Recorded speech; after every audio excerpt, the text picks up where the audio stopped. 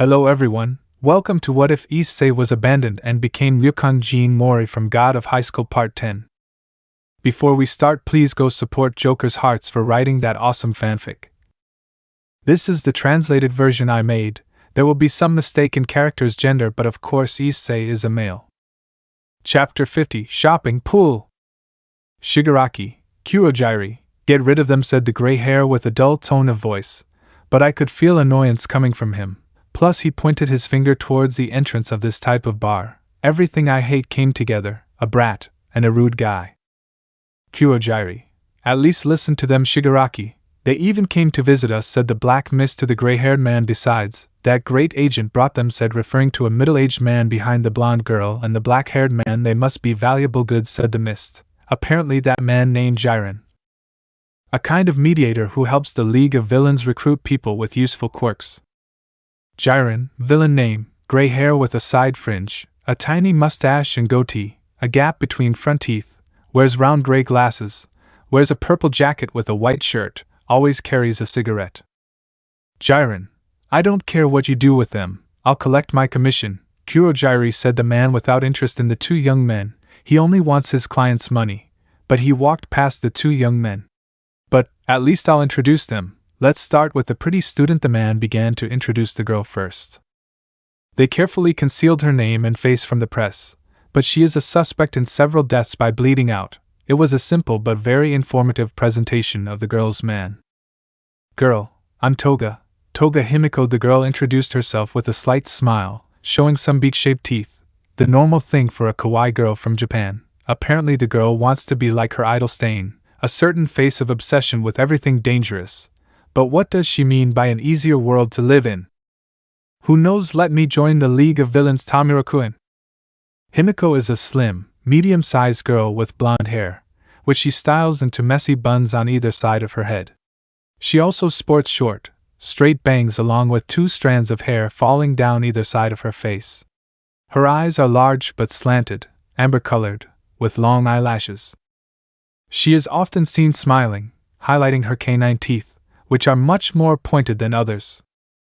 Himiko wears a sailor-style schoolgirl uniform with an oversized button-down sweater that covers most of her skirt, and long sleeves that extend to the palms of her hands. She also wears knee-high black socks and classic Japanese school uniform shoes. Shigaraki could only think of one thing about the girl, and that is that she is crazy, nothing more. But now the next one to be introduced was a thin-looking young man. His name is Daby. Daby is a thin young man with dark, spiky hair. His most striking features are the long, seemingly skinless patches attached to his body, which he uses piercings to join together. These are purplish in color, and on his head they give the impression that he has dark circles under his eyes and lacks a mouth.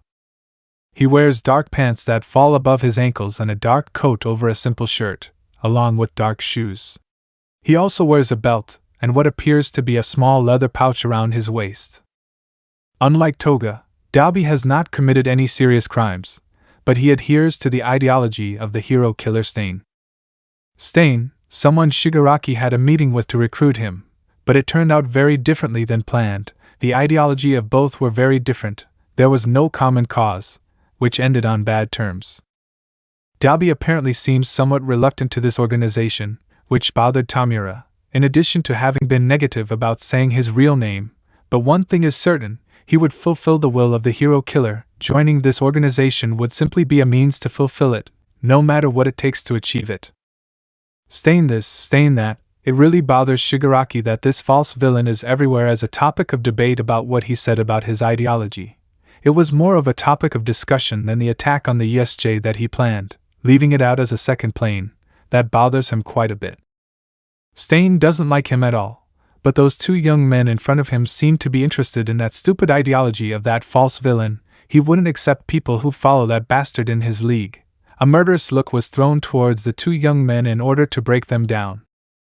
As much as Toga Daby didn't wait, they also launched themselves against Shigaraki, the girl with a military-style knife, Daby with his hands that apparently his quirk required his hands to use it. Kurakiji, in a quick movement, used his quirk, the creation of portals, to divert the trajectories of the three. It is clear that his talking side would not serve to calm things down. This was the best option. The attacks were returned towards the direction of their respective attackers, with no one injured. First, Shigaraki had to be calmed down to continue talking. If they turned, he brought them here, they must have been of great help. Kurojiri, calm down Shigaraki Tamura. If you want to achieve what you want, we must have more members, even if it is strange. We are in the spotlight, and it is our opportunity, explained the fog to the gray-haired man. It was true, it seemed that Stain was out, they could return to the media to continue spreading fear and show what society is like without their peace symbol. They hate everything related to Stain, but if they wanted to achieve what they wanted, it was better to give them a use before undoing it. As much as he hates it, he must accept it. He wouldn't say it. Without saying anything, he simply left the place, closing the door tightly. He would go for a short walk, but think a little, accept what he hates in his team. It was something he had to think about. It seems that whether the two will be accepted or not will be decided when Tamura returns from his little walk. People like All Might, the hero killer, stopped him twice from achieving his goal. Surely you already know the answer that the gray-haired man must take. Not only was the symbol of peace and the hero killer bothered by him, but also a small number of students too. Current events: Kyoshi Mall, Friday, 1 p.m. The first Group A was supposed to have agreed to meet all together before the afternoon at this place, but a last-minute change ended up being that in the end everyone would meet at 1 in the afternoon, something that no one had any problems with, so that's when they stayed. The shopping center with the largest number of stores, with everything in the latest fashion, home use, etc., the Kiyoshi Shopping Center, which opened not that many years ago, although the Chestnut has already been here twice, but it was still great to see the plaza because of how huge it is. It was bigger than the Ko Shopping Center. And without forgetting that in this plaza was where Venelana, Grafia and Yasaka became famous, and thanks to many, their quirks were recorded at the entrance. It was filled with reporters, representatives of companies trying to talk to one of the three of them. How can we forget this plaza? Besides that, there was truly everything. Midoriya, Tenya, Tokoemi, Kirishima, Mineta, Shoji, Kaminari, and the brunette were the men in the class who were able to attend from the group.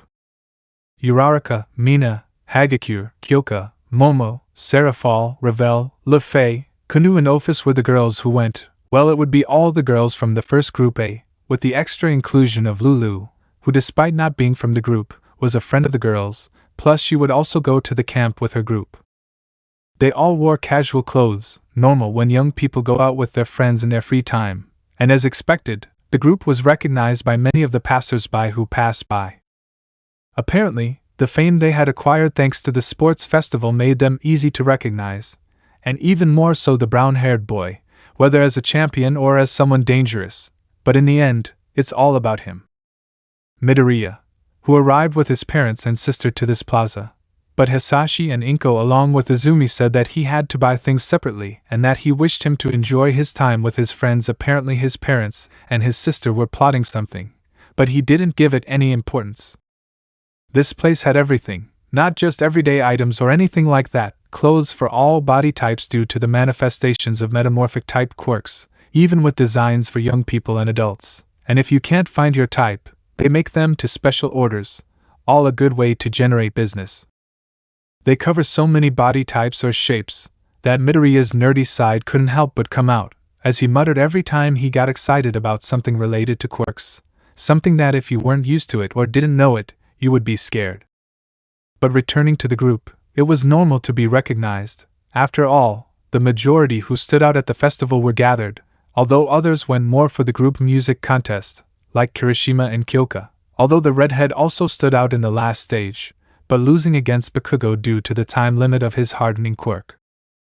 But in the end the group was recognized, either by good means for the rest, or by bad means due to the controversial image of the chestnut tree. Despite having been approximately a month after the sports festival, the acquired fame was still there.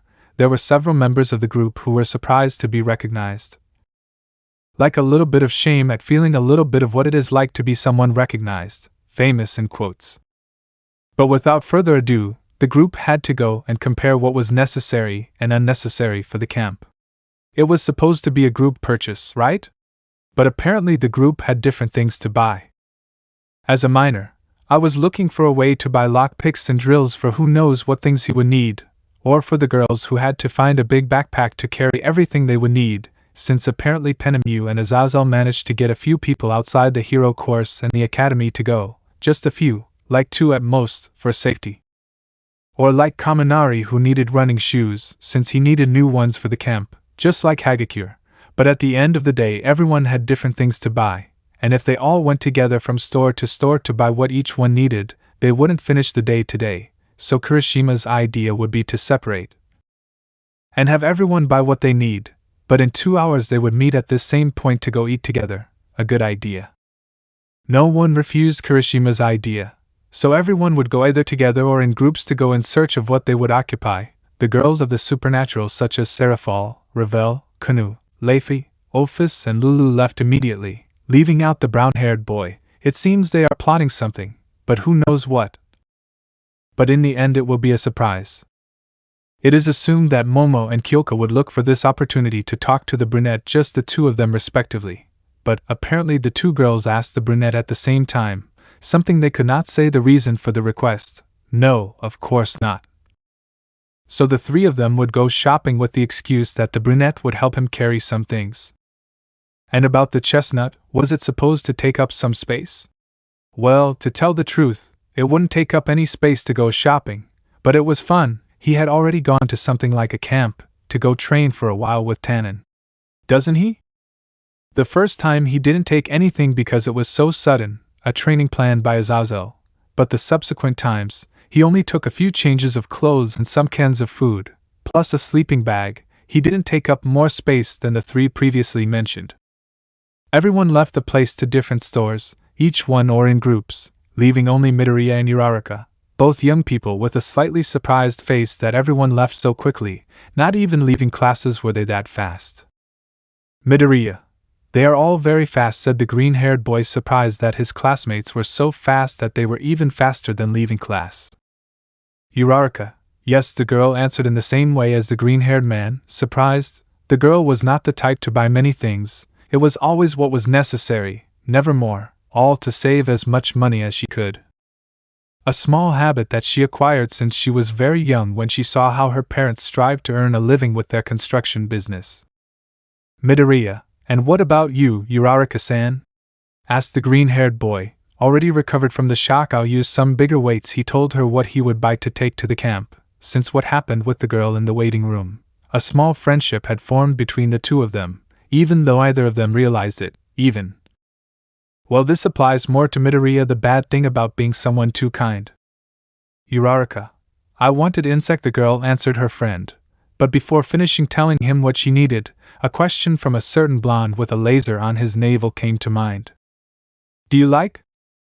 It was the question that came to her mind. Damn Oyama for putting that question in her mind. The girl's cheeks immediately turned a reddish color from thinking about that question. Uraraka, insecticide! Exclaimed the girl as she ran away from the green-haired boy, leaving him the only one left from the group who was still in the same place before leaving for the stores. Am I an insect? It was the only thing the green-haired boy wondered while he looked with a somewhat shocked expression at how the brunette answered him. But the girl had already disappeared from sight in the distance, and among the people. Despite coming in a large group, he ended up going shopping alone. Well, what can you do?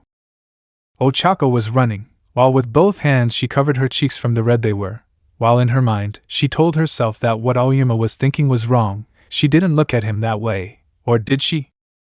It was true that she got along well with the green-haired boy, in addition to helping him get his sorrows out during the festival, after losing against Bakugo. But what things? She had to stop thinking about those things. That's what the girl believed. Great, someone from the UA. A voice that was completely devoid of emotions pulled the green-haired boy out of his thoughts. The boy turned to the side where the voice came from, to find a hooded man wrapped around his neck, grabbing him by the lower back. Apparently, he is someone quite open-minded. You're the one who ended up all beaten up at the festival, aren't you? The hooded man asked in a friendly tone, although his voice seemed somewhat rough. Midoriya, yes. The green-haired boy answered with some nervousness, and he also recognized him. The UA is truly incredible. Many people who saw them a while ago, and still remember them and recognize them. The boy smiled nervously. And aren't you one of those who found the hero killer in Hosu? Really cool, the hooded man asked the green-haired man again with the same tone of fake emotion, while continuing to remove his arm from Midoriya's shoulders. Who would have thought I'd find you here? It must be fate. The green-haired man stopped being in his usual shy expression, to be shocked by the last thing this hooded man said, and before he could react, his neck was grabbed by the same hand of the hooded man. But well, it's been a while since we last saw each other, since the attack on the UA, right? He said, no longer showing emotion in his way of speaking. The green-haired boy turned to look at his face, being shocked by those red, dilated eyes. Why don't we have a drink, Midoriya Izuku? Asked Shigaraki. Shigaraki Tamura. The green-haired man was able to recognize the hooded man. He was the same one who planned the attack in the USJ incident. The little that could be found out about him was leaked in the news. Nothing more than his name and his appearance, but with the extra hands covering his face, without the possibility of seeing his face beyond those dilated and red eyes. Shigaraki. Society smiles and lives their lives as if nothing bad were happening around them, as if problems were nothing. Even what is considered a threat is seen as a simple game. We do the same. But why are they the only ones sympathized with? As are All Might, the hero killer, are those ideals perhaps something good? Aren't we the same as them? We destroy what we don't like, just that. But what is the difference between the three of us? And Shigaraki. Shigaraki, act neutral, as if he were a friend. Don't make any noise, he said in a manner without any emotion. His typical voice was hoarse, but the words were full of threat. Without releasing his grip on the green-haired boy's neck, I just want to talk to you, that's all. As if both were nothing, passers-by pass by, as if both were unnoticed, without noticing what is between them, without feeling the danger that there possibly is for them. If the green-haired man tried to do something, just the total contact of his 5 fingers touching his neck, everything would end for him, that easy, a most painful death, disintegrating your throat, or rather it will turn to dust in less than a minute. Midoriya, if you do something among so many people, a hero will come and catch you, he said in a way trying to show resistance to the situation. Although he felt scared, what he said was true, but he still wouldn't dare to use one for all. It was playing too much, and not only would he come out with broken bones simply.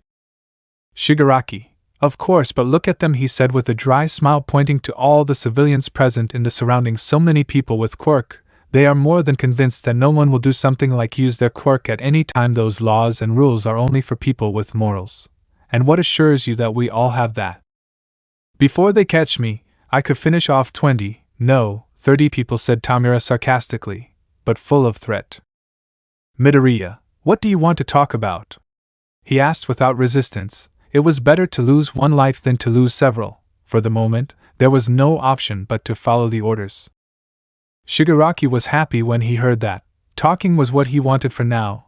He had to find a place to sit down and talk. Shigaraki, whatever, I hate everything, but what bothers me the most is the hero killer, the villain told the green-haired boy, both sitting on a bench that was nearby. Midoriya, wasn't he one of you? He couldn't help but ask, since he assumed he would be part of the League of Villains, but apparently not. Instead, there is some hatred in Shigaraki towards Stain. Shigaraki, I didn't accept it, but in the end it ended up in the news, he said in response to the green-haired boy's question. If he hadn't ended up in the news like he was captured, Tamura would have made sure that the murderer's body would appear in the news because of that. Almost everyone admires him. The attack on the UA, the Nomus I released in Hosu, the damn thing overshadowed everything. Now nobody looks at the League of Villains. What's the difference between him and me? In the end we only destroy what we don't like, isn't that so? What's the difference between him and me, Midoriya? Shigaraki asked the green-haired boy in a creepy way. He wanted to know the answer. Both did the same, because only one stood out, and that wasn't him. Why? With Wararaka. The brunette, after running and disappearing from the green-haired man's sight in the crowd, had reached the 2nd floor, had already calmed down a bit, and was walking aimlessly towards any specific store, just to clear her mind of what had happened a few moments ago. He walked while using his hands as fans, giving air to his face to lower that slight sensation of heat that was on his face. He had become nervous and fled at full speed without saying anything. What could he have thought of her?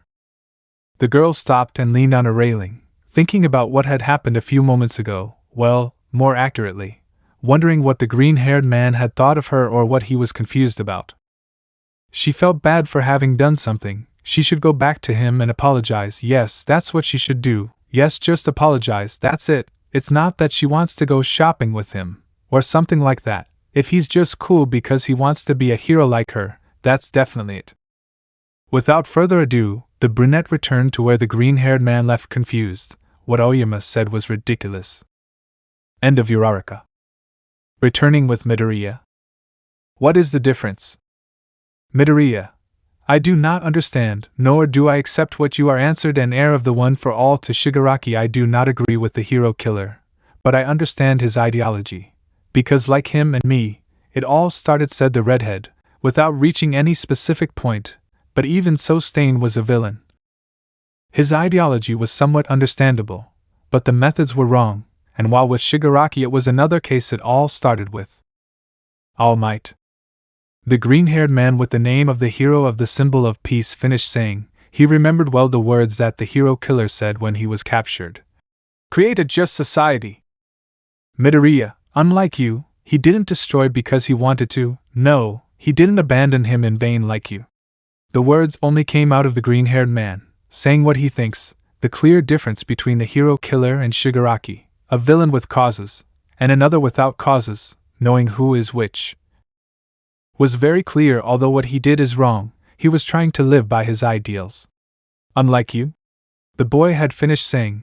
His gaze fell on the only thing he could see, Shigaraki's face, meeting a somber expression, a dry and dark gaze, eyes a little enlarged, highlighting the ocular veins. A feeling of fear entered the green-haired man when he saw that look. He prepared for the worst. Shigaraki, sigh. One wait less. I feel like I understand now, he said, knowing the reason why the hero killer bothers him, and why I feel so much irritation. Not only the green-haired boy, but also the brown-haired boy who fought against the Numa. Now I understand. He showed his face with a smile that could be classified as crazy. Dry lips with cracks, a creepy look. It's all for All Might. In the end, everything leads us back with the symbol of peace. That macabre smile reminded him of his past, blood, his reason for hating heroes, the reason why society smiles without concern. Believing that he can save everyone, he began to apply more and more strength to the green-haired man's grip, who little by little felt like he was being suffocated. Shigaraki. Now I understand everything, thanks Mido.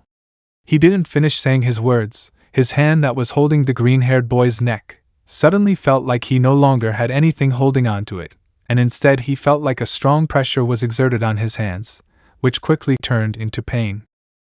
Tamura looked towards the direction where his arm was, finding that he was no longer holding the green-haired boy's neck, but that his arm was being squeezed by the brown-haired boy, with a serious look towards him. When had he released him from the green-haired boy's grip? He didn't know, or more than when the brown-haired boy came out, either. Issei, I already said that something smelled bad here, said the brown-haired boy with a serious look, without stopping looking at Shigaraki, while he exerted a little more pressure on his grip. Midoriya, are you okay? Midoriya, Issei-kun, he exclaimed in surprise as he recovered from the air. His friend had come out of nowhere, but he was grateful that he had come out just in time.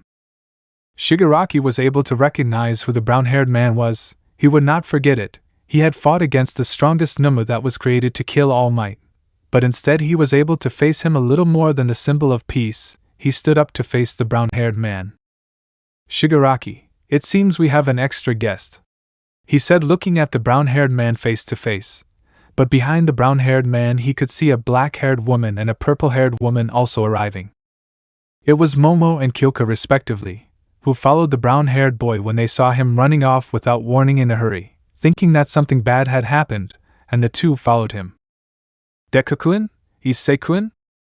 Apparently another voice was present. It was Uraraka, who had just arrived, and looking around, something bad had happened. It was somewhat obvious. The green-haired boy's breathing was agitated, his gaze was somewhat dilated, a brown-haired man with a seriousness that is never seen, and a hooded stranger.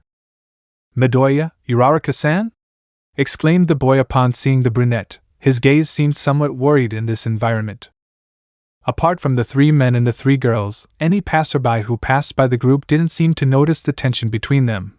But in the three men, it seems only the brown-haired man and the green-haired man were able to fully recognize the hooded man. No one knows of the danger that exists. People passing by while smiling without any concern that something could go wrong, always knowing that there will be a hero nearby to save them. Knowing what was happening in this small group was something that went unnoticed by them. Shigaraki, but if he is the violent champion, you are more serious than on camera, you know, he said in amazement at seeing the brown-haired boy, although he already has a reputation for staining his hands with blood, and to think that an aspiring hero would stain his hands with blood at his own will. Issei, what are you planning, Tamura?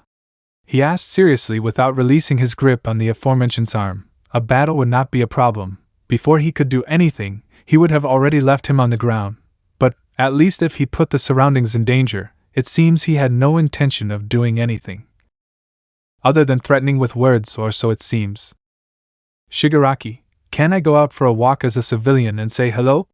He asked sarcastically to the brown-haired boy's question, while with his free hand he took the brown-haired boy's arm that was holding his. You'd better let me go, if you don't want to lose an arm. A threat to free himself from this grip. He could feel his blood circulation being cut off in that place. A look that would scare anyone, those blood-red eyes, crying out for a death to happen before his eyes. But without waiting, the brown-haired boy was not intimidated at all. He returned the same look, red eyes, golden irises, a very sudden change to the always normal honey-brown eyes that everyone knows about him, well, unaware of his identity. The exchange of glances seemed eternal, but fleeting for people outside of this. But it was over. Shigaraki released his grip on the brunette's arm, just like him, leaving the two free respectively, giving a message before turning around and leaving. The next time we see each other, it will be when I decide to kill them. It was the only thing he said to the two young men before leaving and getting lost in the crowd. He looked at his forearm, raising the sleeve of his jacket a little. He saw the marks of the brown-haired man's grip. He was sweating a little while his hands trembled slightly. Was it fear that he felt in the brown-haired man's gaze? It was strange, but relating it to fear was the only thing that came to mind, death. Hyoudou Issei is not simply a student on probation, he seems to be something more, a danger to their future plans. If not, he would be eliminated. Who are you? But this little walk had served some purpose. Midoriya had cleared his doubts, showing how fragile society is without All Might, its symbol of peace, making a world without him, exposing how weak justice is, and everything comes together in a single objective from the beginning, killing All Might. Uraraka, Momo and Kyoka still didn't know what really happened. They only knew that there was an atmosphere of danger. Who was that hooded man? Why did both the brown-haired man and the green-haired man seem so serious in front of him? This incident, witnessed by the three girls, was reported by one of them immediately to the authorities. The shopping center was temporarily closed. The heroes and police searched the surroundings of the place, but without traces of Shigaraki. The 5 young men who witnessed this up close were taken to the police station to each fill out their statements, to see Shigaraki's real appearance without obstructions, in addition to the conversations they had with him, as was the case with brown-haired and Midoriya. While Uraraka, Momo and Kyoka simply described what they saw at that moment. While the rest of the group that went that day, not being present at that time, had nothing to do at the station, they were simply given an order to return to their homes. Afternoon, 7:45 p.m., police station. The 4 were finally released after spending about 3 hours being interrogated about what had happened. Midoriya's parents were there, along with Izumi, in addition to Inspector Tsukachi's notice to All Might, who came in his civilian form so as not to attract attention. He came to see how his student was doing, a relief to know that he was okay. Teachers and students would talk about this another time. It was already too late, and his parents and sister were waiting for him. The Midoriya family was escorted in agency cars back to their home. Apparently, this second time, a meeting with the students involved was only a warning, in the words of the inspector. There was a possibility that Group A would be attacked again. They had to be alert, and the school had to take action. But everything leads us back to All Might. His presence is attracting danger. It's safer to leave UA. He knew it, but he couldn't leave things like that, just for a little over 3 months, and there have already been so many problems and everything related to All for One, since the USJ incident with that Nemu. The 2 men looked at the sky. The stars could be seen very clearly, but a voice coming from inside the agency caught the attention of the two men and the agents who were inside. "Midnight Sensei, let me go now!"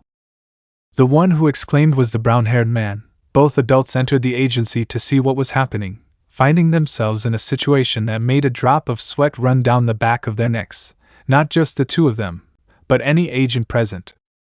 The chestnut tree was holding onto a cement pillar as much as it could, while a midnight tree tried to make it let go, and with a Momo and Kyoka trying to remove their teacher from the chestnut tree.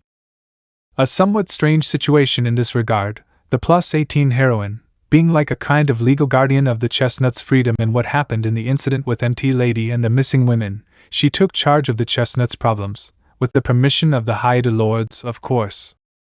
And since she was the one in charge of the chestnut tree's problems, they called her instead of the parents, and apparently it was a bad idea. After a while of calming that situation, the driver of the Yaoyorozu family came to pick up Momo, who apparently her plans did not go as the girl had thought, but she would have another chance. She has a full week of camp for what she plans. Her parents were unable to attend, despite the warning, so they sent the family driver to pick up their daughter. It was the first time she had gotten into trouble of this kind. It should be said that Uraraka was taken back to her apartment. Her parents lived far from the city. She came to this city to study at the academy. Back with Midoriya. "Do you promise you'll save him?" "Ha ha!" asked the villain at what the green-haired boy said, "Save the little one." But he laughs at that comment. "You sound just like what a hero would say," he commented while returning the muscle tissue returning inside his body. "Those of your kind always talk about justice. You are Midoriya Izuku, right?" he asked, but without an answer back, although he already knew very well. "They said I could kill you," he said while once again his hands were wrapped in his muscle tissue. "The more tissue he creates, the stronger and more resistant he becomes, and I'll make sure that happens," he exclaimed, taking off the tunic he was wearing, and then launching himself at the green-haired boy. "Show me your blood." The villain's appearance was a tall, muscular man with spiky blonde hair. He has a huge scar on the left side of his face that runs from his forehead to his mouth, and he has lost his left eye and had it replaced with a prosthesis. His attire consists of a black cape and a mask with several small holes in it. Under the cape, he wears a red undershirt and dark-colored pants and boots. Villain name, Muscular, real name, unknown. The villain threw a right punch at the green-haired man, who intercepted it by covering himself with his arms, but the villain's strength made him move a little, almost crashing into the rock wall on his right side. "Oh, I almost forgot," said the villain, remembering that they told him something before making this attack. "If you know, tell me, where is the boy called Bakugo, and that blood-stained champion?" he asked the green-haired man. He didn't want to kill him, not without first knowing where one of the League's objectives is, and his personal objective in killing. He had seen the news. Killing the champion would be fun after all. Even Shigaraki wants him dead too. "I still have a job and someone to take care of to do," he said to launch himself again and giving another punch, but only hitting the rock wall, breaking it in the process. The green-haired boy, upon hearing what the villain said, knew who he was talking about, what he wanted with Bakugo and the brown-haired boy. He didn't know. While he tried his best to dodge the villain's attacks, he managed to destroy rocks as if it were nothing. He barely managed to get out without major damage from the first blow. He felt pain, but he could still move. "Well, I think I'll take that as an I don't know. In that case, let's play." He launched himself to kick the green-haired boy. If he didn't know, there was no point in leaving him alive a little longer. A kick. The green-haired boy saw it. In his mind he soon had an image of the kicks that the brown-haired boy gives, and seeing it a little more clearly that of the muscular villain, his had many openings to put himself through to avoid the blow. The combat training he had with the brown-haired boy not only improved his physical condition, but also his reflexes, and now they were more noticeable. Under the tension of the moment, the danger making his blood run quickly through him, he had not realized this because he was thinking about how to protect Kota. Just playing defensively would not get him anywhere, forgetting one of the fundamental rules in combat. Always focus on the opponent. The more difficult you make it, the more they will focus on you than on their surroundings. The speed that the villain has in his blows are not as fast as the chestnut ones, and the best way to dodge him on the offensive is, of course. The green-haired man didn't step back, nor to the sides. He launched himself towards the villain, just passing under the kick, entering his blind spot, the people for each attack he gives, there is a certain perimeter that those attacks don't hit at that point, and that is what we call personal space. The villain was taken by surprise by this, and the only thing he saw coming towards his face was the boy's fist at a good speed. Smash! A blow with 20% of 1 for all towards the villain's face, hitting his left forearm, which apparently had created more muscle fibers, now seemed more muscular. A blow from the villain to deck his stomach, throwing him a few meters to the ground. Muscular. My gift allows me to strengthen my muscles. I increase my speed and strength by increasing the number of fibers. You are fast, but not strong, said the villain, increasing more muscles in an exaggerated way. You are just a lower version of me. The villain is not stupid. He knows that the green-haired boy's quirk has something to do with the increase in physical abilities. It is noticeable in how he moves, a little faster than the previous one, but it was nothing compared to his quirk was superior to the boy's. The villain's speed and strength had increased drastically, making it impossible for the boy to keep up with him, so he was thrown into the air with a blow. While in midair, a vertical blow sent him crashing into the ground, causing great damage. Muscular, didn't you say you would save him? Tell me how you will do it. He asked the boy in a playful way. He hadn't done anything more than receive his blows. That won't make him able to save that brat. He is simply delaying the inevitable. Don't say nonsense that you can't achieve. The villain is about to give the final blow to the green-haired boy on the ground, but a rock hits him on the back of his neck, stopping the attack to turn around when he sees who threw it, finding himself with that brat. Kota, water hose, you killed them! He exclaimed with hatred, despite feeling scared, but in front of him is the murderer of his parents. He couldn't stand by and do nothing. Even if he is a hindrance, it's your fault. Because of guys like you, many end up like them.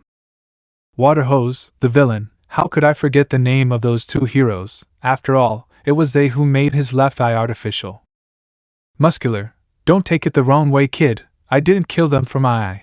I just wanted to kill. That was all, and they offered. It was all a result of doing what we wanted. You can't blame me, brat. It was their fault that they couldn't stop me, he said simply to the boy about those two heroes he killed 2 years ago. But he had fun, that's the point. But enough of the talks. You had to be a good person at least once. So as a favor, he would send the boy to meet with his parents. He prepares to strike. But as happened with the green-haired boy, he couldn't finish because he felt how his opponent moved. I was waiting for you, loser. Midoriya, you're the one who's wrong, he exclaimed with all the anger while he could notice how blood is running from his head. His plan is not to hit. Currently the villain is faster than him, and the best way would be to be stuck to him. So he nailed one of his hands inside the villain's muscle fibers. This way he could be close to the villain, no matter how fast he is, stuck to him. Speed doesn't matter anymore. It doesn't matter how fast you are now. Muscular, and what? Are you going to hit me with that weak fist? He asked, giving another blow to the green-haired boy. His blows to the boy were insignificant. They were like simple ants before him. Midoriya, a weakling even has his own way of defeating someone like you, he also exclaimed, giving him another attack with his fist.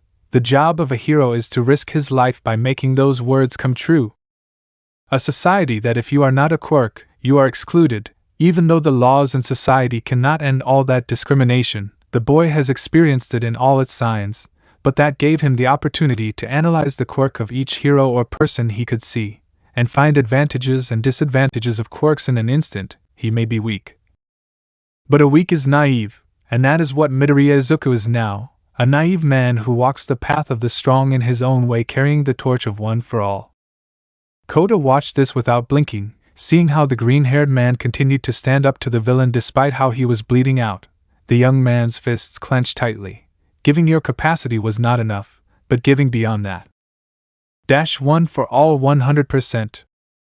Muscular could notice how the green-haired man was different from a while ago, but he couldn't explain how. There was no change in him. It wasn't his imagination. Something really was different in him. Smash! A 100% hit with the quirk. The damage to his body was the least that mattered to him at the moment, but rather defeating the bastard at all costs. A hero who does not risk his life does not deserve to be called a hero. A right blow from Midoriya hit the villain directly. So much was the power that it broke part of the hill where they were, in addition to sending rocks and dust flying. A powerful bang was heard in the place.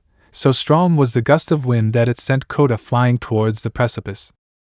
But he didn't fall, something caught him, or rather, he had his shirt being held by Midoriya's mouth on the back of his neck. Part of his shirt was torn, and he also noticed that he was much more hurt. The green-haired boy climbed onto the boy, who could see how the green-haired boy's right arm was broken and hurt. Midoriya, let's go to the camp. It's not far, he said between breaths, in addition to the pain in his right arm. But it was worth it. The villain was under rubble, or so it was. From among the rock debris, the villain emerged, showing how his entire upper body was wrapped in muscle tissue. He even survived 100%. He only had minor damage. He had protected himself with his tissues at the last moment of the blow. Muscular. It was a great hit, the shirtless villain praised the green-haired man, but it was a pretty obvious hit, which I could have prevented, he said, approaching the two young men at a slow pace. The green-haired man needed to think. Time was what he didn't have. He was quite hurt, and the villain was only superficial. Midoriya, what are they trying to do? What do they want, the League of Villains? Muscular, what do I know? I just want to fight. As long as I can use my quirk freely, I don't care about the rest, said the villain, taking a fake eye out of his pocket to put it on the left side of his face. The games are over. You've proven to be strong. Now I can get serious. Midoriya quickly asked Kota to hold on to him. The villain's upper body was quickly wrapped in muscle tissue, immediately launching itself towards him. But the two boys were able to quickly dodge it, causing the villain to fall to the ground, breaking it. The same blow from the villain cracked that place more. The strength previously demonstrated by the villain was no match for the current one. Both speed and power were far superior. The difference between play and seriousness was very clear. The green-haired boy dodged another blow from the villain, but the wind created by that blow on the rocks pulled him backwards. If they returned to camp, Aizawa could temporarily erase his quirk, but could he be fast enough without the villain managing to catch him in the process? He didn't know. No, it's impossible. Or rather, he didn't know what to do. He had enough injuries to be able to move freely. He had risked using 100%, and even so, it didn't work. He could only fight. Losing was not allowed. It was the only option, the only way out. He had promised to save Kota. He was determined. Midoriya, stay away, Kota warned the young man to the little one. And when it hits, run as fast as you can to the camp. Kota didn't understand at first, but he quickly understood what the green-haired man wanted to do. Kota, no! It's better if we run away together, shouted the boy to Midoriya. Your attacks didn't work before. Nothing will ensure that they work this time, and besides, his arm is broken. Midoriya, I'm fine, exclaimed the green-haired boy, turning his back on the boy, while activating his quirk 1 for all, 100. Again he gave another smash with his right arm, despite being broken. Detroit Smash. He connected against the muscle tissue created by the villain. Either of them gave in to each other. It was not allowed. The boy's will was quite strong. The ground where Midoriya was beginning to crack. The blow broke the muscle tissue created by the villain, but he continued to create more and more. Muscular, what's wrong? He's weaker than before, exclaimed the villain, putting the boy on his knees. Midoriya, okay. I won't let him get out of here. So run away, he shouted to Kota. The pain was intense, but it was the only thing he could do. Hold back the villain so the boy could flee to the camp, run away. Muscular, you're great, kid. Ha ha ha, exclaimed the villain, full of ecstasy from the emotion. The boy had made it difficult for him to kill him, and that was the fun part, seeing how the boy did everything to try to defeat him, with a useless result, feeding the superiority he has over the boy. Midoriya, shut up! The green-haired man demanded ground. He slowly backed away from the villain's strength. No matter how much effort he put in, the villain showed himself to be superior. Little by little he was buried in the ground by him. Muscular, show me your blood, he exclaimed while creating even more muscle fibers to bury the boy in the ground, to crush him like the ant he is before him. Midoriya was being buried by the villain. He couldn't do anything else, while images like memories came to his mind, his father, his sister, his friends, Uraraka, and above all Might. He asked for forgiveness while tears came out of his eyes. Muscular, I'll crush you, he exclaimed with all his might, burying the green-haired boy in the ground. The full call light that surrounded the green-haired boy had gone out. The villain felt like the boy had stopped resisting. He had died. Izuku's mind. The green-haired boy opened his eyes. He found himself in complete darkness. Thinking that he had died, he became sad at how he couldn't save Kota. "That guy really gave you the beating of your life," exclaimed a voice that the boy could recognize. He raised his head to find himself facing the same guy. "Long time no see, kid," the mysterious man greeted the green-haired man. "Midoriya, am I dead?" I asked the mysterious one. "Not exactly, but if you give up now, you'll be dead, but if you decide to continue, you'll live," explained the mysterious man to the green-haired man. "What do you choose?" The green-haired man knows very well what to choose, but he was dead. There was nothing else to choose from.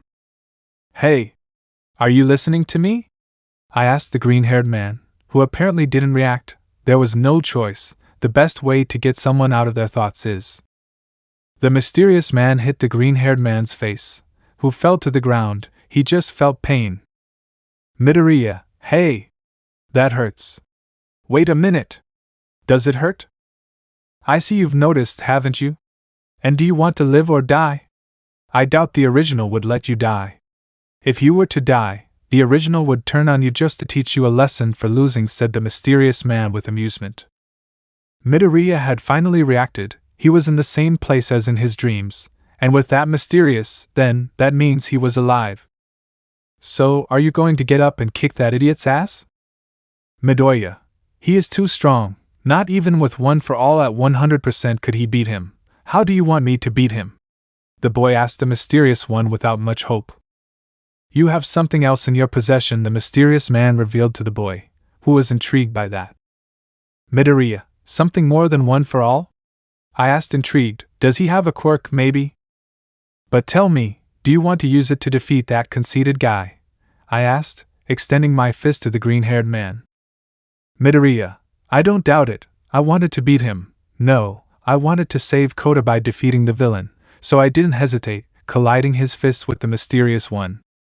The whole place began to shake. Cracks of light began to appear. It didn't take long for the whole place to break, revealing the blue sky with clouds, the ground full of crystalline water, which reached his heels. But what surprised him the most was seeing that the mysterious man turned out to be brown. "Midoriya. Issei-kun? But what the hell?" The boy didn't finish speaking, since the mysterious man who has the appearance of the brown-haired boy interrupted him. "I'm not him, but you're not far from it. But then, you already know my name, don't you?" I asked the green-haired boy with a smile. "Well, I guess not yet anyway. Now that you can see me clearly, you'll have the freedom to use my power to a certain extent. You'll have to train harder if you want to use a higher percentage of my power." "Midoriya, your power?" "You just have to say my name, asking for my power. It's that easy," said the brown-haired copy to the green-haired boy. "Midoriya, but I still don't know your name." "Try to remember. On several occasions when we see each other I have told you my name, remember?" The green-haired man began to try to remember. If now it was possible to see the mysterious man clearly, maybe he could remember the times he said his name that was not heard. Shin was a name that came to mind. "Midoriya, sh Shin." "The contract is ready," he exclaimed with a smile, snapping his fingers. "Now go back and kick that jerk's ass." "Yeah." Reality. The muscular villain had ended Midoriya's life, burying him against the ground, crushing him in the process. A jet of water bathed the villain to get him out of his thoughts. "Muscular, huh? Water?" He looked everywhere looking for where it had come from, finding that it was the snot wearing a hat. "Kota, stop!" exclaimed the little one to the villain. The shock was enough to make the green-haired boy under the rubble open his eyes. He returned to reality. His eyes lit up with a mix of green and blue. Note: listen to the video on the cover of this chapter for the next part. Muscular, now you continue. The villain did not finish speaking when he felt how the ground around him began to shake slightly. Not only that, but he also felt like a force was pushing him back. He looked below him, where the green-haired man was buried. "Don't tell me." He did not finish speaking when he felt how something hit him, sending him back. As if that were not enough, his muscle fibers blew into strips of meat, if not to say almost everything.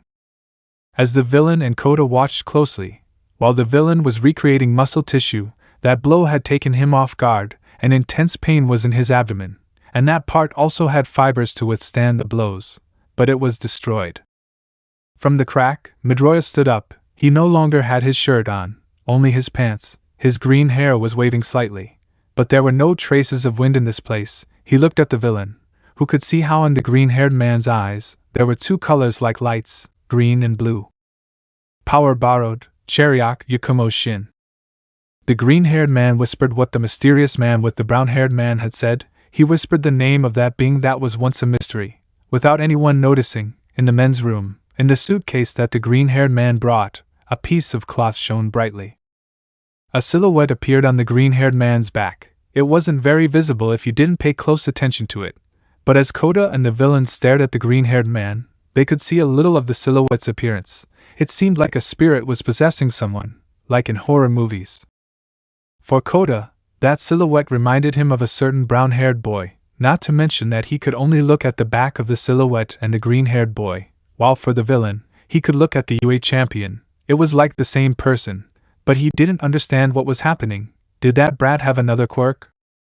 Midoriya had access to a good part of the copy's power that managed to transcend into a being of his own, the Monkey King. Without wasting time, various attacks came to his mind, and among one of them he was able to know its function. He did not have to think, just use what he has. He really felt how his body became lighter.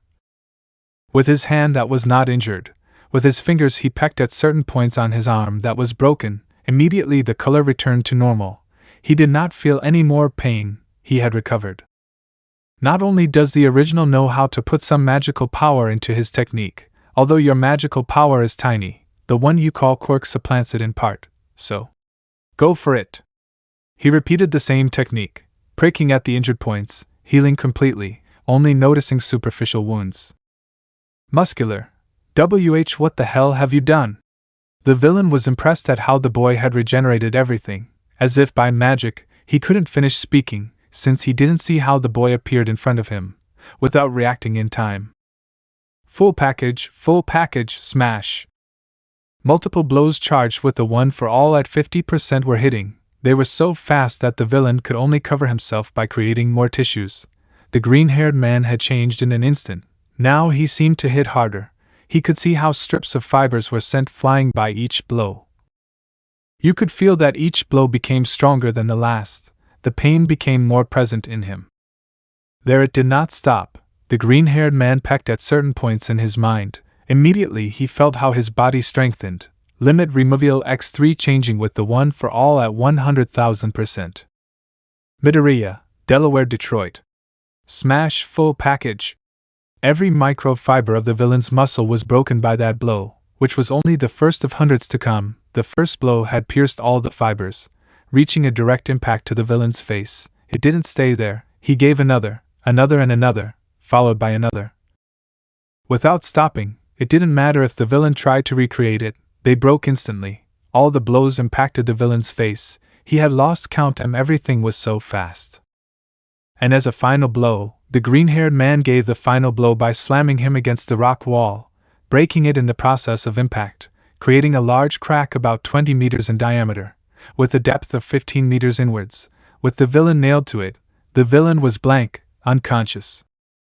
Koda was surprised to see everything that happened. It was like an unexpected turn, and at the same time something magical. That boy, who he had hit in his private parts, he had beaten the murderer of his parents. He threw himself to the ground in shock, witnessing what a hero really is before his eyes. In that instant, he could not help but remember where his aunt told him something very important.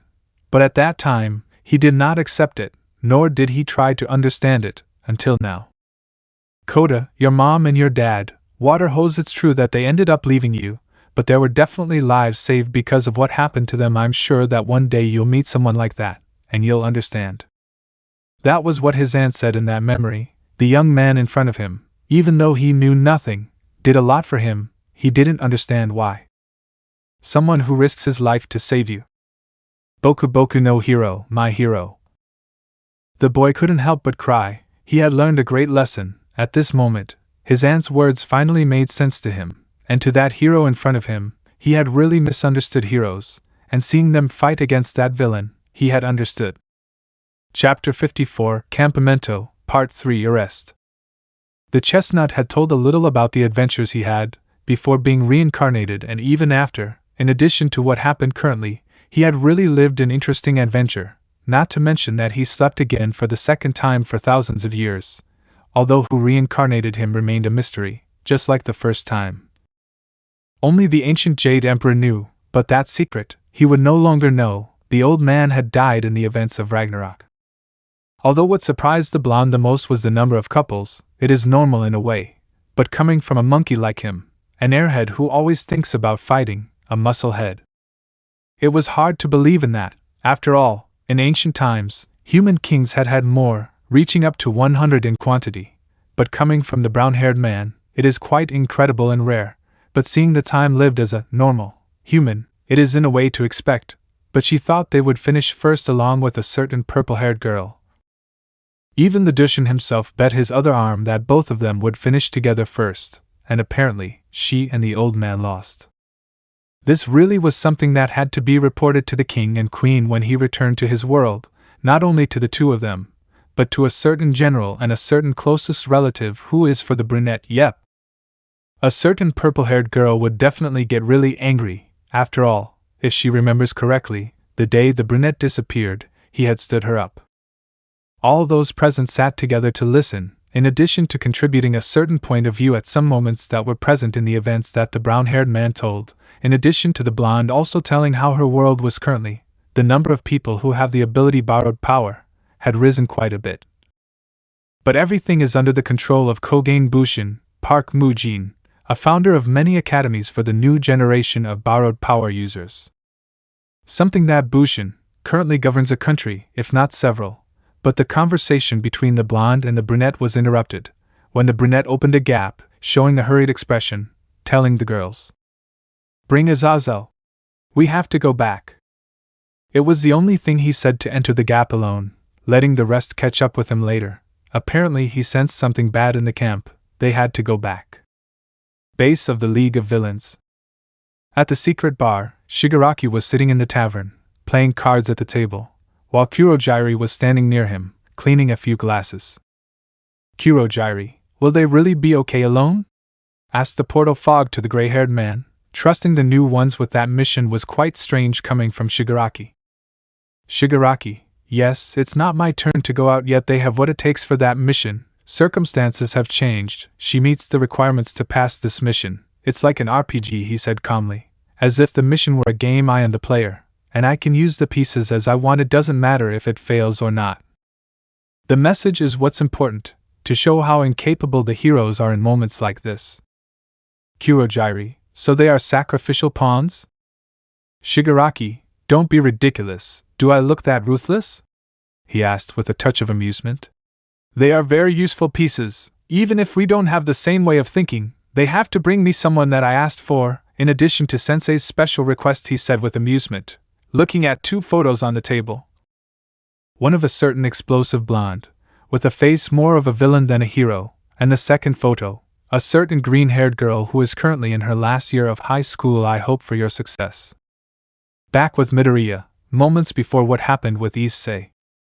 The battle against Muscular had ended. Using the one for all beyond 100% was truly surprising, if it weren't enough, added to the newly acquired ability after much training and conversation with that mysterious being who turned out to be someone with the appearance of the brown-haired man.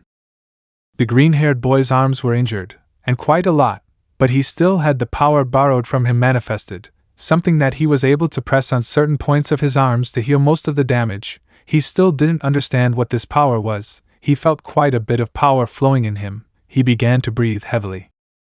Midoriya, there is still something we must do, said the green-haired man approaching Kota. The others are in danger. They are after the students. I must warn the teachers and the hussy cats about this. One of their objectives is catch can, he said, seeing how his hands clenched into fists. He felt how this power was going down, as if he was about to disappear. If he could save Kota with this power in combination with One for All, then he had to do it. As long as he was still standing, he had to continue saving people at this moment. Let's leave the villain there for now. We must not waste time. The green-haired boy asked the little boy to climb on his back to go faster. The muscular villain was out of combat. He showed no signs of getting up. not at all. He wouldn't wake up for a while. He had a bad feeling. He had to go back as quickly as possible. He had to take advantage of this new power unknown even to him. With his quirk activated, he took a great leap back to the camp. Apparently this new power gives him extra speed.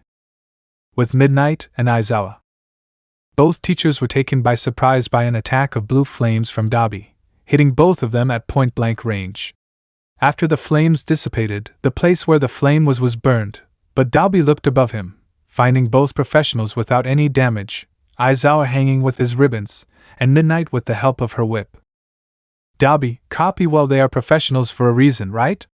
He said, looking at the duo of black-haired men, then decided to throw another flame with his hands, but this time, nothing came out, as if he couldn't do it anymore. Aizawa had used his quirk on Daby, making him unable to use his quirk. He immediately threw his ribbon to catch him. Midnight did the same, pulling the villain towards them. The first to attack was Aizawa, giving him a knee in the face. Followed by that, Midnight applied some force to her whip, crashing the villain to the ground. Aizawa, tell me their purpose, number and position? Asked the black-haired man in a threatening manner, neutralizing the villain. Simple but direct questions towards the villain. But it seems he received no response from the villain. He had no choice but to break the villain's left arm. To see if he would say something, the next will be your right arm, and then the rest of your body. Daby, are you in a hurry, teachers? Asked the villain with a somewhat pained expression on his arm. He was going to activate his quirk again, but they were interrupted by the appearance of Ida, Mineta, Ojiro and Koda, in addition to a loud bang that nobody knows where it came from. But that was actually the battle between the muscular villain against Midoriya. The four students were quite agitated. Both teachers were distracted, leaving an opening for Daby to free himself, which he took advantage of. He managed to free himself, but not escape. Apparently his body was undergoing a change, but not before giving him a message for them. Daby, I hope you can protect your students, said Daby with a smile to become mud before the eyes of those present see you. Does that villain have two quirks? Isn't he supposed to only have a fire quirk, was what Aizawa and Midnight thought. But that would be for later. Both teachers told the four students to go inside the cabin for safety, while the two of them would go to where everyone was. The disappearance of Azazel, Pennymew, Chestnut, Seraphal, Ravel, Leafy, Ophis, Kunu, Lulu and Celestine will be a coincidence with this. They are a good amount to be a coincidence at the same time, just you are not around right now, it is too strange. Nemuri didn't know what to think about whether it was a coincidence or not. She and Aizawa would go different ways. She herself thought it must be a coincidence. They would go another way towards the forest where the students are. I just hoped I was wrong, that one of them, no, rather none of them were the traitor that Principal Nizu and the teachers had discussed. While in another part of the forest. Ah, that's bad, Daby. They beat you. You're so weak, you're disgusting. Exclaimed a villain in a black and gray one-piece suit, with red and blue bracelets. The name of this villain, Twice, quirk, double, allows him to clone anything. It was he himself who created the clone to attack the cabin. The most surprising thing is that the clone created has the same quirk as the original, personality, but Twice has no control over them. The clones have their own autonomy, and besides that the villain knows when a clone is destroyed, even without being by his side. No. You're strong. His voice seemed more serious and cool than the previous one, like a jerk. Another thing to say about this villain and his quirk would be his split personality, where it's like a voice in his head that contradicts everything he says, although thanks to his mask, it allows him greater control of his body, instead of splitting into two personalities like a madman. Daby, make another one of me, Twice. We must prevent them from leaving, said the leader of this squad to the copying villain. Twice. It doesn't matter how many times a weakling goes, he exclaimed, showing them his middle finger. But immediately his other personality came out, raising his other hand, showing his thumb. I'll take care of it. Back with Midoriya. The green-haired boy was running at a good speed. They had to arrive and warn the teachers of the villain's objective. They were almost at the cabin. It took him less time to return than to go to where Koda was a few moments ago. While he was running, both boys could see how Aizawa was running in their direction. Midoriya, Aizawa-sensei!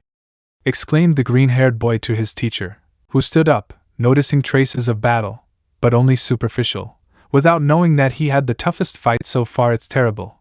I must tell you many things. But first I must talk about something very important with Mandalay, said the green-haired boy in a hurry, leaving Koda with the black-haired boy, who could barely speak without finishing because of the boy's haste. Without further ado he ran again towards where Mandalay was. Aizawa, Midoriya! Exclaimed the black-haired man to the aforementioned, who stood up to look at his teacher, then tell Mandalay the following.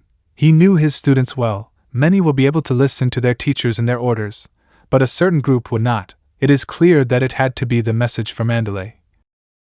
It goes against the rules, but there was no option. That the most skilled in the classroom help as support to the professionals against the villains. He will be responsible for the punishment. He would take Koda back to the cabin, then he would meet with the others where everything is taking place.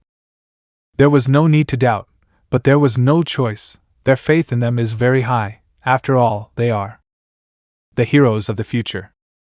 With Mandalay and Tiger, the only two Hussycats standing, continued fighting against the two villains, Magna and Spinner. Although it seems that in the battle between Tiger and Magna, the villain was on the defensive, rather than the offensive, dodging or repelling each blow from the most skilled in combat of the group of feline heroes.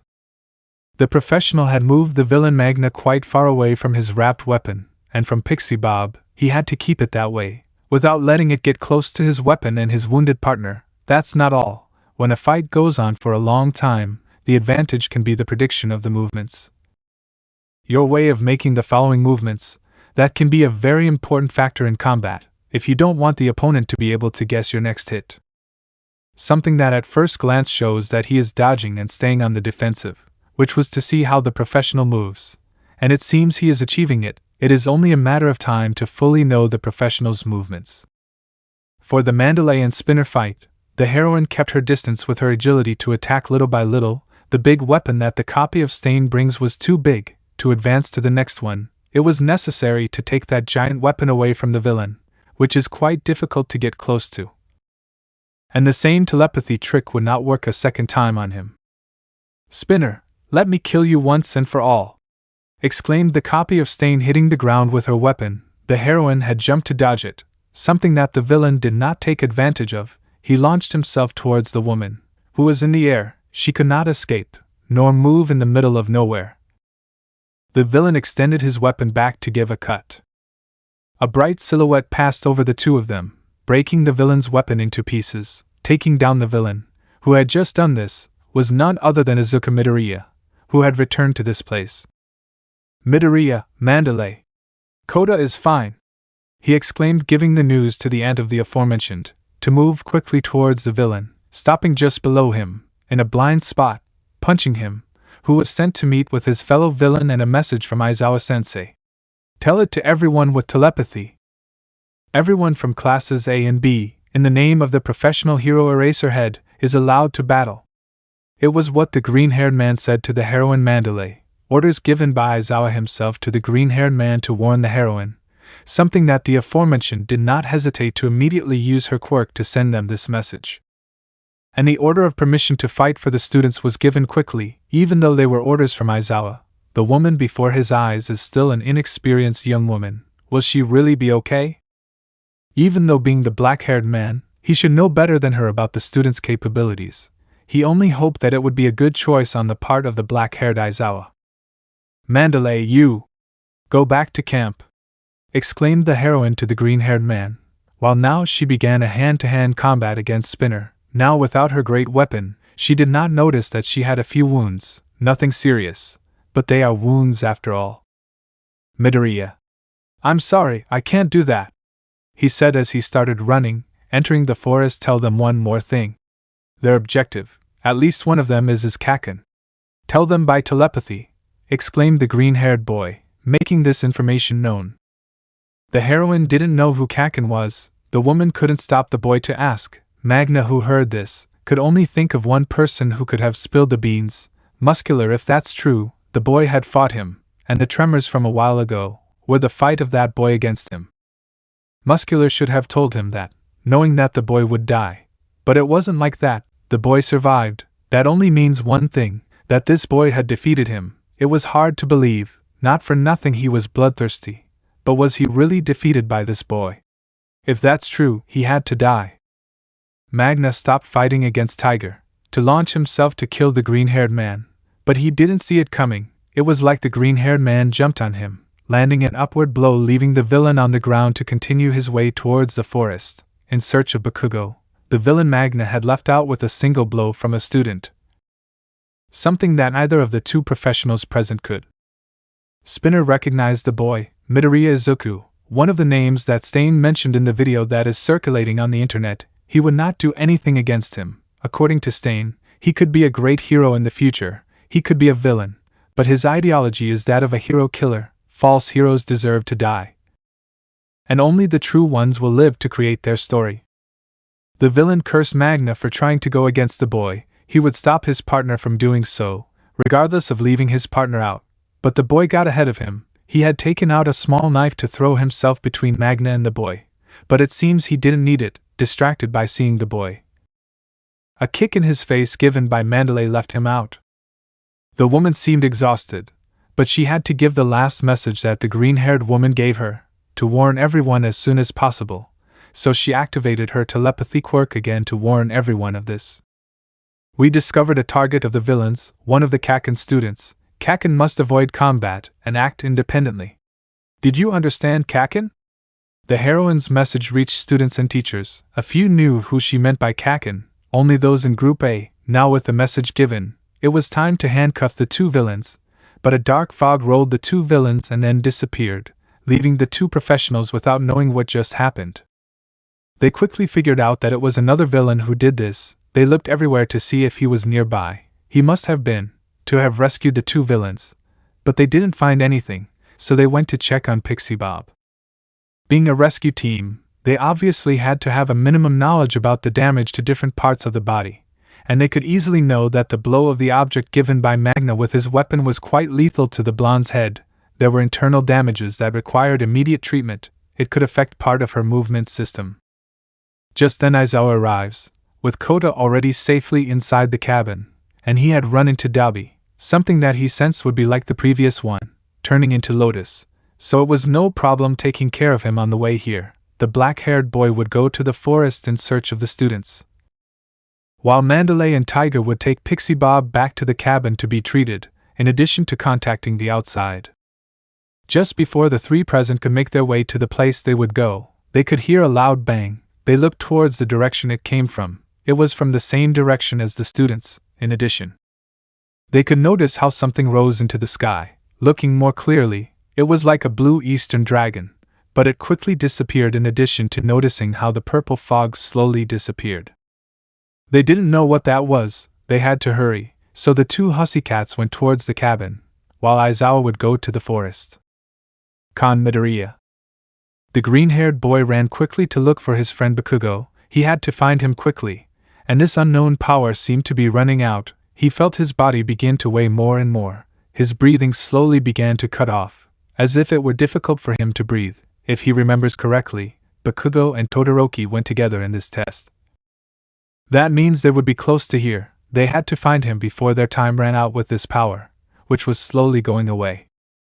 Not far from him, he could notice how several ice pillars came out. It was only one thing, Todoroki, so he would find Bakugo there too. If there are ice pillars made by Todoroki, that means he is in a fight against a villain, so he hurried more to get in that direction. Now he was beginning to feel pain in his body. Upon arriving, he could notice that Todoroki and Shoji were there, while Bakugo and Tokoemi were nowhere to be seen, since the latter was supposed to be with Shoji. Looking closer, in front of his two friends there were strangers, who he sensed were villains. The first was a white masked man, wearing a top hat with a feather on the right side, a yellow coat that covers his entire body, only his white boots being visible, and he also carries a cane. Villain Mr. Compress, Quirk Compress, allows him to compress anything into a spherical area the size of a marble, followed by Toga, Daby, and twice. Todoroki, Midoriya? Said the youngest son of Endeavor when he saw how he was in green hair, superficial wounds, and without a shirt, intuiting that he had fought with a villain on the way here. Midoriya, where is Kaken? The green-haired man asked Todoroki, who simply pointed at the villain Mr. Compress. He understood immediately that he had been captured. That is wrong. Not only Bakugo, but also Tokoemi and Izumi, who are compressed in spheres kept somewhere in their clothes.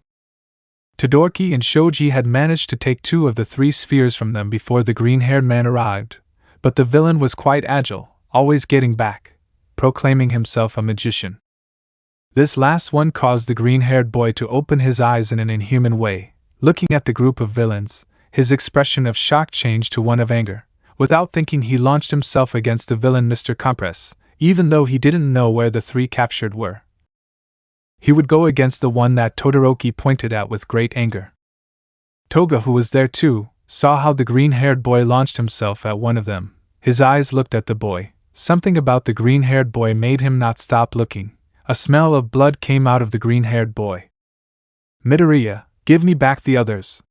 exclaimed the green-haired man in front of Mr. Compress, preparing to strike, but saw how someone threw herself at him. Seeing that it was a girl, with a somewhat psychopathic smile, starting to cut with her knife, making Midoriya dodge each cut. "Toga, I'm Toga, nice to meet you, Izuku!" exclaimed the girl excitedly. But without stopping to cut the aforementioned, it is not surprising to know who is who. Each student in the camp had received the names of each one before making this attack, in addition to photos respectively.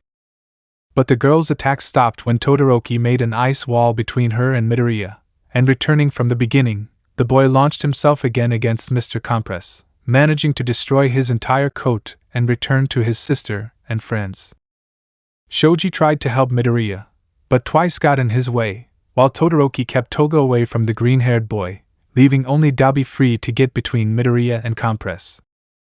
The 3 versus 4 battle didn't last long when Daby decided to release a powerful blue flame, distancing the boys from them, taking a distance of approximately 15 meters. Midoriya's body was beginning to feel heavier for him. His vision was beginning to blur. His limit was reaching. Right at such a crucial moment to feel like this, he had warned him. This would be his limit to act. His body was beginning to not respond to his mind. Several dark shadows appeared. More than shadows, they are portals. The boys recognized the same one who was in the USJ, the one from the door, Kurogyari.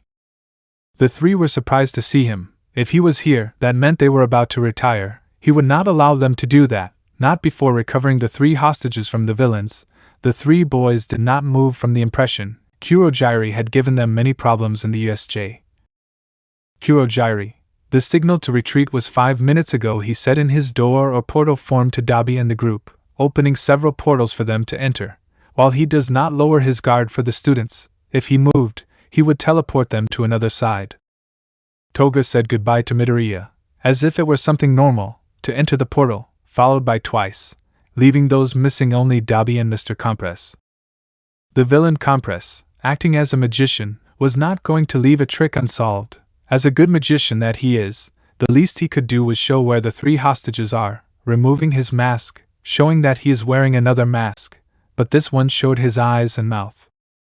The villain opened his roof, sticking out his tongue a little, showing 3 spheres, each one containing certain people where Todoroki recognized the spheres, to enter at the end, since Daby had already entered, giving a farewell to his role given to Todoroki and Shoji. It was a shame that not many more saw this very magical function.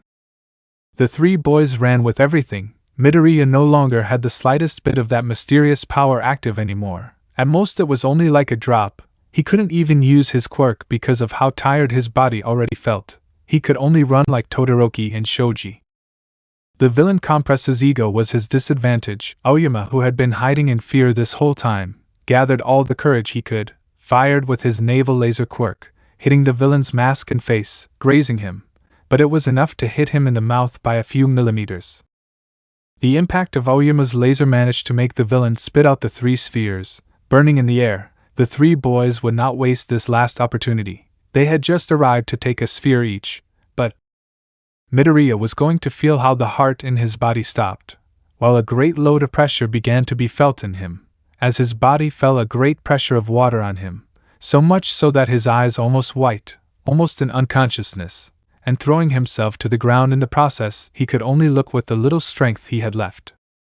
Todoroki and Shoji threw themselves with more force to take the spheres, Todoroki with both hands, while Shoji with one. Since his other was not well, they had cut it. Shoji was the only one who managed to take a sphere, while the other two, Daby, who again came out a little from the portal to do what his subordinate did wrong, Todoroki by not taking the 2 spheres in time, fell to the ground from his jump. It didn't matter, they had more than they lost, 4 out of 5 captured, and the remainder would be like a consolation prize for the losers, without knowing that only 3 were captured, since the 4th was next to a certain pink-haired girl that the brown-haired man arrived in time to erase, the captor. So the 2 spheres that Daby had in his possession decompressed, showing Bakugo taken by the neck by Daby's right hand, and yet Izumi by the neck by the left hand of the leader of this attack. The green-haired girl could be seen crying silently out of fear, while Bakugo seemed somewhat nervous and tense in this situation, while he only heard the green-haired girl's small sobs. The portals disappeared. Midoriya, with his last strength that he really had left, threw himself towards the portal, a useless act of rescuing them, only to fall to the ground already unconscious. He had failed. With Momo and Prim, just before. Momo was injured, while being helped by Prim and a boy from Group B called Aways, a boy with black hair combed back, but on his forehead he wears a white ribbon with blue lines. Momo had blood coming out of her head. The 3 of them had run into one of the 2 Numas that came with the villains. Prim and Aways were carrying Momo, running to escape from the Numa that was chasing them. Even though Momo told them to leave them there so they could escape, which either of them would do, they would continue along with Yaoyorozu to get out of this. That Numa goes after Momo. All for one sent those Numas after the targets with quirks that would be useful to him. Ragdoll and Momo were his targets. Such quirks were very useful for his plans. The Ragdoll Search quirk, which allows him to know even the weak points, the Momo Creation quirk, were quirks that were too useful for his plans. They must be his. The group of 3 were not very fast. They had been separated from the rest by the fog, while the Numa were faster than them. Little by little they were catching up with them, which they achieved. The Numa, with the objective of taking the Yaoyorozu to its creator and master, was his only mission. Regardless of whether he killed someone in the process, he would only focus on his objective. One of her hands had an incomparable saw in it. She raised that hand to attack the 2 who were not her targets. Prim, seeing that, the first thing she did was throw Momo to the side, leaving only her face to face with the armed Numa. She felt scared, watching as the monster prepared to attack. She closed her eyes, waiting for certain death, and all this time her dragon mark had not reacted, until now. Momo and the Aways boy watched this helplessly. While Momo tried to help as much as she could, the boy wouldn't let her, as it was really dangerous. He would simply die just like the girl. As much as he wanted to help too, he couldn't. This was the reality. A dimensional crack opened behind Prim. A hand came out of the gap, taking the Numa's saw with its free hands, breaking it into thousands of pieces. Prim, noticing that attack never arrived, opened her eyes, seeing how the Numa's weapon was broken, while she could see an arm of someone who was behind her. "Are you okay, cousin?" A voice that the girl recognized, not only her, but also Momo. That voice showed concern. The pink-haired girl turned around to find a dimensional gap. From it came the brown-haired boy. Momo and Aways were surprised to see the chestnut tree coming out of a crack, but the most surprising thing was that he stopped a saw with one hand, without gloves or anything, and breaking it. Both young people were in shock. The chestnut came out of the gap, with a serious look towards the Numu. If that was in the camp, that means that the League of Villains here. Her right foot was wrapped by a mini blue dragon. Only Prim knew what she was going to do. It was then, the brown-haired boy threw a kick, releasing the blue dragon, which shot upwards along with the Numu. A scream, or rather, the roar of that dragon flooded the surroundings in the sky, and then disappeared. The brown-haired boy, after eliminating the Numu, turned around to see Prim, who without wasting time threw herself into the brown-haired boy's hug, burying her face in his chest. As she began to cry, he just gently stroked the girl's hair, to calm her down.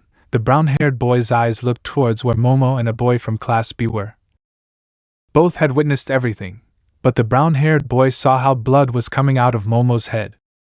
Letting Prim calm down, he approached Momo. Just as he arrived, Yaoyorozu had lost consciousness. He had no choice but to carry the girl on his back, take her back to the camp, while he told the boy from Class B to keep everything he saw a secret. The aforementioned could not speak, only nod, while his mind could only think that the brown-haired boy was worse than that monster he eliminated.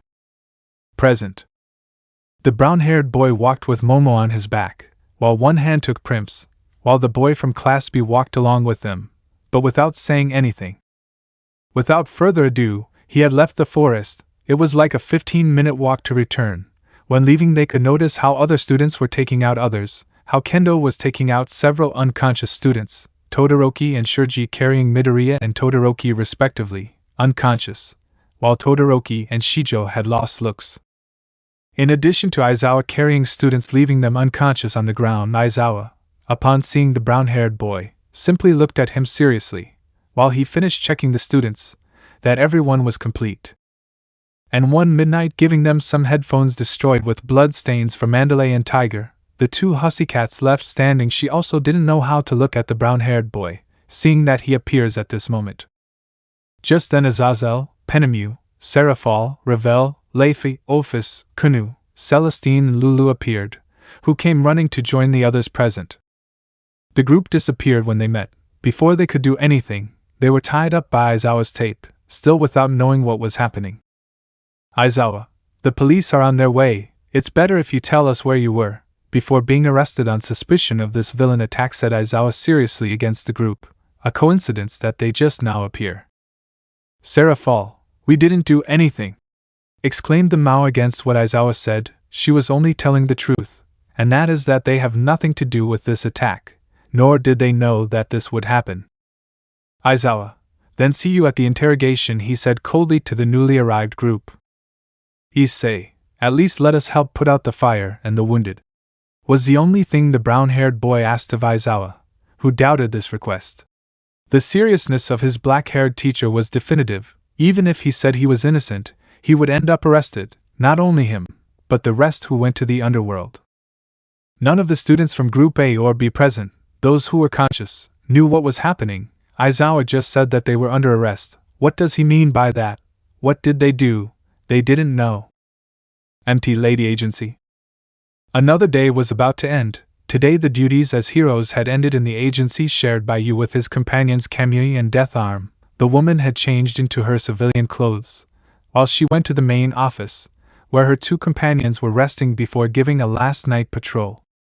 She would say goodbye to her companions for today, but they too did not react. They just stayed watching television, then looked at the blonde, and pointed at the television. The blonde was surprised by her partner's actions, so she walked until she was in front of the screen. What she saw left her surprised. She could only give a simple reaction to seeing this: scream. What? The blonde exclaimed upon seeing the title of the news. UA camp attacked by villains, champion arrested again, was the title of the news. In addition to the cameraman filming those arrested, a black-haired man with blonde locks, Seraphal, Ravel, Leifi, Ophis, Kunu, Penemu, Celestine, Lulu and the brown-haired man, arrested. Being put together in a single van to be arrested. You recognized everyone, except for Azazel, technically everyone from the Hyoudou residence who went to the camp. The girl didn't understand anything. Did she do something wrong? It was impossible. She had to go look for him, for answers. Meant Izuku.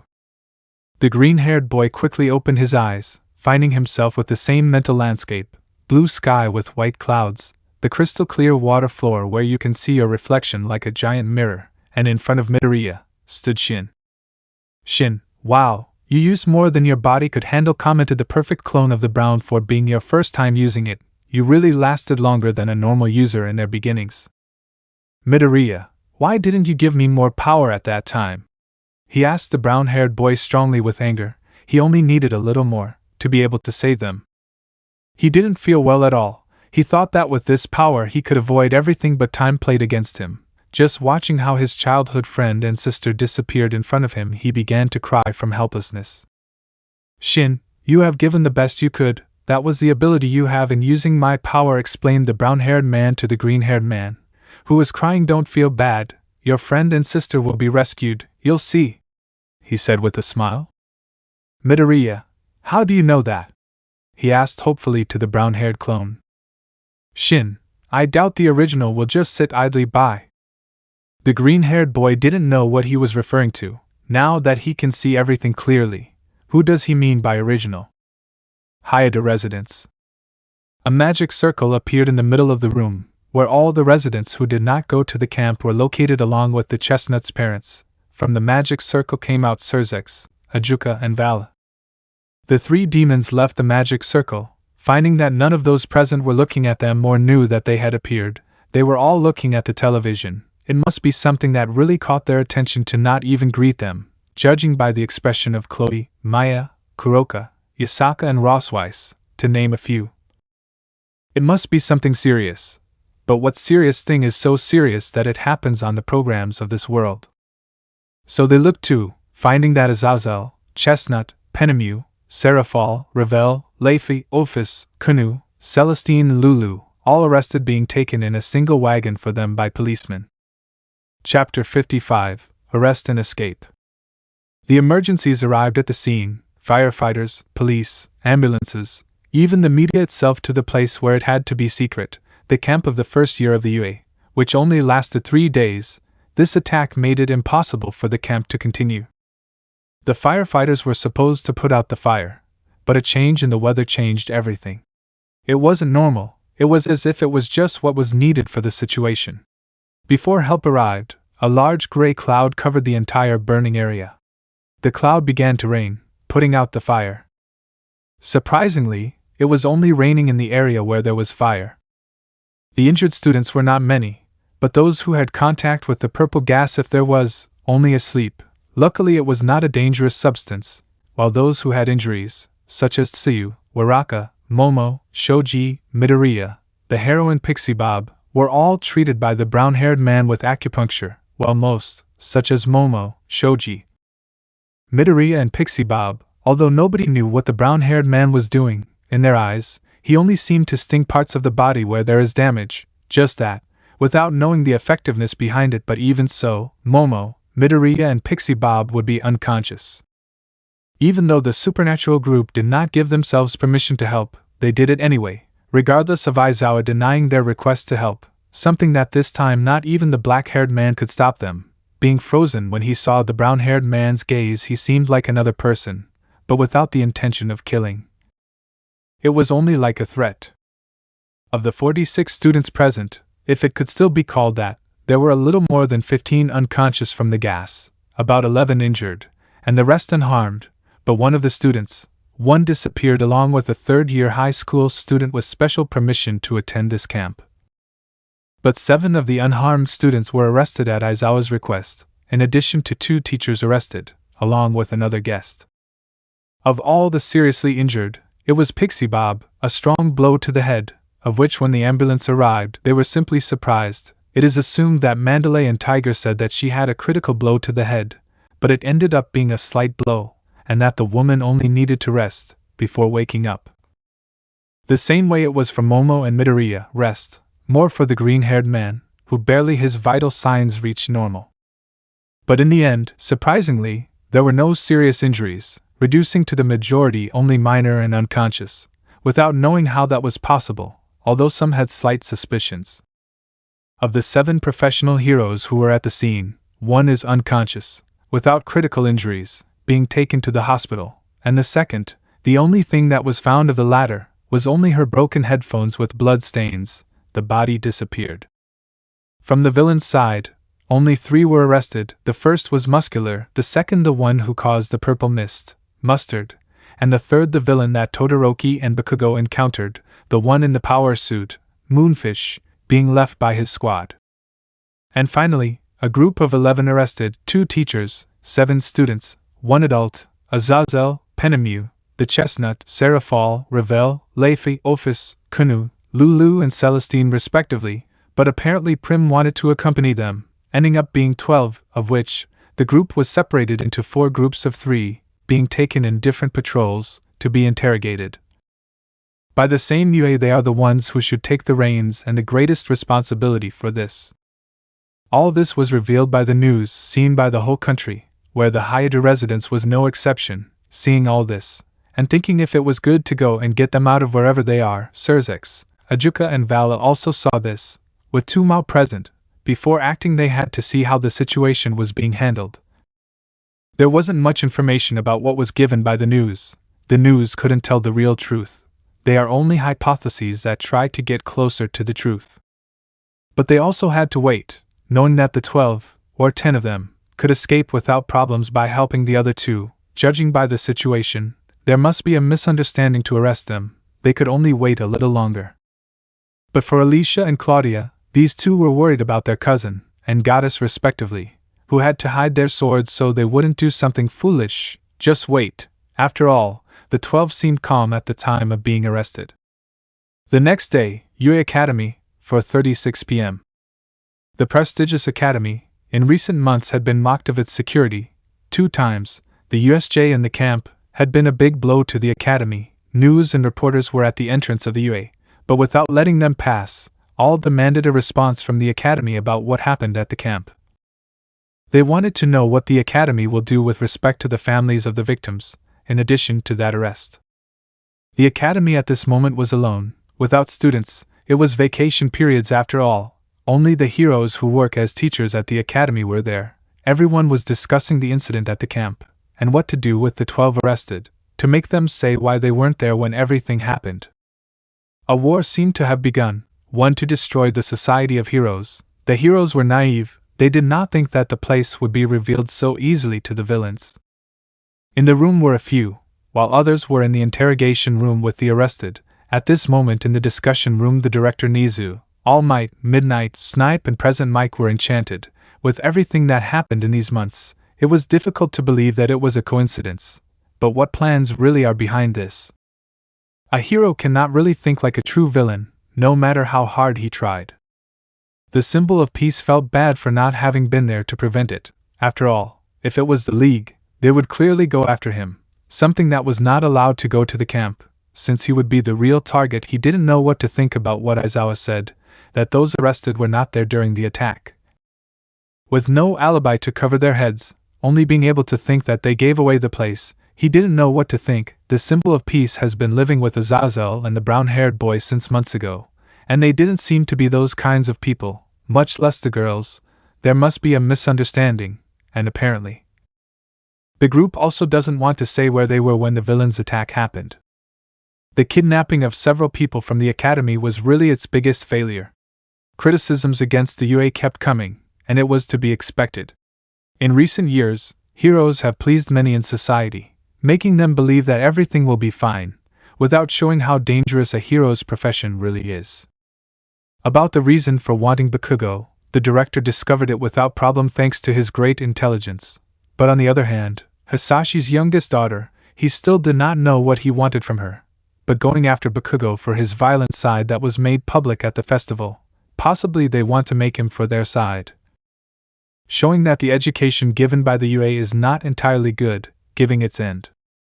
The news was given to their respective families. Telling them was not an option. He still remembered when the 2 families were notified.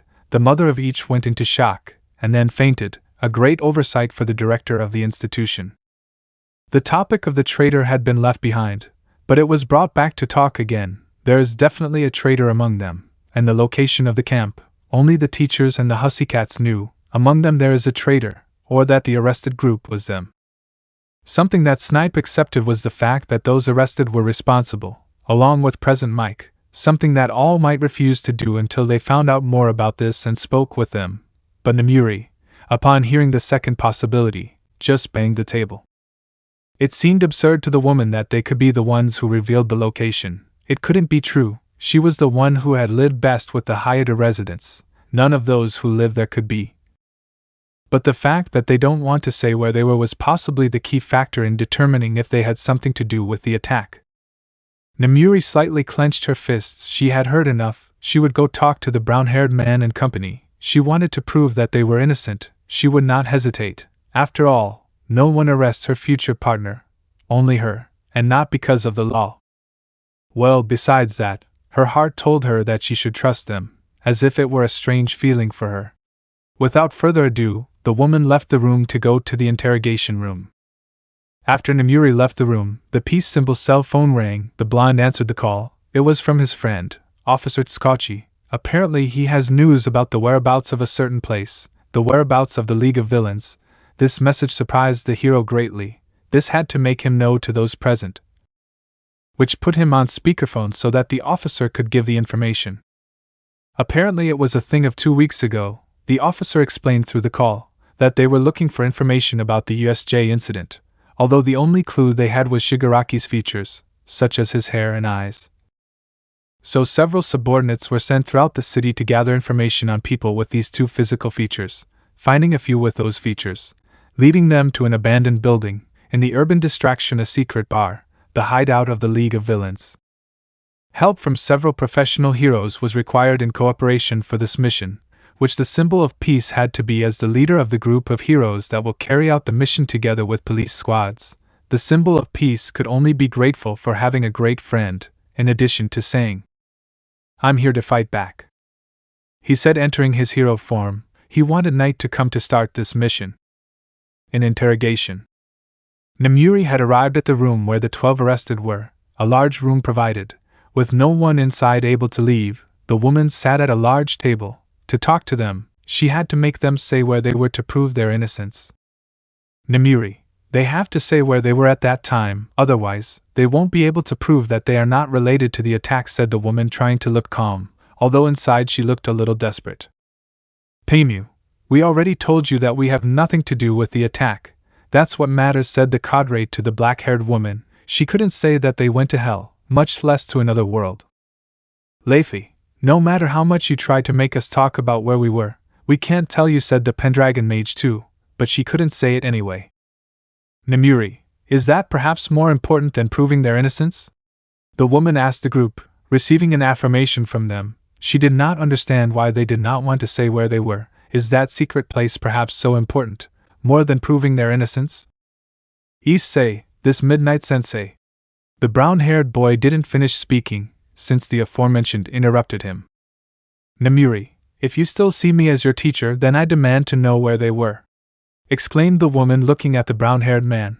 Her tone of voice did not seem angry at all, but somewhat desperate.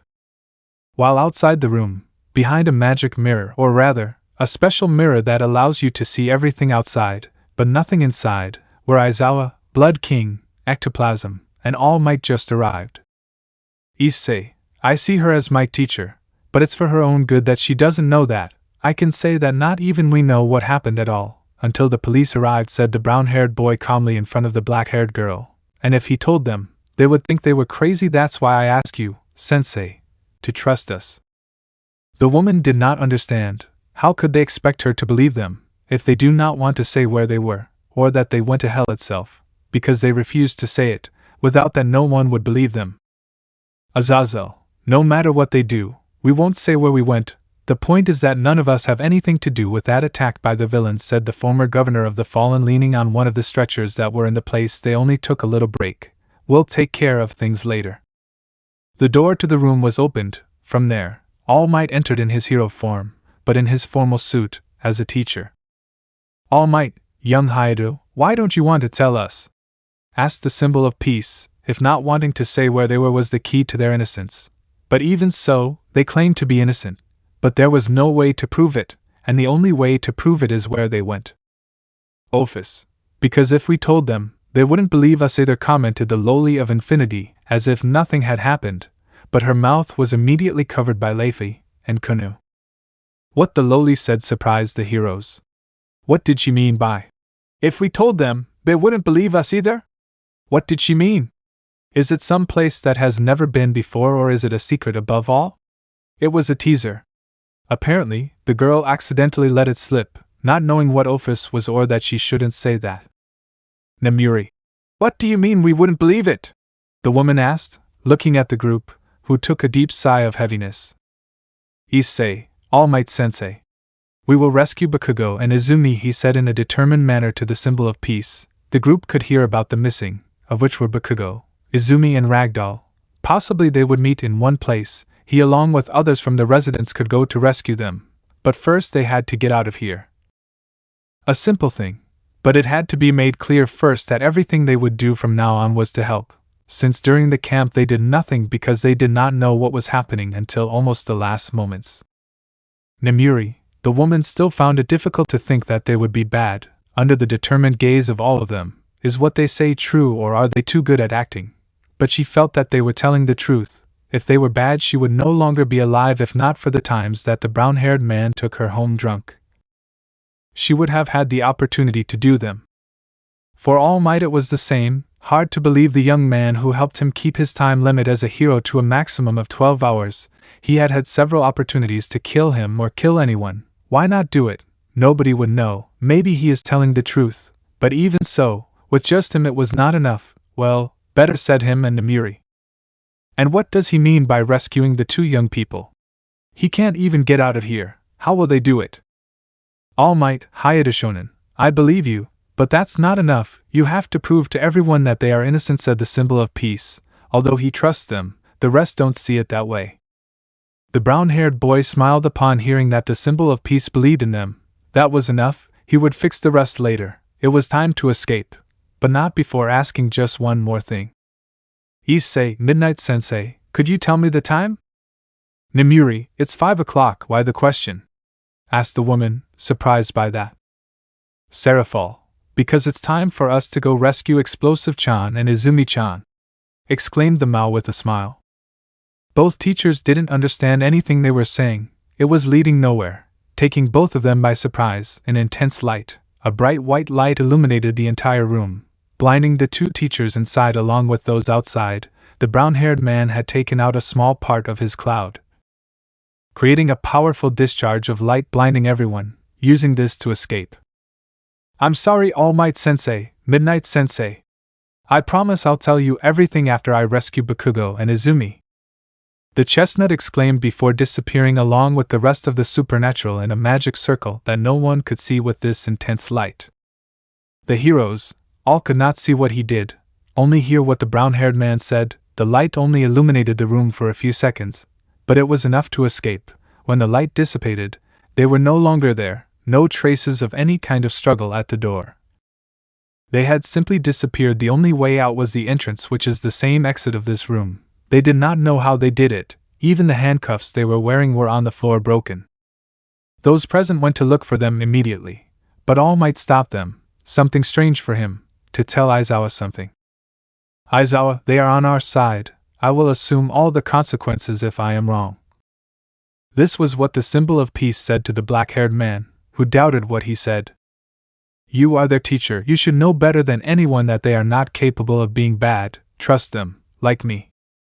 The black-haired man thought about it, reflected a little. In a certain way it was true. They did not seem like those types of people. They may be a little strange, but they always showed themselves to be good people. He just hoped that neither he nor All Might were bad. For now the search order was not necessary, but giving a conference in a few hours about what the Academy will do about the League of Villains.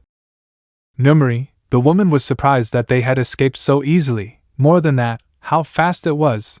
They were supposed to be able to escape from the beginning, but maybe they didn't want to.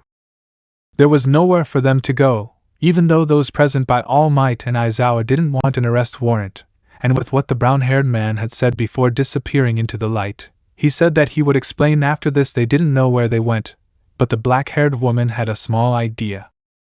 In the city, the news about the kidnapping of the two kidnapped from the camp, Bakugo and Izumi, one is the second place in the sports festival, and the other a student in her last year of high school. All the media talked about this issue of the UA, along with the arrest for the second time of the UA champion, but this time with unknown reasons, in addition to several other students.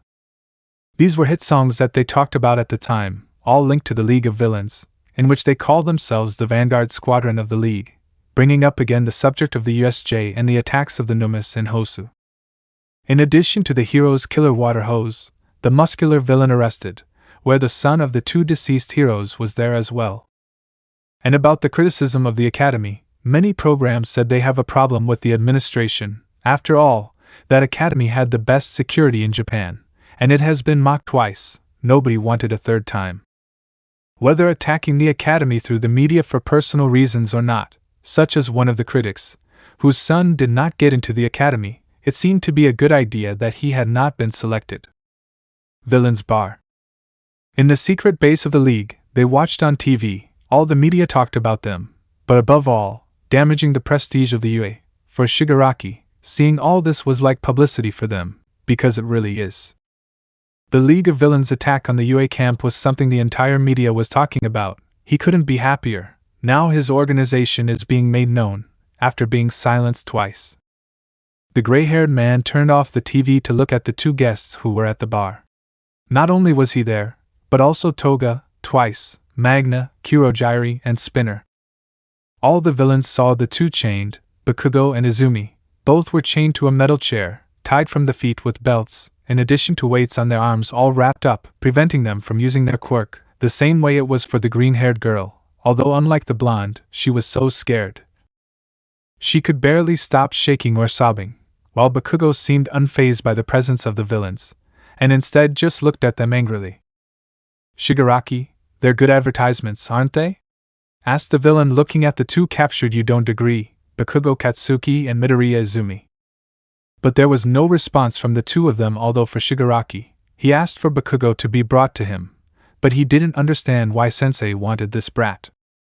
At the hospital, 5:37 p.m. The news for Inko and Hisashi about what happened to their daughter really left them in shock, even more so for the poor woman. She hasn't seen her daughter in person for years. It hadn't even been 3 months when she returned, and now this happened to her. The woman couldn't take it anymore and fainted, and right now she's in a room resting, with her husband at her side. Although her son was fine, the youngest was not. She could not be calm. There was still no news of her. But for Hisashi, this only had one meaning: to put on his hero agent suit once again. I'll be honest, Midoriya Hisashi was never a simple office worker as the world sees him. Under that office suit, he hides a hero who works undercover in criminal cases, something that forced him to go outside the country, something that was supposed to happen alone. So much so was his wife's insistence at the time to take Izumi as company, that he ended up taking the little girl. Nobody knew about this, only a few heroes he has worked with. Returning to Japan was his last job before retiring from the secret agency he works for, in a certain organization that the brown-haired man was previously involved in, something he could not intervene in, something that was not necessary. In the end he left the suit stored away, in order to enjoy life as a good husband, watching his two little ones grow up next to his beautiful wife. But now it was time to put on the hero suit for the last time, to be dragon breath once more. But returning to Midoriya, when the green-haired boy woke up, the first thing he asked his classmates was his childhood friend and his sister, something that none of those present answered, although their silence gave the answer to understand. The whole class was present, well except for certain Six and Momo, and not to mention Bakugo. Kyoka, who had already recovered from the sleep gas poisoning, was supposed to be with the green-haired girl, but when the gas appeared, she immediately fell, unable to do anything. The girl felt that she was partly to blame. On the part of Tokoemi, the young man also apologized for not having been rescued, and instead it would have been Herma and Bakugo being rescued. Even though nothing could be done, Midoriya had given everything, even though he had enough power to save everyone, and he couldn't save them even when he was in front of them. So, let's save him this time. Two voices spoke the same thing simultaneously. One was from Kirishima, but another came from the door of this room. Finding that Momo was there and the brown-haired boy, but with the hood of his jacket on they could see his face thanks to it being daytime. Momo, Hyoudou!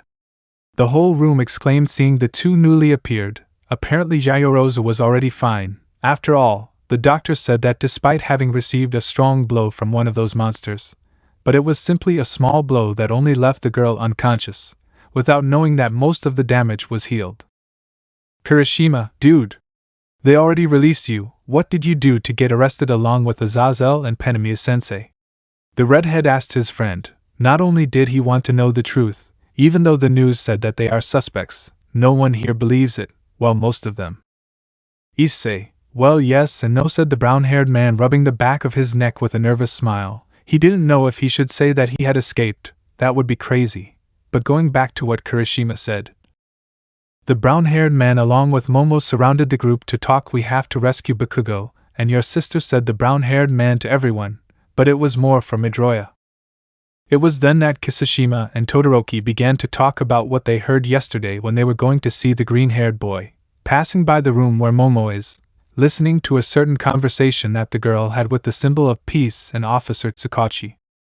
It was then that Momo remembered that conversation, so she began to tell it instead of Kirishima. She, along with Prim and a boy from Class B named Aways, before running into the second Numa that attacked her, they had run into one before being attacked, and if those creatures were here, the villains must be there too. With the help of the boy from Class B, she put a tracker on the monster without him noticing. It was for security, in case the police wanted to look for him. During the USJ she had thought about it, something that until now the girl was able to perfect a tracker.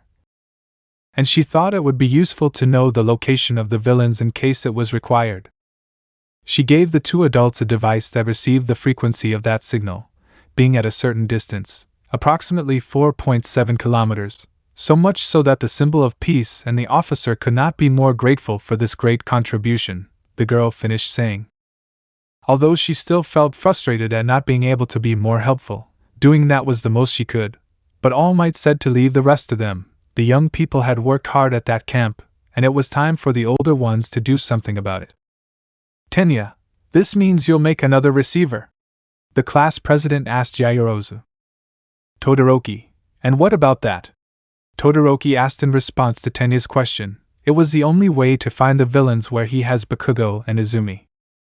As much as Tenya also wanted help, this had gone further than the previous problems. This was beyond. They couldn't do anything. They had to follow the rules. Tenya, they should leave them to the professionals, just like All Might said the black-haired man with glasses angrily. It wasn't just the rules, but their lives, and if they interfered, it was very clear that they would lose their lives. Kirishima, we know, but you know how I felt, exclaimed the redhead angrily. You know how bad it was. I could only hear them chasing my friend. I couldn't do anything. And if I don't do something now, I won't be a hero or a man. He said, taking out his sorrows by shouting how he felt during the camp. Useless. Even though he knew the president was right, even so he couldn't let the adults take care of this. Even though they were in a hospital, it was difficult for him not to shout it out, even though he wasn't the only one who felt like the redhead, even though what Ida said wasn't wrong either. Mina, in short, will they get a Yaomomo transmitter, follow it and save Bakugo and Izumi? Asked the pink girl of the group. The plan was simple, but even so, it was too dangerous, receiving a yes from Kirishima.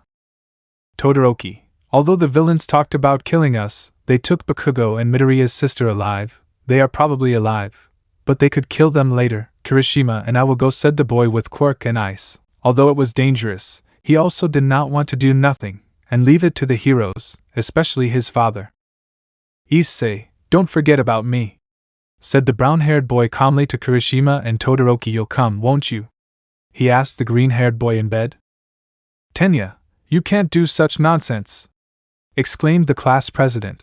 Nothing good would come of this if they went. It was common sense. With just a little luck they were able to get out alive from that camp, and now they want to get into another problem. They can't let their emotions get the better of them.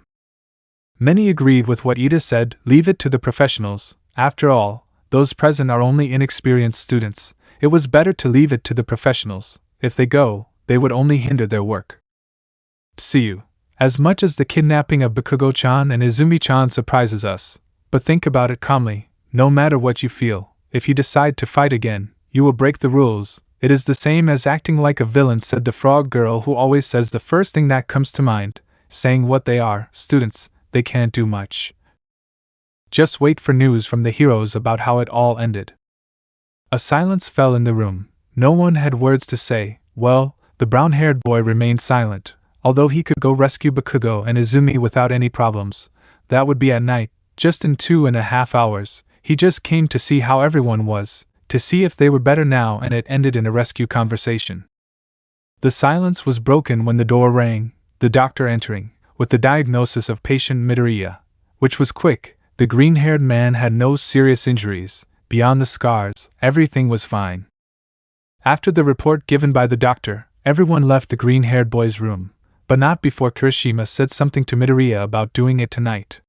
He said that if he wanted to help rescue Bakugo and Izumi, he should meet with him. Midoriya, more than anything, knew very well what action to take. After all, one was his childhood friend, and the other was his sister. So tonight, they would meet in front of the hospital to go together. Ida listened to this message from the redhead to the greenhead, and then continued on his way, followed by the redhead, who was busy catching up with another man who would surely have intentions of going to rescue them both. It should be said that the doctor gave the green-haired boy a letter before leaving, from a certain child who had been asked to give it to him when he wakes up. Now that the green-haired boy is alone in the room at the moment, it was time to read it, a letter from Kota.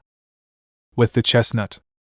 The brown-haired boy was walking with the rest of the group, while another accompanied another back to his rest room. Kirishima reached the brown-haired boy, telling him what he would do at night, go rescue Bakugo and Izuku's sister, which the brown-haired boy accepted without asking more, which Todoroki went to. Just as Kyoka and Momo were also there, so they ended up joining the cause.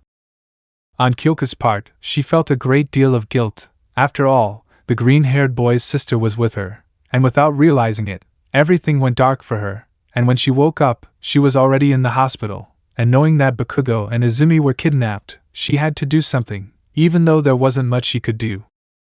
And Momo, the girl, also wanted to help. She couldn't do anything while she watched the heroes do everything. Just giving the tracker to the heroes wasn't enough for her. Her mind would help them, and someone responsible had to go and accompany them, prevent them from doing something stupid. They all agreed to meet outside this hospital at night, to go to the place where the Momo tracker indicated, so they would all go to prepare for that moment. The brown-haired boy would go back to the house, before returning again to this hospital to meet with those who will go to rescue Bakugo and Izumi.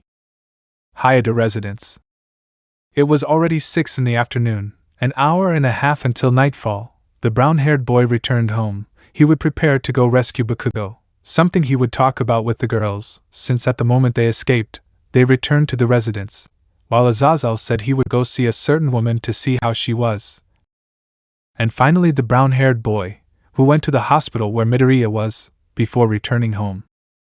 Great was his surprise when he entered the room, where he would find the girls with their parents. Although this was not what surprised him, but seeing searches, Ajuka, Vala, but above all, it was that Namuri was their teacher. Midnight was in the residence. The woman was drinking a cup of coffee, served by her future mother-in-law. In quotation marks, she seemed calm, while the rest of the girls looked at her, waiting to know what her visit was about at a time like this. Although for Namuri, the woman didn't know where the students would be, there was no other place they could go. After all, she was the tutor when the chestnut was under probation. There weren't many places they could turn to, so the residence was the best option. The brunette explained that she didn't come to take them back, but to see what they would do, since she clearly remembered that the brown-haired man said that he would rescue Bakugo and Midoriya's sister, which was quite strange, even for someone who has gotten into trouble like the brown-haired man, but as he said in the interrogation room. It seemed that he was serious about what he said. It really seemed like it. So much so that even she believed it, but she wanted to confirm it. The woman had arrived a little before the girls who escaped arrived, which, seeing how the chestnut-haired man's family was, many seemed to be calm, but somewhat worried, not as many as she thought. It was quite strange, but something that one of the men present said, which she doesn't know. I doubt any hero or police officer can stop Hyoudou, nor can they together defeat that stubborn person. The one who said that was Vala. Something that the brown-haired man's cheerful and carefree attitude made him look like an idiot. It wasn't Lucifer who said it, but rather one of his wives, something that even when he was in his perverted days, although this new attitude of the brown-haired man was not far from what Vala was, after all. Both are lovers of fighting, only one is happier and the other doesn't show it as much.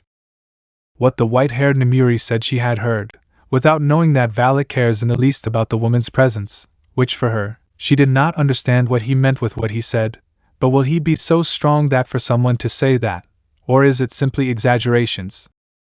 It is not that the brown-haired man is weak, but the maximum capacity that the woman has seen from him was in his fight against her, Aizawa and All Might, who could barely against the three of them, and that they contained themselves with the student. She already knows the brown-haired girl beforehand, not as a teacher, but as a friend, who has something else in mind. But at the moment there is no need to think with her spinster side. It was that the brown-haired girl does not change what she will do so easy, something that was seen in the kidnapping of you.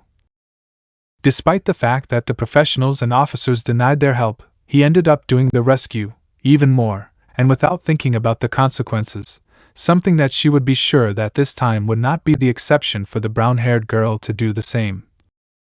If the first was a sub-branch in Japan of an organization wanted by Interpol, and this time it would be an organization of villains, it was almost the same thing.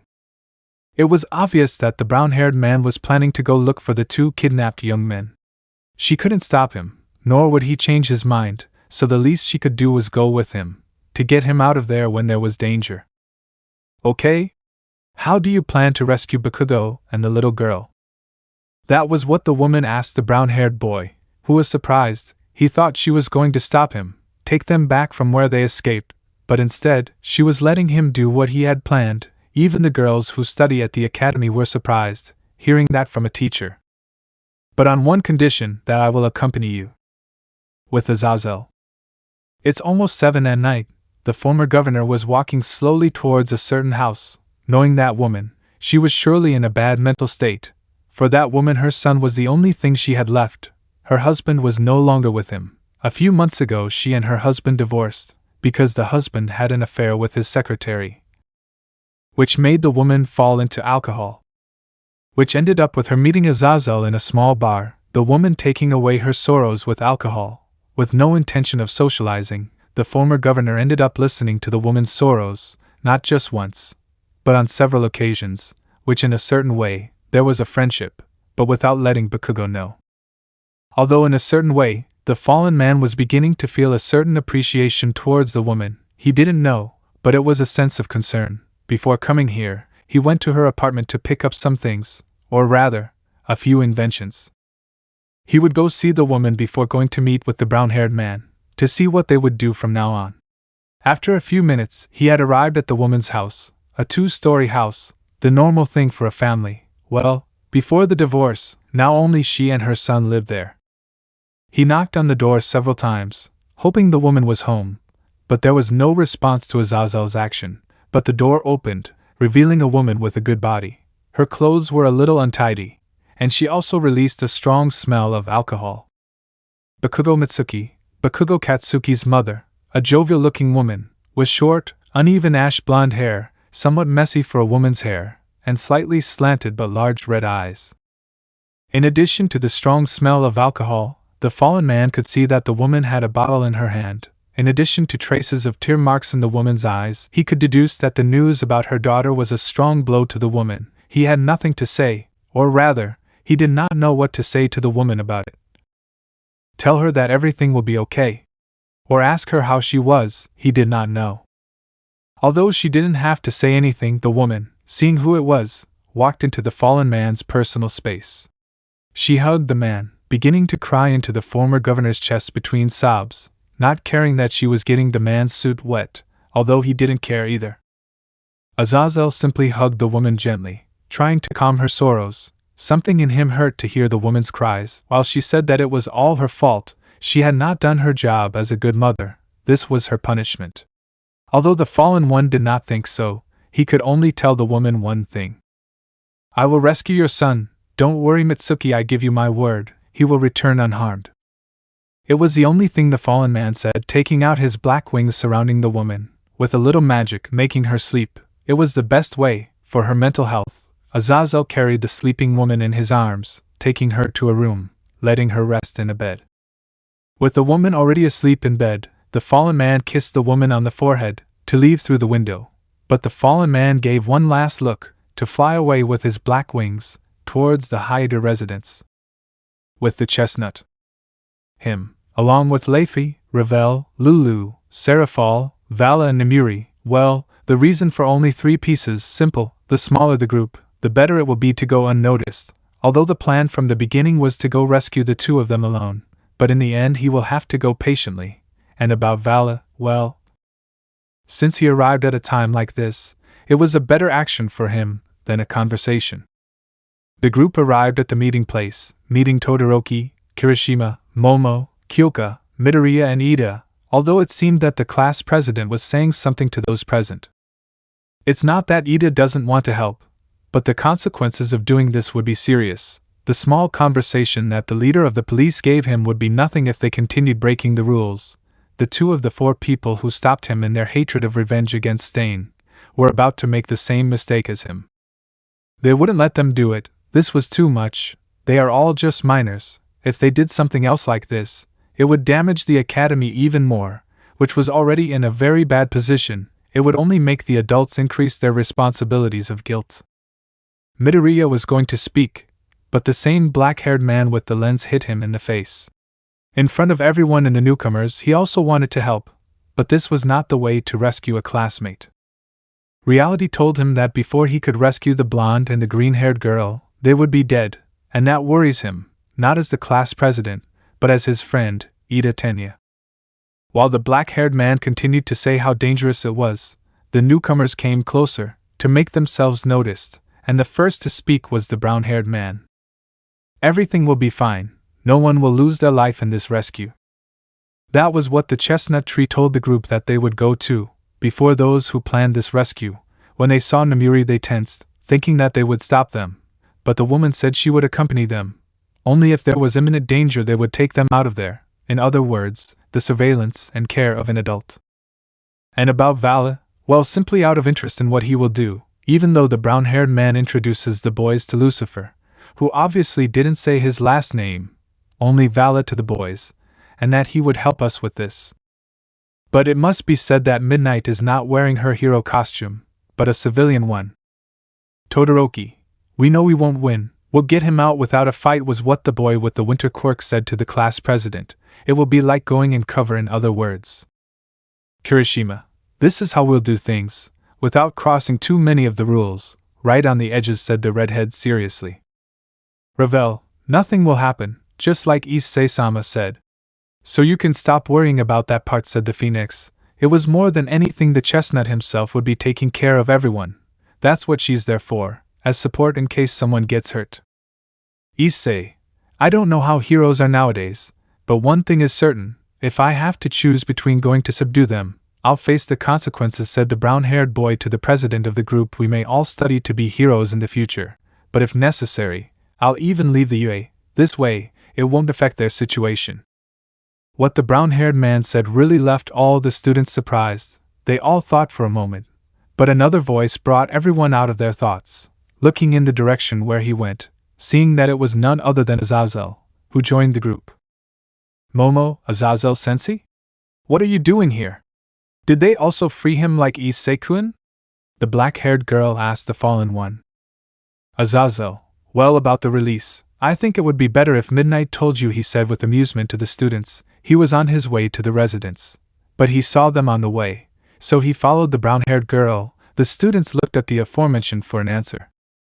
Namuri, they ran away, she said with a sigh, remembering how simple and fast everything happened. When she said this, everyone was surprised, as well as shocked. They did what? It was the exclamation of the majority, while those present who escaped simply smiled, either from nerves or fun, not to mention that it was the first thing that occurred to them to do. It was crazy, but what could be done? They came far to cooperate with them, although, what will be the reason for their absence in the camp? No one will know. After calming down for a moment, Azazel spoke again. Azazel, Ida, let me tell you something. Throughout my life I have met many people who have been heroes or called heroes. Why? I asked the black-haired man, which he denied. So, what does a hero do? Is he really a hero? Do you need a title? Or that it is under the rules? Ida didn't know what to answer, but a vague memory of his brother came to mind, where he told him that he met a group of heroes. Well, better said one in particular. He didn't enter a hero academy, nor education to be one as a profession, but there is something that in the eyes of his brother he is a hero. It is his desire to save people regardless of whether he breaks the rules or not. He is just a vigilante. Heroes without licenses, who try to do good without anything in return. No money, no fame, just doing good. They are the vigilantes. The profession of hero, since the government has made a control over those who have the permission to use quirk without breaking that rule, it was only the heroes, those who had licenses, something that the name of hero has suffered a great change, leaving behind its meaning, doing good, without receiving anything in return, the ideology of Stain. For Ida, he could only say one thing to them. It was more than certain that they would not change their minds on anything. They are stubborn, but stubborn people who do good. Ida, Midoriya-kun, I'm sorry for being so aggressive with you, he apologized to his friend, that despite having been out of concern, and to make him wake up, it was not the right way. I'll go with you, but I'm still not convinced to do this.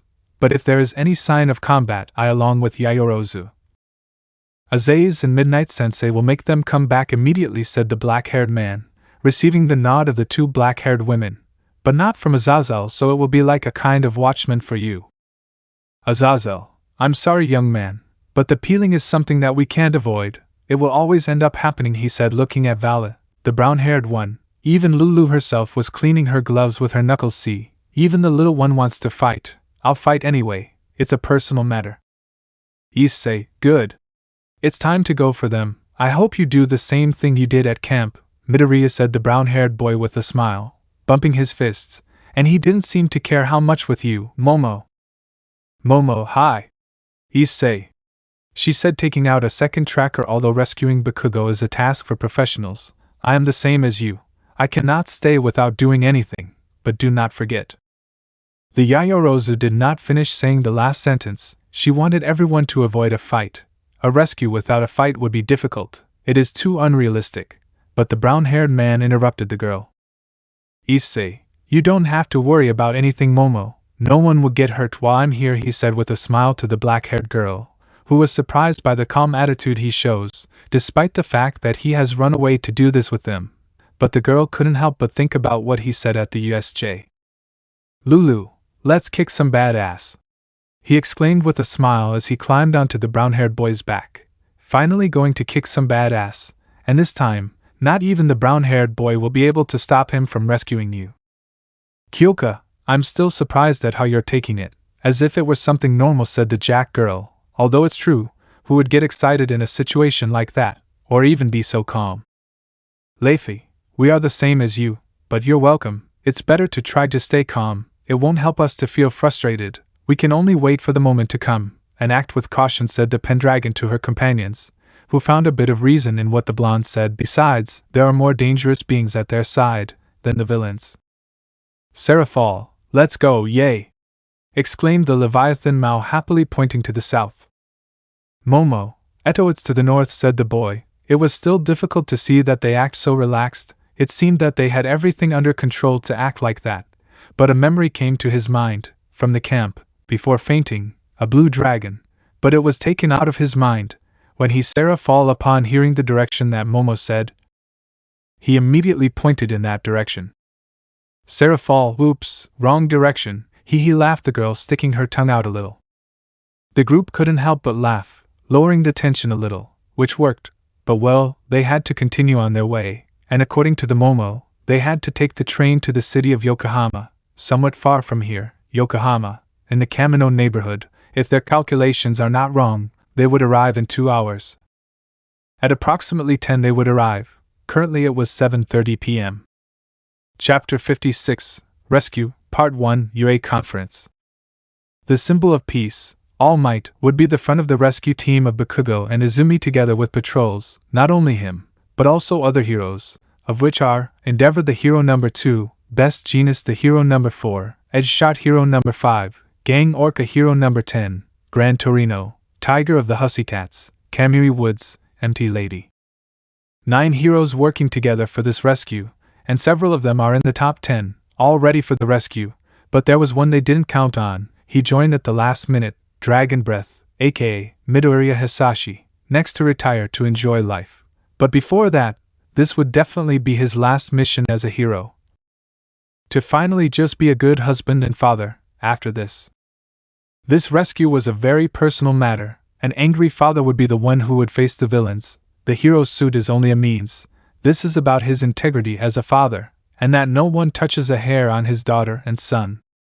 For All Might, seeing who joined at the last minute, he was slightly surprised, and even more so knowing that Hisashi is Midoriya's father, who inherited his power, even though he has the same last name. In the world there were people who have the same last name, and they have no family relationship at all. The symbol of peace had heard of the fire-breathing hero. He is not the type of hero who works in the light of everyone, but a hero who works in the darkness, an underworld hero, very similar to Aizawa before he started teaching at UA. And to think that someone who does work like this has a daughter and a son, but the world is big, but at the same time very small. And for you, aka Empty Lady, the blonde from the previous day, at night, had seen the news, and seeing what it was about, she immediately tried to contact the station where the cars that took the group were, but without response. Apparently, the patrols are only for transport. She didn't know where they had taken the brown-haired boy and the others, and what a coincidence that they are all from the Hyoudou residence. The girl went to the residence as quickly as possible, to see how the others were, something that their expressions of concern could be seen. But even so, they seemed calm. They had to see how far the situation would lead. Although the least calm ones were Alicia and Claudia, which was understandable. Prim was the blonde's sister, while Claudia and Celestine are like sisters, which made it easy to see their impatient expressions. Yu was also worried about the brown-haired girl, which meant she couldn't communicate with him. He didn't respond to her messages, and even more so now that she has a mission to rescue a companion from him, as well as another little girl that she doesn't know. The blonde was deep in thought, not knowing what happened to them, but knowing the brunette, she would go rescue the two students, one way or another, just like she did with her, no matter what happened next, the consequences.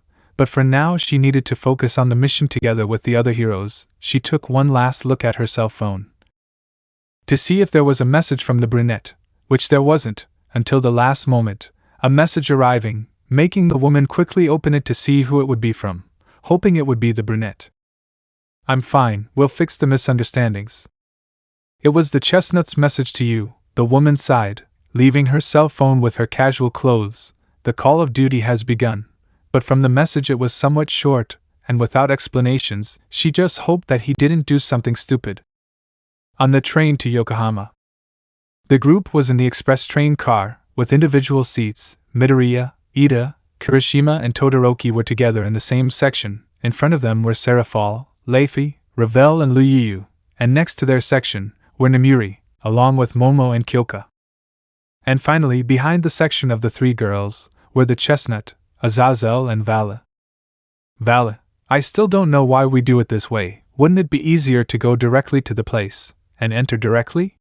said the descendant of Lucifer with disdain, which is partly true. Why do so many things? Wouldn't it be easier to go just the three of them, just you and me? There's even plenty without caring that the strangers were there. Azazel, Vala, you're very green in this normal life thing, he said with amusement, taking a sip from his bottle of wine that he brings with him. A simple steel bottle, and very portable. Then he would take out his anger on the person responsible. But what he said to Val is true. The aforementioned never lived a normal life or treatment.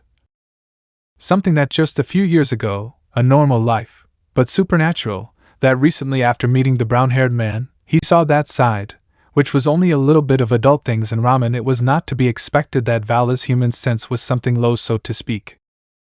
Issei, but tell me, what did he do since your last visit? Asked the brown-haired boy while enjoying a bento bought at a store at the train station, and it should be said that no one present had any money. Valley, well, I have done some missions that Ajuka have entrusted to me, along with Leah, Penthesilea, like some evil piece stolen by a certain organization of humans with powers, called Shadala, explained Valley. Many of the criminal organizations highly sought after by humans are under the command of beings with supernatural knowledge. Issei, wow. I didn't know that, he said, impressed. And what happened next? Vala, there I met two girls who ended up as two new members of my nobility, two pawns. Their names are Chunli and Kami, said the white-haired boy to the brown-haired boy, who stared at Lucifer, making him feel uncomfortable. What? Why are you looking at me like that?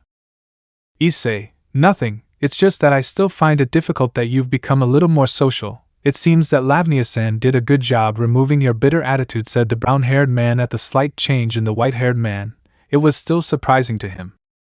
Valley, not a word more about that, he said, looking seriously at the brown-haired man. Embarrassing moments in Lucifer's life, something that no one else would know. He would prevent his wife from telling at all costs, but changing the subject.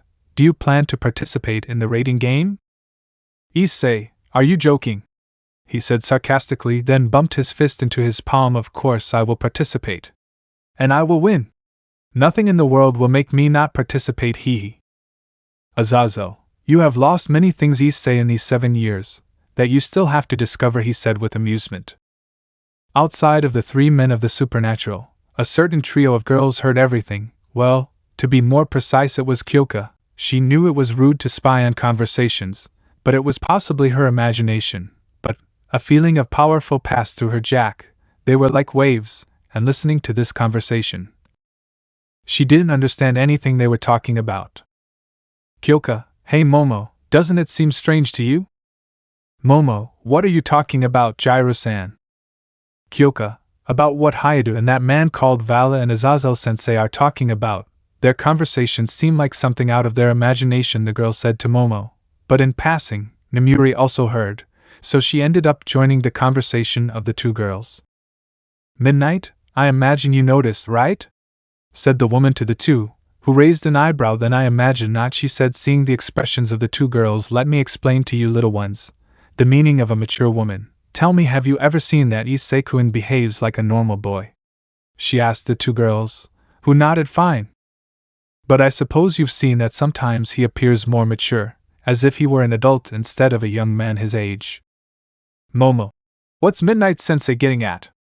Yaoyorozu asked her teacher, although she had to admit that in several sentences the brown-haired boy seemed to act mature, like he did in USJ, at the sports festival after she lost against Tokoyami, or even during training. Nomuri, I suppose Hyoudou said he was away for 7 years, right? What the brunette said made the two girls remember. 7 years, something that all of the brunette's acquaintances said, well, most of them, even Azazel, but he never says anything about what happened to the brunette in those 7 years, nothing, just a number. The 7 years that the chestnut has been home to was one of the two mysteries that the three girls think about the chestnut, and the second is his personality, mature, but childish, always keeping calm in difficult moments, a mystery that makes you think about what he has lived through. Something that not only Nomuri, but also Momo and Kyoka have thought about, but the two girls did not seem to care, until now, with everything that the brown-haired boy has done, since his arrest, something that any student would feel in shock and not knowing what to do, but for the brown-haired boy and the others, they simply escaped as if nothing had happened, not caring about the rules to go rescue Bakugo and Izumi. Kyoka, if you're talking about that, then I think they mentioned something about a criminal organization. Momo, what? Criminal organization? The girl was silenced by Kyoka with her hands covering the black-haired girl's mouth. Kyoka, shush, not so loud, Momo, they don't know I'm listening to them, said the girl, making the black-haired girl lower her voice. Nomuri, but this is not the time for this. First we have to do what we came for, said the woman, standing up to speak to everyone involved. Does anyone else know about this? Like your companions?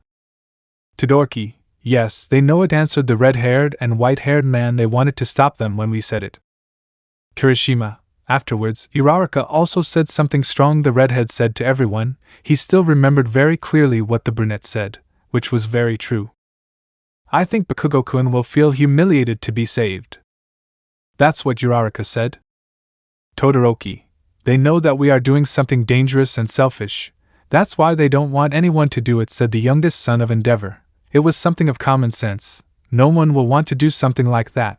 The low probability of surviving in the attempt, they can still come back if they wish. Issei, nonsense.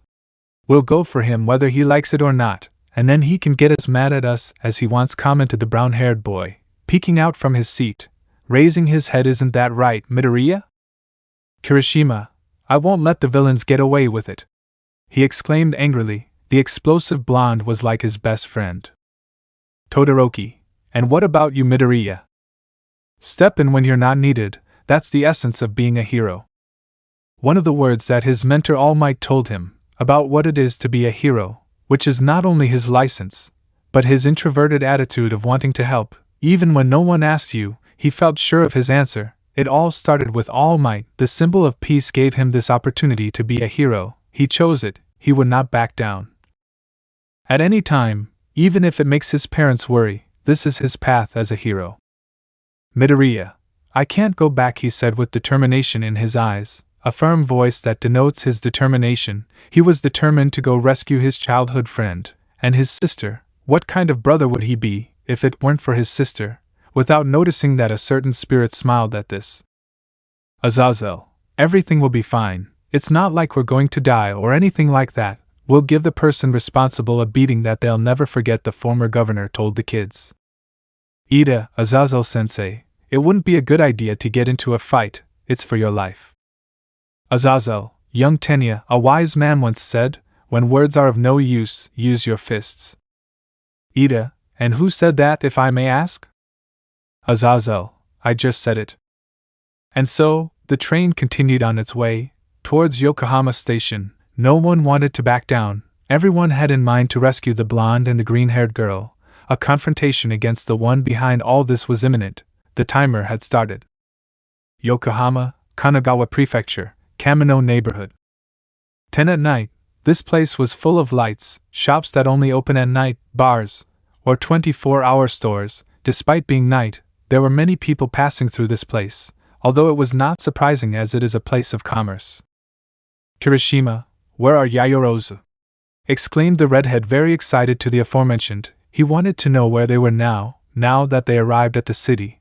Without yet having an answer from the aforementioned, he started to run. Momo, wait!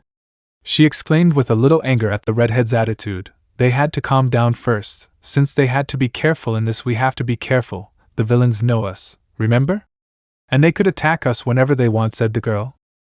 Lulu, let the villains come, send them flying! Exclaimed the lowly, punching the air, something that simply brought out a few drops of sweat from the young people, and a sigh from the Yayorozu. I didn't know if the brown-haired lowly was brave, or lacked common sense, but anyway, getting back to the topic, it's not making her recognize them, and thinking about it, having the brown-haired boy with them, he was the most recognizable, for being like someone dangerous, so I think there will be no other option. But how will they do it? She has nothing to disguise herself with, but Momo had anticipated that, and pointed to a store near them. Momo, I have a suggestion, said the girl with a small blush on her cheeks. The store had a sign with the following phrase, Donkey it's super cheap was the name of the store. It wasn't a bad idea, they could find something there to relax, so they quickly entered the store to put on the first thing they found. One outfit change later, 3 Doritos after.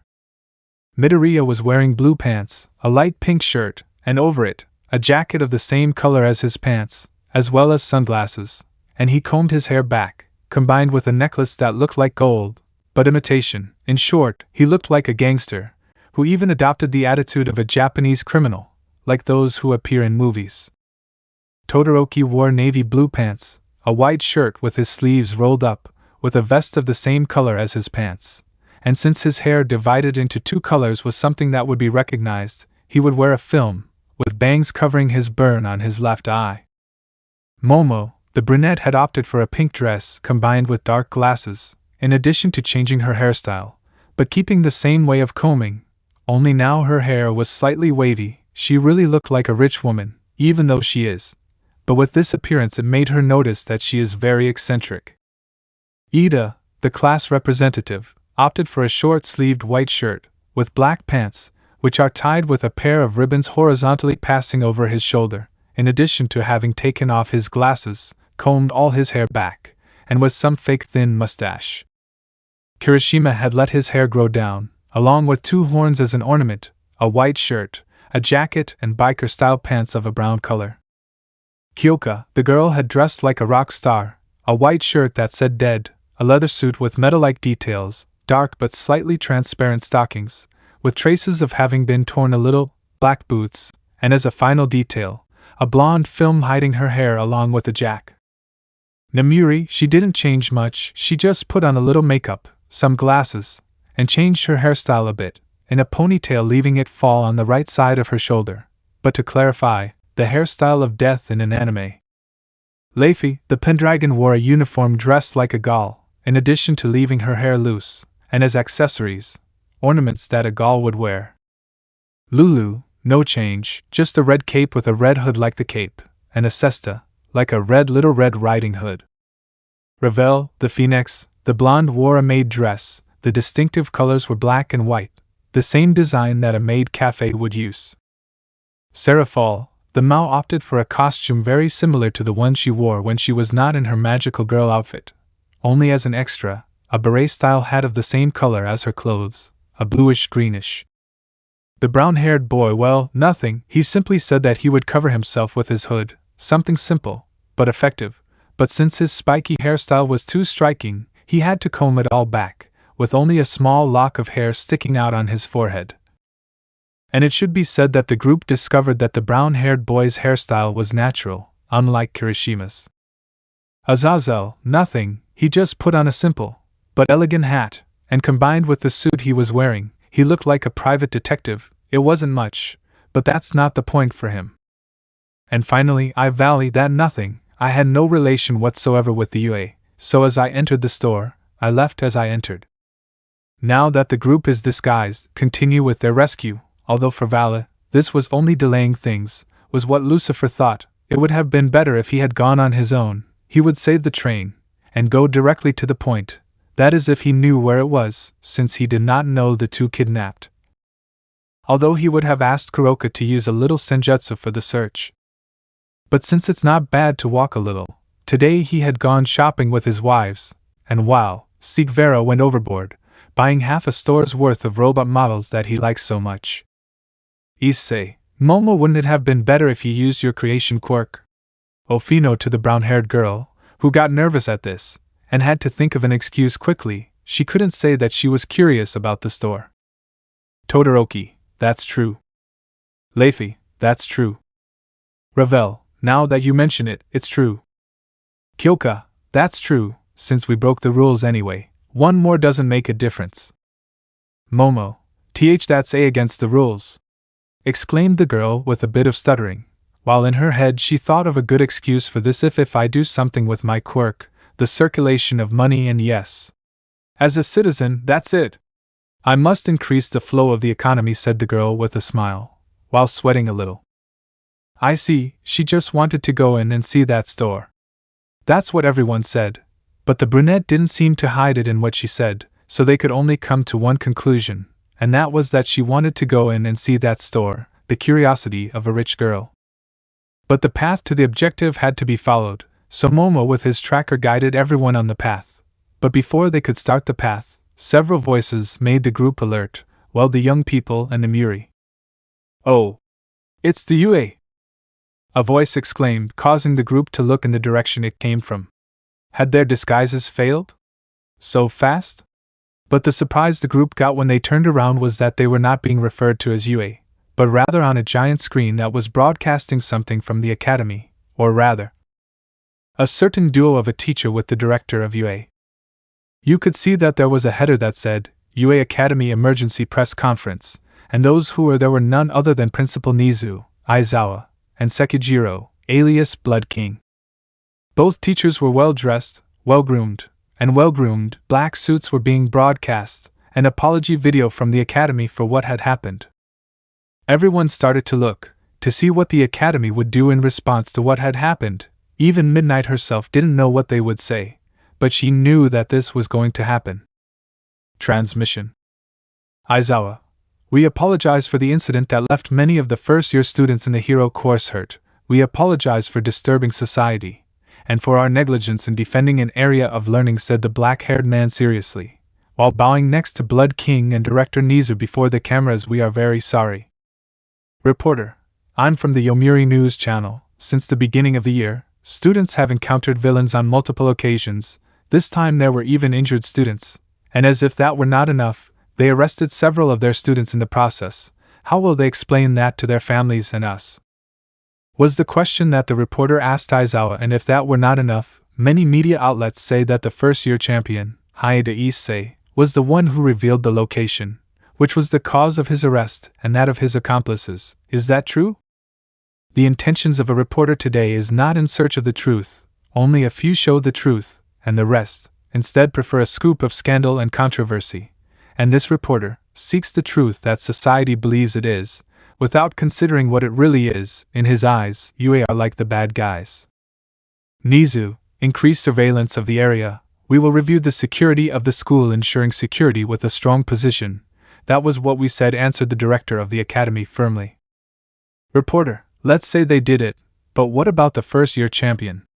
I mean, he's seen as someone who has hurt people to the brink of death. For a hero, that attitude is quite out of place, and with what happened at the camp with his arrest, it's not a good image for us to create. His arrest will mean that he is an infiltrator for the villains. What does this have to say about it? The reporter was trying to put pressure on the academy, a dirty trick that many use to see if there is any reaction. He could only smile. The UA's position was no longer in good terms after so many events in such a short time. Making the most prestigious academy in Japan go down is great news for the generation. A silence fell on the part of the three representatives of the AU, while the reporters and press thought they had nothing to say, coming to the conclusion that this reporter hit the nail on the head. USJ, the kidnapping of Empty Lady, the camp being of help at the last moment, put Aizawa in doubt about what the reporter said, true or not. He was about to choose one of the two, a student being part of the villains, something that does not sound very crazy. He did not seem to be that type of person, his experience as a night hero told him. While his morals as a teacher are always to ensure safety, if he were an infiltrator, he would not have appeared again before his eyes. The actions of the brown-haired man were outside the rules of being a hero, but his intentions are those of one, as a vigilante. The answer that he would take is clear, the same one that all might trust. Then he clarified his voice a little, to answer that damn reporter. Aizawa, about Hyoudou Issei, you will have the truth. He is not like the media says he is. He is one of my students. He may be irresponsible, but his intentions are always good, and that is what makes him a good hero. He is not a criminal like you say, said the black-haired man with a firm voice before the press, and I will not let someone like you tell him that he is a criminal when it is quite the opposite. Reporter, but that doesn't explain your arrest at the camp. The reporter counterattacked with more pressure on the black-haired man, but he didn't even flinch at this simple reporter. Aizawa, it may be that for you it seems like a simple arrest, but what is the reason behind that? I don't want the lies that you make society believe, it wants the truth, do you know that? He seriously asked the reporter, who seemed to remain silent, unable to find a contradiction. That's what I thought, you only see what you want to see, truth or lie, it's something that doesn't matter to you. Off-air. The whole group watched closely. Aizawa, who always hated reporters and things related to that, was in front of them, representing the academy, but the UA's position was declining after the USJ, but the academy always sought the best security. None of the spectators present believed what they said. Increasing security, it seemed like a joke. It seemed like they were only trying to cover up their mistakes, saying that the academy was a disappointment for this society. Results are everything. They had a bad perspective of the academy now. All being heard by the group of students and teachers. Nemuri was furious. She wanted to shout at those guys to stop jumping to conclusions without knowing anything in depth, but she was stopped by the brunette, who took the black-haired girl's wrist. With a look, he showed everything. He also wanted to do the same as her, but in moments like these, more than anything, she had to stay calm. Villain's Bar. Shigaraki, how strange, isn't it? Why do they criticize the heroes? They just made a bad move, that was all. Is it because they failed in their duty to protect? We all make one or two mistakes. They think they should be perfect. Heroes are too straight, don't you think, Bakugo? Said the league leader to the ash blonde, who still did not change his angry expression towards the villains. Present society believes that with the taxes they pay to heroes they have to do everything right, without any mistakes, as if they were robots. This entire society adheres to those rules. When a hero fails, society, instead of encouraging them, blames them for losing. Is this society really fair? We think about winning. You like to win too, right? But Shigaraki's gaze fell on the green-haired girl, and he began to approach her. Shigaraki, you really do look a bit like your brother, kiddo. I just hope you're not as stubborn as he is, he said to the girl, who opened her eyes in shock at knowing that her brother knows this guy. But I wonder what sensei wants from you, he said, running his hand along the girl's neck. Bakugo, leave me, damn it! Or I'll kill you! He exclaimed to Shigaraki angrily. Shigaraki, wow, you're finally talking. I was worried that the cats had eaten your tongue, so let me ask you something, and I hope you answer me. Twice spill the beans. He ordered the aforementioned to do so, where many doubted whether it was a good idea, but the situation wouldn't be very favorable for the blonde if he did something. The cloning villain released the blonde from his bonds. Without warning, a knee was given to the villain's face, sending him a few meters back. The person responsible, Bakugo, who quickly launched himself to throw an explosion at Shigaraki's face, whose hand covering his face fell to the ground. Bakugo, I've listened to you all day without stopping, he said with an irritated voice. I can put up with idiots like you who talk, but don't make themselves understood. Basically, they want me on their side, right? Forget it, I would have continued listening to your stupidity. But if you touch a hair on his head, I'll kill you. My goal is to win like All Might. No, surpassing it, said the blonde. His goal, which he always was since he was very young, and if to continue on that path he has to face them, so be it. Press conference. The conference continued. Now the topic of Bakugo continued. Before that, it was about the injured, something that the director said that no one had dangerous injuries, that everything was under control, and that the victims only needed to rest, without saying that the circumstances that were cured were still being investigated by the UA. Such as was the case of the wound on Pixie Bob's head. When she was taken to the hospital, the results were a slight blow to the head. Pair returning with the kidnapping of Bakugo. Everyone knew that he entered the UA with excellent grades, in addition to being the second place in the sports festival, behind the brown-haired boy. But before that, he was known as the victim who resisted in the mud villain incident in high school, proving to be heroic and strong in the words that many media and heroes at that time say about the blonde. However, his violent attitude was made known at the festival, during the ceremony, when he wanted to fight for the second time with the chestnut tree for first place, an attitude that was not very calm, nor much less good, and without counting that they had to tie him up so that he would not do something stupid, showing the world that he is not always the most stable in his attitude. Being able to come to the conclusion that the villains want him for that violent side of him, leading him astray with deception by the villains. What is it that UA assures us that the young man will not go astray in the future? Was the question of another reporter. Even though it is a reporter's job, he is very aggressive, like a direct attack from a spear, pressing without backing down, and all those questions were directed at Aizawa, who could be seen not to be able to stand the situation any longer. If he let himself be carried away by his strong emotions, he would fall into that reporter's game. But it was Aizawa, he always knew what to do. Aizawa, as an educator, I take responsibility for Bakugo Katsuki's behavior, he said, bowing in response to an apology before the explosive blonde. But his actions at the festival come from what is considered the ideal force, of not wanting to settle for second place, always looking beyond. He definitely seeks to be the best hero, being stronger than anyone, and with that, I doubt that the villains will be cautious enough with him, finished saying the black-haired man. That doesn't prove anything, your opinion doesn't matter. I'm asking if you have a concrete plan, asked again the same reporter who brought up the Bakugo topic. Nizu, we are not sitting idly by, we are collaborating with the police in the investigation. We will undoubtedly recover our students and the little girl, said the director to the media. Without saying anything about the fact that this search was already underway, he knew that the villains were surely seeing this. Saying more would be to put them on alert. This was the most he could say. Kamino neighborhood. The group had split into two. The first group was made up of Midoriya, Todoroki, Kirishima, Ida, Momo, Kyoka, Namuri and the brown-haired boy. This group would go a different way than the second, since it would be a bad idea for them to be caught all together. The second group, made up of Serafal, Leifi, Ravel, Lulu, Vala and Azazel, with another tracker created by Momo, would go in another direction to the objective, although this group had other plans for this rescue. There was less time left to reach the place indicated by the tracker, and from the moment the group separated into two groups, the chestnut tree has remained very quiet, only answering the questions with a nod of his head. Momo, this is where the tracker points, Yayorosa said to the group, behind the street wall. In front of her there was a building that at first glance seemed like any other. It was like an old warehouse or factory in that style, but turned off. And judging by the tracker, they hadn't moved from their position since yesterday. But just because the villain was there didn't mean Bakugo and Izumi would be there. They had to see the place somehow first before making a stealthy entry.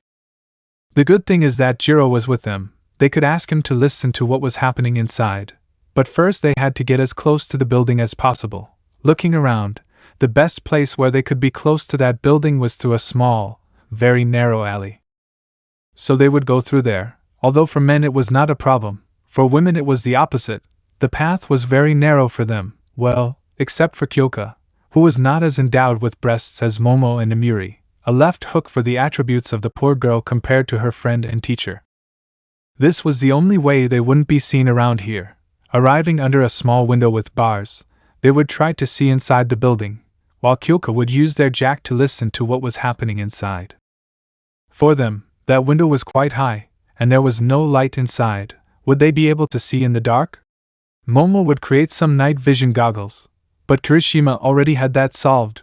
The redhead brought with him some night vision goggles. He had bought them for this occasion, since they would go at night. Something to see in the dark without being noticed would be of great help. It had been expensive, but in a situation like this, it didn't matter. Midoriya and Kirishima would climb on Todoroki and Iida's shoulders respectively, to be at the height of the window. This way they could both see what's inside to tell their classmates and teacher. Kirishima used his night vision lenses to see through all the darkness inside. At first he couldn't see anything, but little by little thanks to the lenses he was able to see what was inside, and what he saw left him so stunned that it almost fell off Iida's shoulders. Nobody knew what the redhead saw to have that expression, so they asked the redhead what he saw. Without answering, he simply handed the binoculars to the green-haired man, indicating which direction he had to look. While sweating cold, his hands trembled. The green-haired man took them to see, and there was no one inside that place. Everything seemed destroyed, but he looked towards the side that the red-haired man indicated, behind, to the left. He went in that direction inside that building, finding a shiny tank with several cables in that shiny liquid. Looking at it better, he could recognize what was coming out of that liquid. It looked like a brain. He was also terrified by that, and seeing a little more, he was able to recognize what things were inside that pond. No, miss. That's what he said. There wasn't just one, there were tons of them. They didn't find any villains, but what they found was the same, or maybe worse, it was many. Villains bar. Bakugo was tied up again, after being defeated by the villains, but he was still alive. But at that moment, Shigaraki put all his attention on a monitor. The gray-haired man knew that the heroes would not stand idly by. They would surely be looking for them, although that white rodent did not say when. The heroes were very predictable. Speaking calmly was the least the villains could do with the blonde to join him to their ranks. Shigaraki, give me your power, sensei, said the gray-haired man to the monitor, or rather, he asked the person who was on the other side of it. Bakugo, sensei? Aren't you the boss here? How boring! Mocked the blonde, who despite being at a disadvantage, although that word falls short, did not give in to fear. Shigaraki, Kurogiri, compress, make him sleep again. He gave orders to the two mentioned. He had had enough of the blonde. He would talk to him on other occasions. Bakugo, if you want them to beg you, you better die. He had to think of another way to get rid of it, and neutralize that guy at the door. He would be the one who would get in his way. And before Compress could do anything to the blonde, the door to the entrance and exit of this place slammed. Hi. I'm from Pizza in Kamino. That was what a voice said behind the door, making everyone look at the door. A small and short silence was noticed in the place. It was strange, a pizza delivery boy, here. But before anyone could do anything, the wall of the room was broken, the same one that Spinner was recharging, who was sent flying. Smash!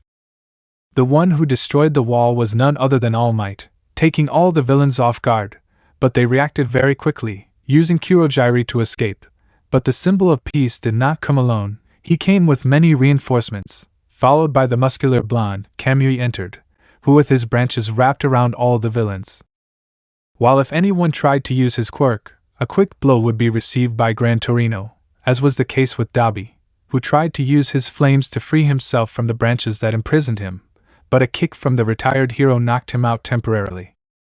All Might, worthy of the most competent of the newcomers, Kamui Woods, and the fastest veteran, Gran Torino, praised the symbol of peace to his teammates, but without taking his eye off the villains.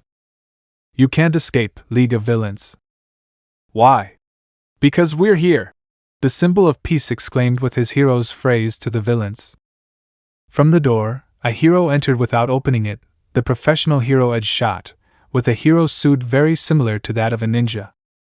Edge Shot, when attacking is when you ignore defense the most, said the hero, just as a ninja would say, use your stealth, and your weapon the enemy's offense. The hero opened the door, revealing that there were other armed police officers as well. "We are not the only ones with pizza," said a joke, but in a serious tone, and outside they are surrounded by skilled heroes like Endeavor and the police. Outside the bar.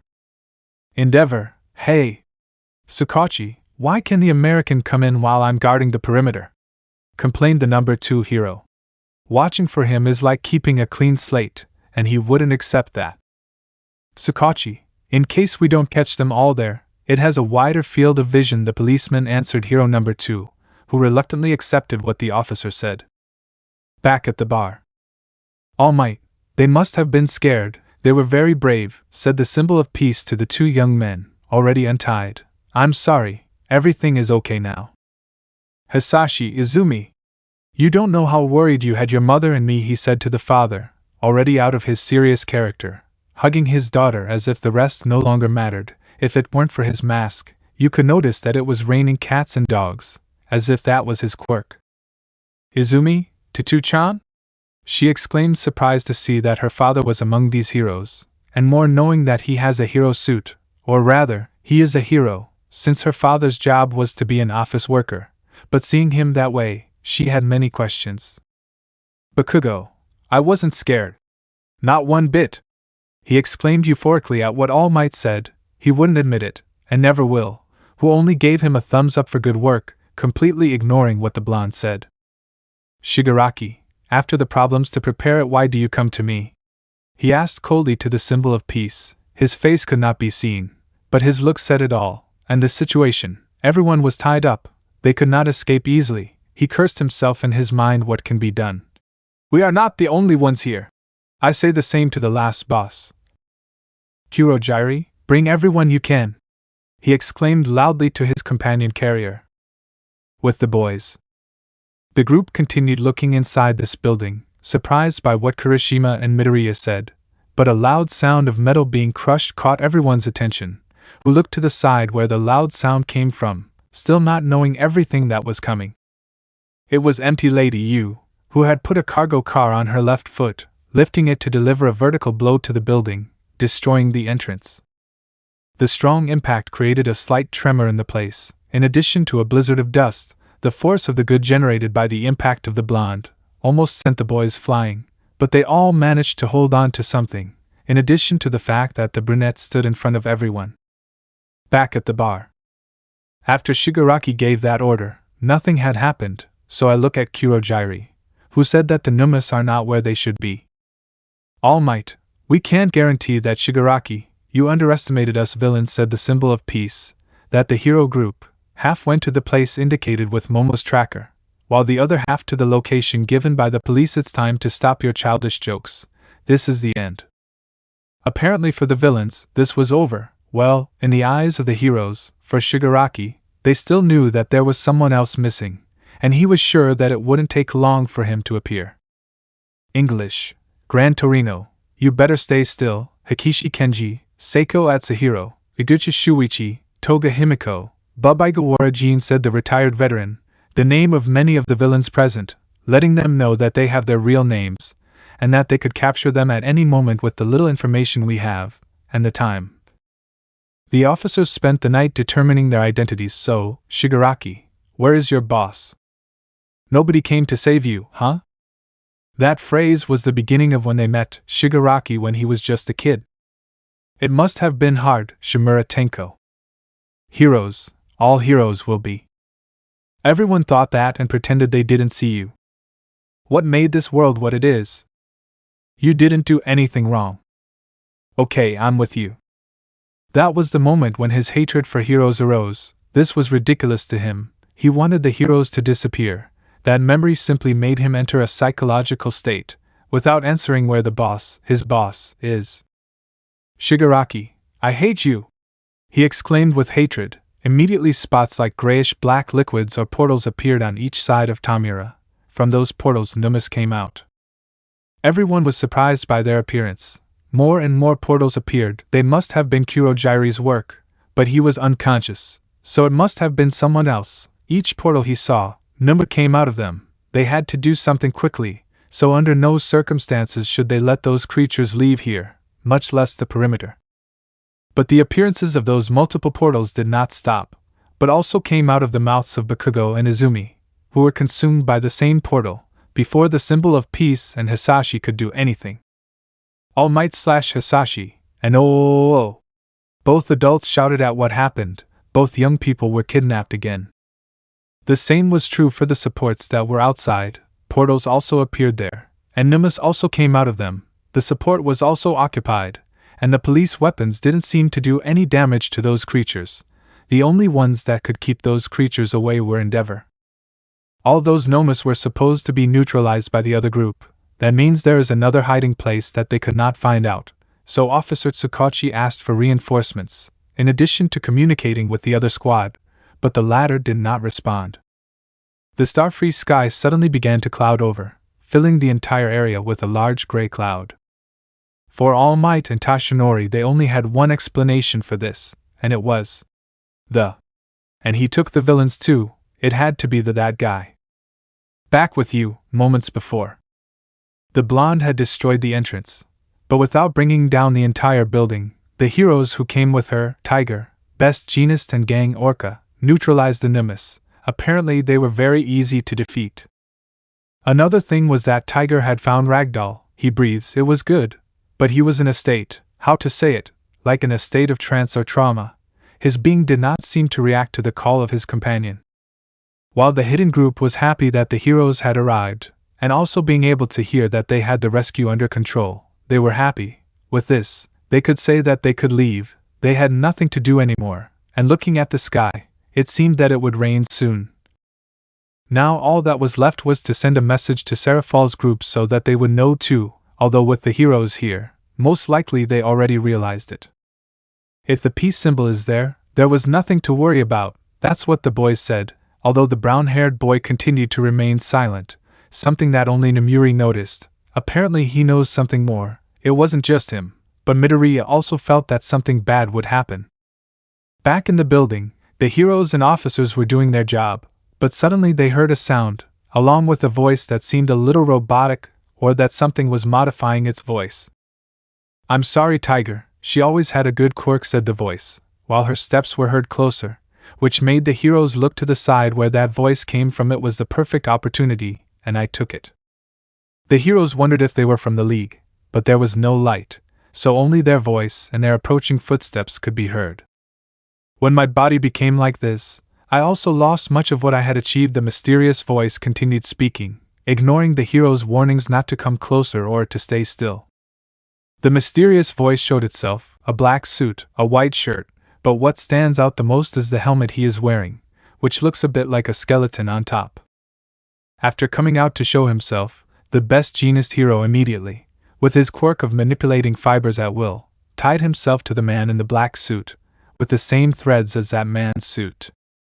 But the body of the man in the suit began to grow its muscles, breaking the bonds, releasing a light that blinded the heroes, and in the process creating a strong tremor, which caused the electricity in the surroundings where that tremor happened to go out. With all might, the symbol of peace, they fought against the Nimbus, also with the help of the rest of the heroes, while the police were in support, and Endeavor also burned those creatures with their flames. Communication with the group led by Best Jeanist was not responding. It was a disaster. The more he defeated, the more they appeared. They seemed endless. For the symbol of peace, he had to go meet him, and that explosion from a while ago must have been produced by him. He and Gran Torino would leave the Numas to the present heroes. He and the old man had a pending matter to resolve, so they would leave it in the hands of Endeavor and the rest of the Numas. Without further ado they left. And before Endeavor could say it, multiple lightning bolts fell from the sky filled with dark clouds, and they all impacted the Nomas surprisingly.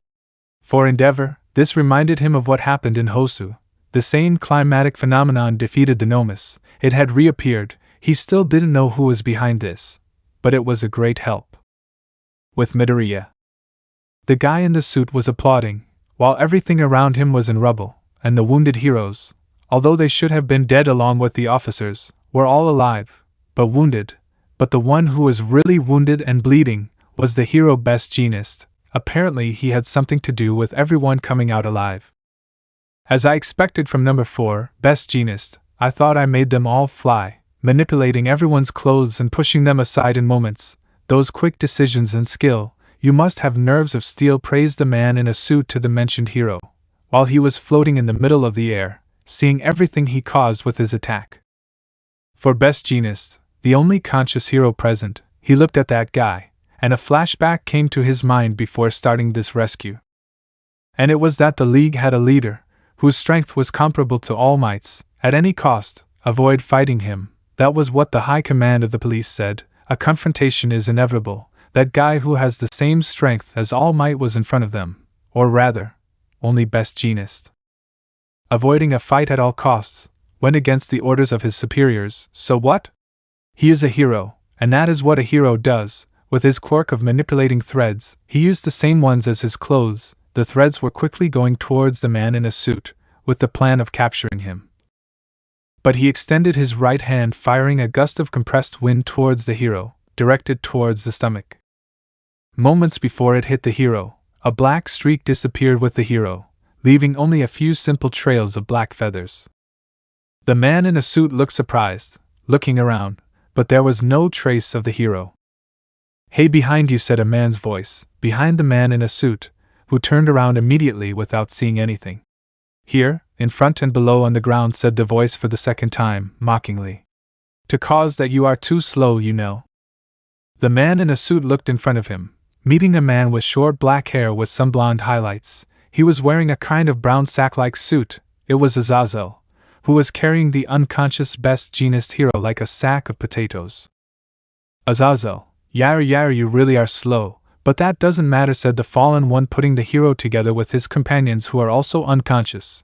"You were the one who kidnapped Bakugo's brat, weren't you?" he asked, looking at the man. "And you are?"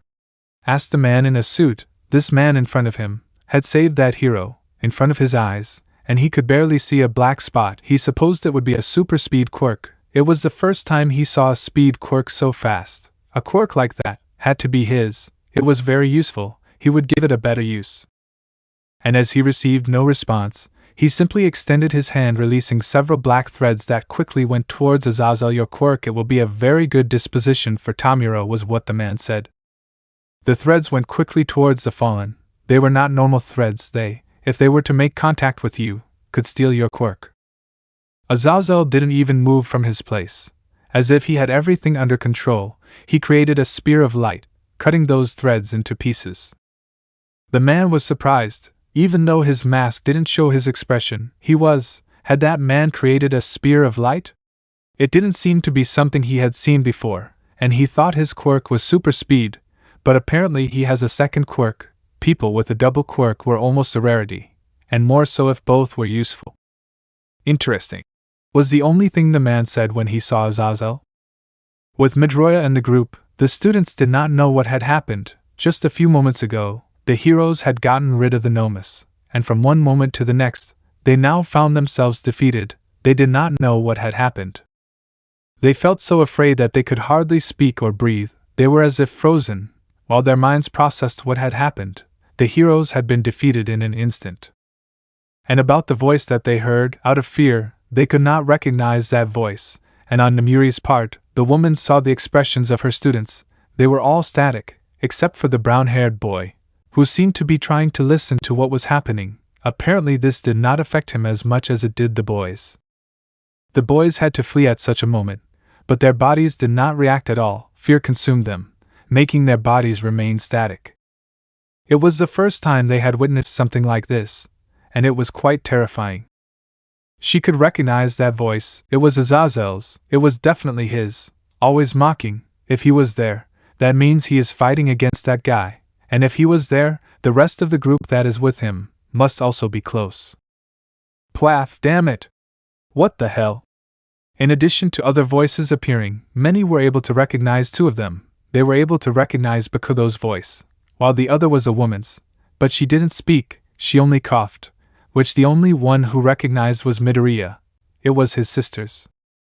Azazel was surprised that both young men appeared in front of that subject through some black spots like liquid, similar to portals at the same time. He had not foreseen that, but he would see the situation. It is clear that that man in a suit is full of surprises, and before defeating him, they had to see what he is capable of.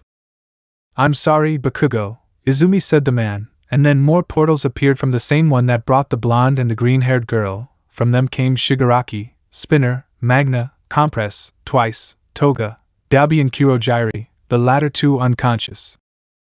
Shigaraki, Sensei, he said to the man in the suit, now identified as Sensei. Sensei, you failed again, Tamura, he said, approaching the mention, but do not be discouraged, try again. I also brought your partners. And this child, he said, referring to Bakugo, because you recognize him as an important piece. Do it as much as you need, said the man, extending his hand to Shigaraki. That's why I'm here, it's all for you. It was at that moment that the brown-haired boy, along with Midoriya and the others, came out of that wall, to show himself to the villains and Azazel, who was not surprised to see the brown-haired boy. Namuri, Issei-kun! Don't do it! Exclaimed the woman, trying to stop the brown-haired boy, but she couldn't reach it, and she rebelled too. She was worried about him, but also about the rest. It was her responsibility as a teacher. The brown-haired boy and the black-haired girl had left their hiding place, being seen by the villains, and Azazel, who didn't even pay attention to the brown-haired boy, continued watching all this in which it would lead. The brown-haired man launched himself at the man. Passing by all the villains present, he jumped to deliver a horizontal right blow to Sensei's face, cracking his mask. Bakugo was surprised to see that the brown-haired man was here, even Izumi. Namuri, we have to get the students out of here, the woman said to Azazel quickly, but she didn't receive a response back from the fallen one. Hey! Are you listening to me? Azazel, calm down, woman, everything will be fine, we have everything under control. I just need to buy a little time, said the fallen man, watching as the brown-haired man attacked the man in a suit. The fallen man, seeing one of the villains wanted to move, he threw several spears at him, but if he didn't hit him, they only obstructed his movements. Don't move, or the next one won't fail. The 7 UA students, who were still behind the same wall, which used to be a small alley, still remained motionless. They realized that the brown-haired boy and Midnight Sensei came out of hiding to fight, and that is what prevents them from doing the same.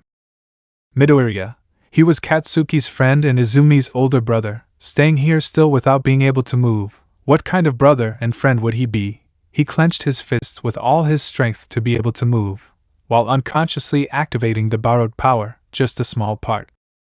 And Ida, seeing that her friend was trying to move, tried to stop him, but it was useless. The green-haired man was very fast, and because of how fast he was, he used more force, breaking the wall that hid them, showing them all.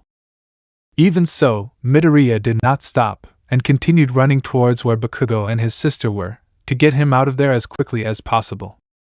Their presence also surprised Shigaraki and the others present. They never thought they would come, only the heroes tried to do something, but they continued to be obstructed by Azazel's spears of light. Can that old man take out the amount he wants? Todoroki, Kirishima, Ida, Momo and Kyoka had been left exposed, which from the beginning was to avoid fighting, but seeing how they are, a fight was inevitable, and seeing how the brown-haired man was attacking that man in a suit, without caring about anything, they could not stay still, they had to fight. With all their courage, they joined Azazel and Midnight, who took her whip out of her bag. They just hoped that with all this destruction, it would make itself known, so help would come on the way. Although this situation felt more tense than the one in USJ, they were really out of their league, but even so, they came for Bakugo and Midoriya's sister, and they wouldn't leave without the two of them. The brown-haired man, who continued hitting that sensei, with each hit he gave him, the subject seemed to harden more, so that after receiving multiple hits, he was finally able to return a hit, and since he didn't have one quirk, but multiple ones, the number of which is unknown, he has several physical enhancement quirks. So he uses it against the brown-haired man. Strength increase. Multiplies the power of its user's attacks x3. Hypertrophy. Dramatically increases the size of the user's muscles, and therefore their physical strength is also increased. With those 2 quirks acquired some time ago, he managed to send the brown-haired boy crashing into a pile of rubble. Then seeing that Tamura and his partners were in trouble, and Bakugo and Izumi were being carried by the green-haired boy, the man launched a powerful air cannon, the same one that would have left a hole in Best Jean's stomach if Azazel hadn't saved him. Several went towards the spears of light, and one to neutralize the green-haired man. It is so difficult to have the 2 airs of one for all together. He would not let what became of him in the beginning escape. The two green-haired men with or without life, that was what did not matter, that quirk would not go anywhere. A powerful compressed air was going rapidly towards the green-haired man, who saw how the villain shot something. He tried to run faster, but look at that man, little by little his body stopped again. Before his eyes, he could only see how that shot of air, which was very noticeable, came towards him, but he didn't count on someone pushing him, his sister and Bakugo to one side. At that moment everything was in slow motion happening before his eyes. He didn't know what had happened, a villain must have typed it. But looking closer, it was his father, with some kind of hero suit. The man had a worried expression, while as if he gave them a last look, his father was about to receive the same attack that would have ended Best Jeanist's life if it weren't for Azazel. Hisashi, when he hugged his daughter, had put a tracker. He followed the frequency as fast as he could, just seeing how his children were going to receive an attack. Then he pushed the boys. While he was still in midair, it was a guaranteed shot. Although the same keystroke happened a second time, someone had keyed the older green-haired boy, who left the site of the compressed air shot, and the one who did it was none other than the brown-haired boy, who was hit by the shot, going through his stomach, throwing him to the ground immediately, without reacting. Nemuri, Momo and Kyoka, seeing this, couldn't help but run to see him. They clearly saw that the shot from that man had gone through his stomach, in one side, but taking a large part of his torso with it. So only Kyoka and the brown-haired boy remain, and Midnight, the Jack's girl, at her request, did not want to tell her parents about this. She did not want to worry them, and knowing how noisy her father is, so she would ask him to accompany her home without attracting attention. The brown-haired boy offered to accompany the girl home, something that in the eyes of the adults was quite young and could not be safe, but apparently Midnight would watch them from afar, something that gave permission. Streets. The two young men walked calmly through the streets of pure houses. Both were calm, talking a little about what they felt about what happened today. On the girls' part, this was new. Not even in the USJ incident were they taken to testify about what they witnessed, until this time, although this time it was less dangerous than the attack. And on the part of the chestnut tree, he did not flinch. If he did not cause great damage, he would do nothing, but for now he had to be alert. He felt that they would see each other very soon, sooner than what awaited him. It was almost time to get to the girl's house. Kyoka asked the brown-haired boy a question. "Hey Hyoudou, what type of girls catch your attention?" The girl asked, a little embarrassed for asking something like that. The brown-haired boy thought about it for a moment, but apparently, he didn't understand the girl's intentions, while Drake, who today returned to the boosted gear, sighed at how immature his partner was in that sense. Well, at least it no longer damaged his image as a Red Emperor Dragon. To tell the truth. The brown-haired boy answered the girl's question, without much importance, while Midnight followed them without being noticed. Although the brown-haired boy knew it from the beginning, he simply let him do his job. Skip. After answering the girl's question, he had finally arrived at the girl's house, with 2 floors, the normal thing for a house nowadays. The girl said goodbye to the brunette with a smile, to enter her house, leaving the brunette alone. Well, not exactly alone, but seeing the time, it was almost 9 at night, he hadn't eaten, and seeing the time. I think they already had dinner without him, since surely the girls who went too warned him about this, so he wouldn't worry. Midnight, wow, you're somewhat popular with the girls, aren't you, Issei-kun? The woman came out of hiding to be next to the brown-haired boy. She asked him mischievously. Issei, what are you saying, Midnight-sensei?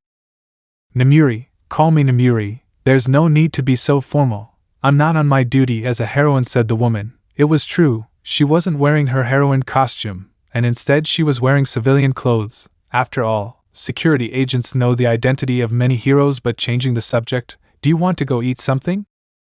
Issei, of course. Nemuri, you're inviting? Issei, this sensei. It was not known. He did not finish speaking, since a whip entered his point of vision, not a good sign at all.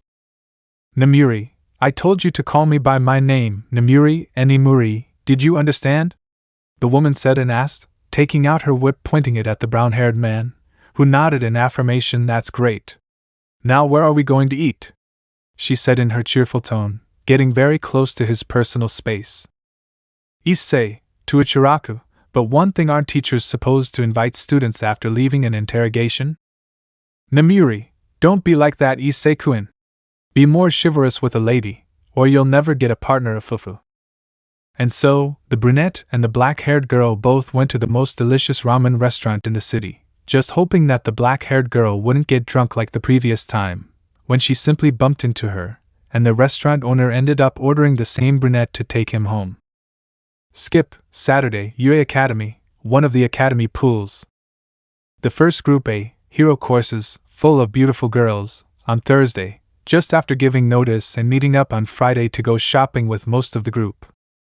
There was a conversation that caught the attention of the pervert in the room, the girls' conversation. Before going to camp, why not go to the pool before that and enjoy the water was enough to turn on a switch in the pervert's mind.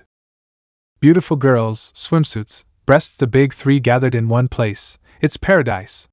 We had to take advantage of that opportunity to see the girls in swimsuits. It was the guy's idea.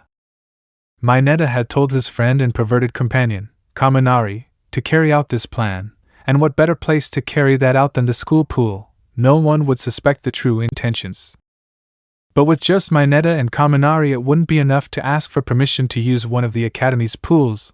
They had to bring another subject, bring the two that the teachers, like the brown-haired and the green-haired, both would help them cover up their intentions. After all, both are the ones who are on the best terms with the two supervising teachers, Azazel and Aizawa. They wouldn't suspect that they would use it to see girls, but for training or something like that, definitely, a master plan of the teachers. They only occupied the mystical seeing of the perverted deity, who with its strong and soft wind, would tear off even a piece of the girl's swimsuit, or like in the Eki manga, destroy the garment. Both perverts, filled with their flame of perversion, ran out to the pool. The light of the tunnel to paradise is waiting for them. To look more normal, they invited everyone in the room for obvious reasons, in addition to the girls. Plus ultra. The end of the tunnel had arrived. Paradise was before their eyes, but the first thing they saw was a well-formed abdomen. It was a man's, Atenia's. Both young men fell to the ground to see that the first thing they noticed was the pictures of the class president. A bad start. Tenya, finally I see them. Wow, they are slow, said the class president with only swimming shorts, plus a raincoat to cover his hair and swimming goggles. All the men in the group were only wearing shorts while they were warming up to enter the pool. But they were not at all the dish on the menu for them. No, sir, they planned this to see the girls, and you'll see it. The eyes of both perverts quickly scanned the entire place, finding that there were no girls present. Kaminari/Mineta, and the girls? They exclaimed at the top of their lungs to the group of men, since it was strange not to see any girls. Could it be that they haven't come out yet? Midoriya, oh? About them, well, it will be sen I invite you to the pool that is in Issei-kun's house. I was going to tell you that, but you insisted on using the pool, and she said that it would be better if you stayed at Issei-kun's house with the others, was the simple explanation of the bearer of the one for all to the two perverts, who did not wait, and looked at the brown-haired man with eyes that he is a first-class culprit. Kaminari, hey Hyoudou, why didn't you tell us that? Exclaimed the electric blonde, looking for an answer while shaking the brown-haired man back and forth. A masterpiece he would see, but it was not possible. Issei, well, during the permission to Azazel and Aizawa, I tried to tell them, but they didn't let me say anything. They seemed very convinced to use it, so Midoriya and I decided not to tell them. Both young perverts were left as if they were stones, while in their minds they could only think of one thing. We screwed up. Hyoudou residence, swimming pool, ground floor. In the case of the Hyoudou, the parents had gone out. They returned to Ko to take a short walk, leaving the house completely for the girls. Not only did they have a pool on the roof, but also on lower floors. But unlike the one on the roof, this one is Olympic size, simple. But the girls decided to install more accessories like slides. Things like that. All the girls in the residence were having fun, but with the invitation to those from Class A, as well as Namuri and Yu. Beauties of all kinds, Japanese, foreign, exotic brunettes, blue-eyed blondes, etc.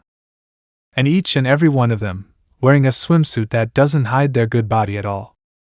For the girls who don't live in the dorm, it was amazing to have a pool on the lower floors, or even to know that there were lower floors. the Hyoudou really have a lot of surprises to give each time they come to visit the house. The brown-haired boy was supposed to invite the green-haired boy and several classmates, but apparently they preferred to use the school. Too bad, Nomuri got ready with the best swimsuit for nothing, not to mention you, who when she received the call from the brown-haired boy inviting her to this, thought she would be there. But apparently not. Well, she would see him another time. After all, they must also be having fun in the school pool. Cap 51, Wild Wild, Campamento. The first semester ended, the 3-week vacation, but before this, they had to attend the UA training camp. A break is good, after a full semester of class, but as heroes of the morning, this is for the 1-week intensive camp, summarized in one word: improve. The whole group from first grade to first grade was gathered together. Well, there were 6 people missing, but according to Azazel, they wouldn't be long in arriving. It was 6:45 in the morning. After all, everyone arrived early because of the excitement. In addition to them, near Group A, there was also Group B, as always, the blonde Monoma making fun of Group A.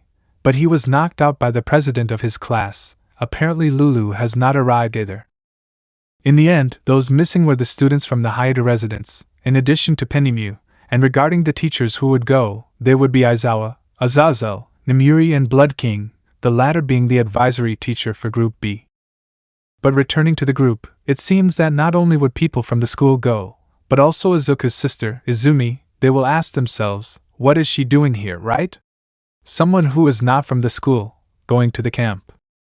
In short, since she has recently mastered a bit of a quirk, without breaking her bones like her brother, although to a lesser extent than the older green-haired boy, and since her father, Hisashi, knows the director of the school his son attends, he thought it would be a good idea for his daughter to also experience what it is like to attend the same academy as her brother when she graduates from high school.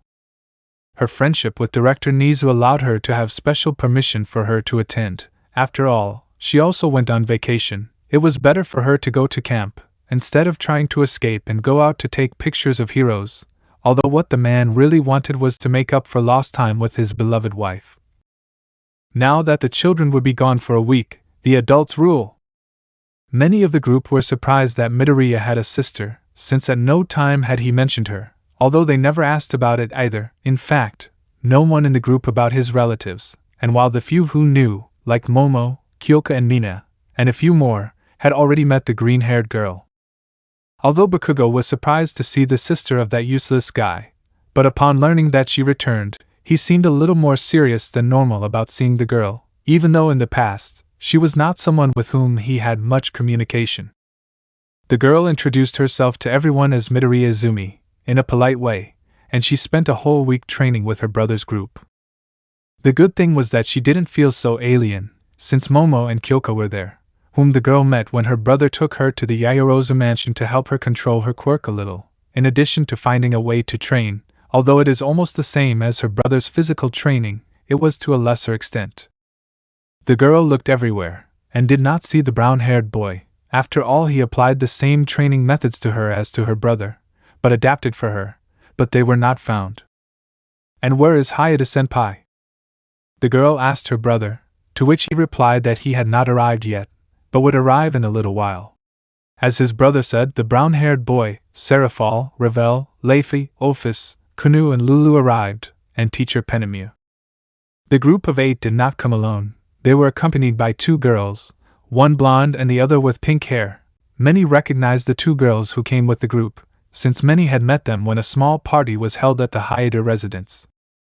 They were Celestine and Prim, the latter belonging to the management department, although they always met up with Chestnut during breaks. After all, they lived together.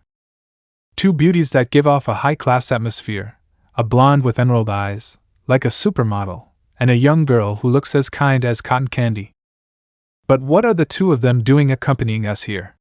Well, it seems that not only Hisashi Midoriya was able to get permission from the academy for someone outside the academy to go to the camp, thanks to Penemiu and Azazel, it seems that both of them wanted to come, and they could only get 2 permissions at most, and one had to be from Prim. Being a student, the best in her class, and she also left little Akane in the care of her mother-in-law. And about Celestine, she won this place among all those who wanted to go to the residence, and the blonde light elf came out the winner. and could possibly spend a good time alone with the brunette. The 3 special guests were told that they had the Academy's permission to come to the camp to help with some things, such as the food, since everyone present would surely be terrible at cooking. After this brief and summarized explanation of why Celestine, Prim, and Izumi will attend the camp, the group went inside their respective buses to go to the place where the camp would be.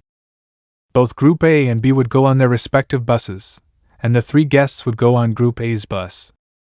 Although of the group, it seems that only Monoma was the only one who made fun of Group A. The rest of the students get along on good terms with Group A, but in a competitive way, so if at some point there is a training activity, a friendly meeting.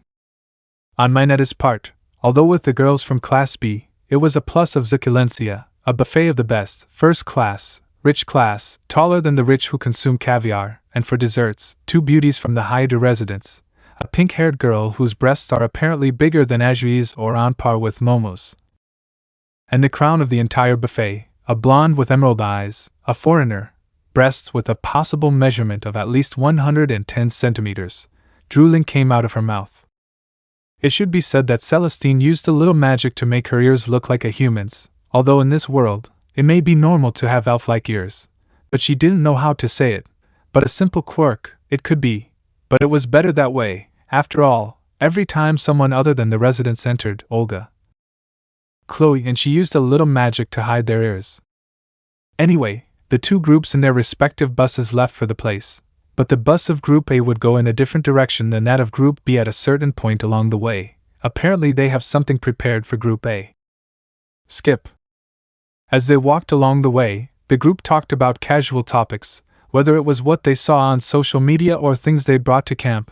But on one topic, Izumi was very excited. It seemed the unlicensed hero, Sekiryuutei, has apparently not reappeared, something that discouraged the girl, since she was never able to take a close-up photo of him with his mask to compare his armor with that of the hero Iron Man. Izumi was able to join the group of girls without any problems, so she wouldn't feel so strange during this week. The girl had brought one of her albums with photos of heroes. There were many heroes that she was able to see. When she studied in New York, heroes like the Fantastic Four, a hero in training under the tutelage of Iron Man, called Spider-Man, although he was more of a boy than a man. And about why the Sekiryuutei no longer appears, it was unknown, but those who knew, it was only due to one thing, the bracelet that the brown-haired boy wears, worn to maintain his location, and if the location was lost for a moment, Midnight was notified immediately, and the UA. And since being the Sekiryuutei, it was technically flying through the city, the speed would attract attention. There was no other option to stay home or go to Ikaraku's with Tiamat to eat a few bowls of ramen. And with the brown-haired boy, well, he was asleep, with his typical sleeping mask covering his eyes. Apparently last night was an action-packed night, and since he's going to be gone for a week, well, the girls took advantage. Well, those who weren't going to go, and for obvious reasons the brown-haired boy is now very tired, both physically and spiritually, and left Drake in charge of the house's security. But most likely he spent it sleeping, and Tiamat will do the work. Next to the brunette was Celestine. The brunette slowly leaned towards her shoulder because he was asleep, something that the blonde saw with pleasure, seeing the brunette sleep, although on several occasions when she slept with him, she saw him, but this was the first time she saw him with a lot of light. She simply smiled, giving a few light caresses to his hair that defies gravity. Despite the noise that the young people always make when the group is on the bus, he seemed to sleep like a rock. Not even an explosion would wake him up. After about 2 hours in the truck, they finally made a short stop to stretch the bones. They stopped near a hill where a large forest could be seen in front of them. The group went down to relax. They really needed this. Despite being seated, their bodies were getting a little tense. But this doesn't seem like a rest area, nor was there a sign that says so. How strange. Also, there was a black car next to them. Perhaps the 3 teachers accompanying them were plotting something? But Class B is not found. I think this was what Azazel was referring to, that they would take a different path to go to the camp than Class B. Before anyone could ask if they were planning something, the car doors opened. "Hello, Eraser," a female voice came out of the car just as the driver and passenger doors opened. That voice, Kuna could recognize it. Could it be Aizawa? "It's been a long time," said the black-haired man with a bow as a greeting. although he still didn't lose his disinterested side due to the lack of sleep. Two women got out of the car, one blonde wearing blue clothes, and the other with reddish-brown hair wearing a red dress, similar to the blonde's but not in color. In the sights with shining glances. Sharply cute and cat-like. Wild, hussy cats. They were Pixie Bob and Mandalay, two of the 4 members of the group of heroes, the Hussy Cats. Both women made an entrance with the presentation that characterizes them so much, and next to her was a little boy. A boy at the same height as Amineta, wears a white button-up shirt, short black pants, black boots with grayish soles, and a cap with horns on the front. Apparently Kuna didn't hear wrong, they were who she thought, the Hussy Cats. Well, 2 of the 4, it had been a while since she saw them. In the practices, she had had no problems, and apparently, Pixie Bob still has an aura of a spinster. Is this presentation a bit colorful? Although that's not the point, Aizawa explained that the Hussy Cats group will be with them during the week of camp, helping them watch over them and in their training. Midoriya's nerd side was not long in coming, or rather, his hero fan side, his expression full of emotion was not long in coming. Midoriya, a team of 4 people who created their own agency, they are veterans specialized in mountain rescues, and this year will be the 12th that the boy didn't finish saying everything that was missing, since a white cat glove covered his face so he wouldn't continue talking. Maybe the part about the years will come out. Pixie Bob, it was she who took the green-haired boy's face, with a somewhat desperate expression trying to prevent the boy from saying how many years they have been working. Years are important for a woman, especially when she is at an age where she should have gotten married years ago. Pixie Bob, I'm 18 at heart, exclaimed the blonde with exclamations at heart, she said threateningly, while some drops of sweat ran down her face. Mentioning years in front of a woman is a great sin, and a guaranteed ticket that you will get hurt. Midoriya, you are 18! She exclaimed with difficulty, since the blonde's glove covered her face. In addition to breathing, the woman was very threatening. You didn't have to be a yokai to notice her desperate aura. It was obvious. The woman didn't hide it on her face. Although they didn't know her age exactly, it didn't seem to be much different from Midnight's age. Kunu, Mandalay-san. Pixie-san. How long has it been? Exclaimed the kitsune, approaching the 2 mentioned to greet them. They turned to see who had called them, meeting Kunu. Mandalay-era? Kunu-chan, how long? How have you been? The leader of the Hussy Cats approached the kitsune, followed by Pixie Bob. Pixie Bob, Kunu, long time no see.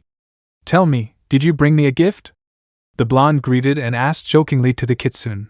The heroine looked at all the students, finding a golden fish. Figuratively, she smiled. Let's see who is among the students. It seems this camp will be able to stop being a spinster very soon. The young man who was promising to become a great hero was among these students. She had to get her claws into him before someone else got ahead of her. The group greeted the 2 heroines politely, while the little boy who came with them looked at the group seriously, with his hands in his pants pockets. The whole area that you see would be the place where the camp would be held. Well, to be more precise, at the foot of that mountain, that would be where they would stay. In addition to the cabins, despite pointing in that direction, you couldn't see that there was a cabin there, at all. Knowing the UA, every time they said something, they must have had something behind it, like the first-year physical exam, that the last place was expelled. It was a lie. Failing not to laugh at the camp, it was also a lie. The place where the group was, there was no rest sign. They were technically in the middle of a road, right next to a large forest. Knowing the academy, there was only one possibility. It was crazy if they planned to do it. Everyone probably thought the same thing. Get back on the bus quickly. There was no way they would make such a long journey. It would take many hours, quite a lot. Not even Bakugo or Todoroki would do it anymore. It's crazy. Not even Midoriya in the training he had with All Might had to travel so far. But the supernatural group didn't seem to care if they got close. Azazel had given him what they would do in the training plan. It seemed the brown-haired man, instead of training, would train a few in hand-to-hand combat. But returning to the subject of going to the cabin from what remains of the road, which is quite a lot, if not a lot, they had to return to the bus, but it seems they won't be able to. Mandalay, it's 9:30 a.m. now, said the brown-haired girl with a somewhat mischievous smile. Apparently they also know about this, and the group is suspicious if they hurry, it might be 12.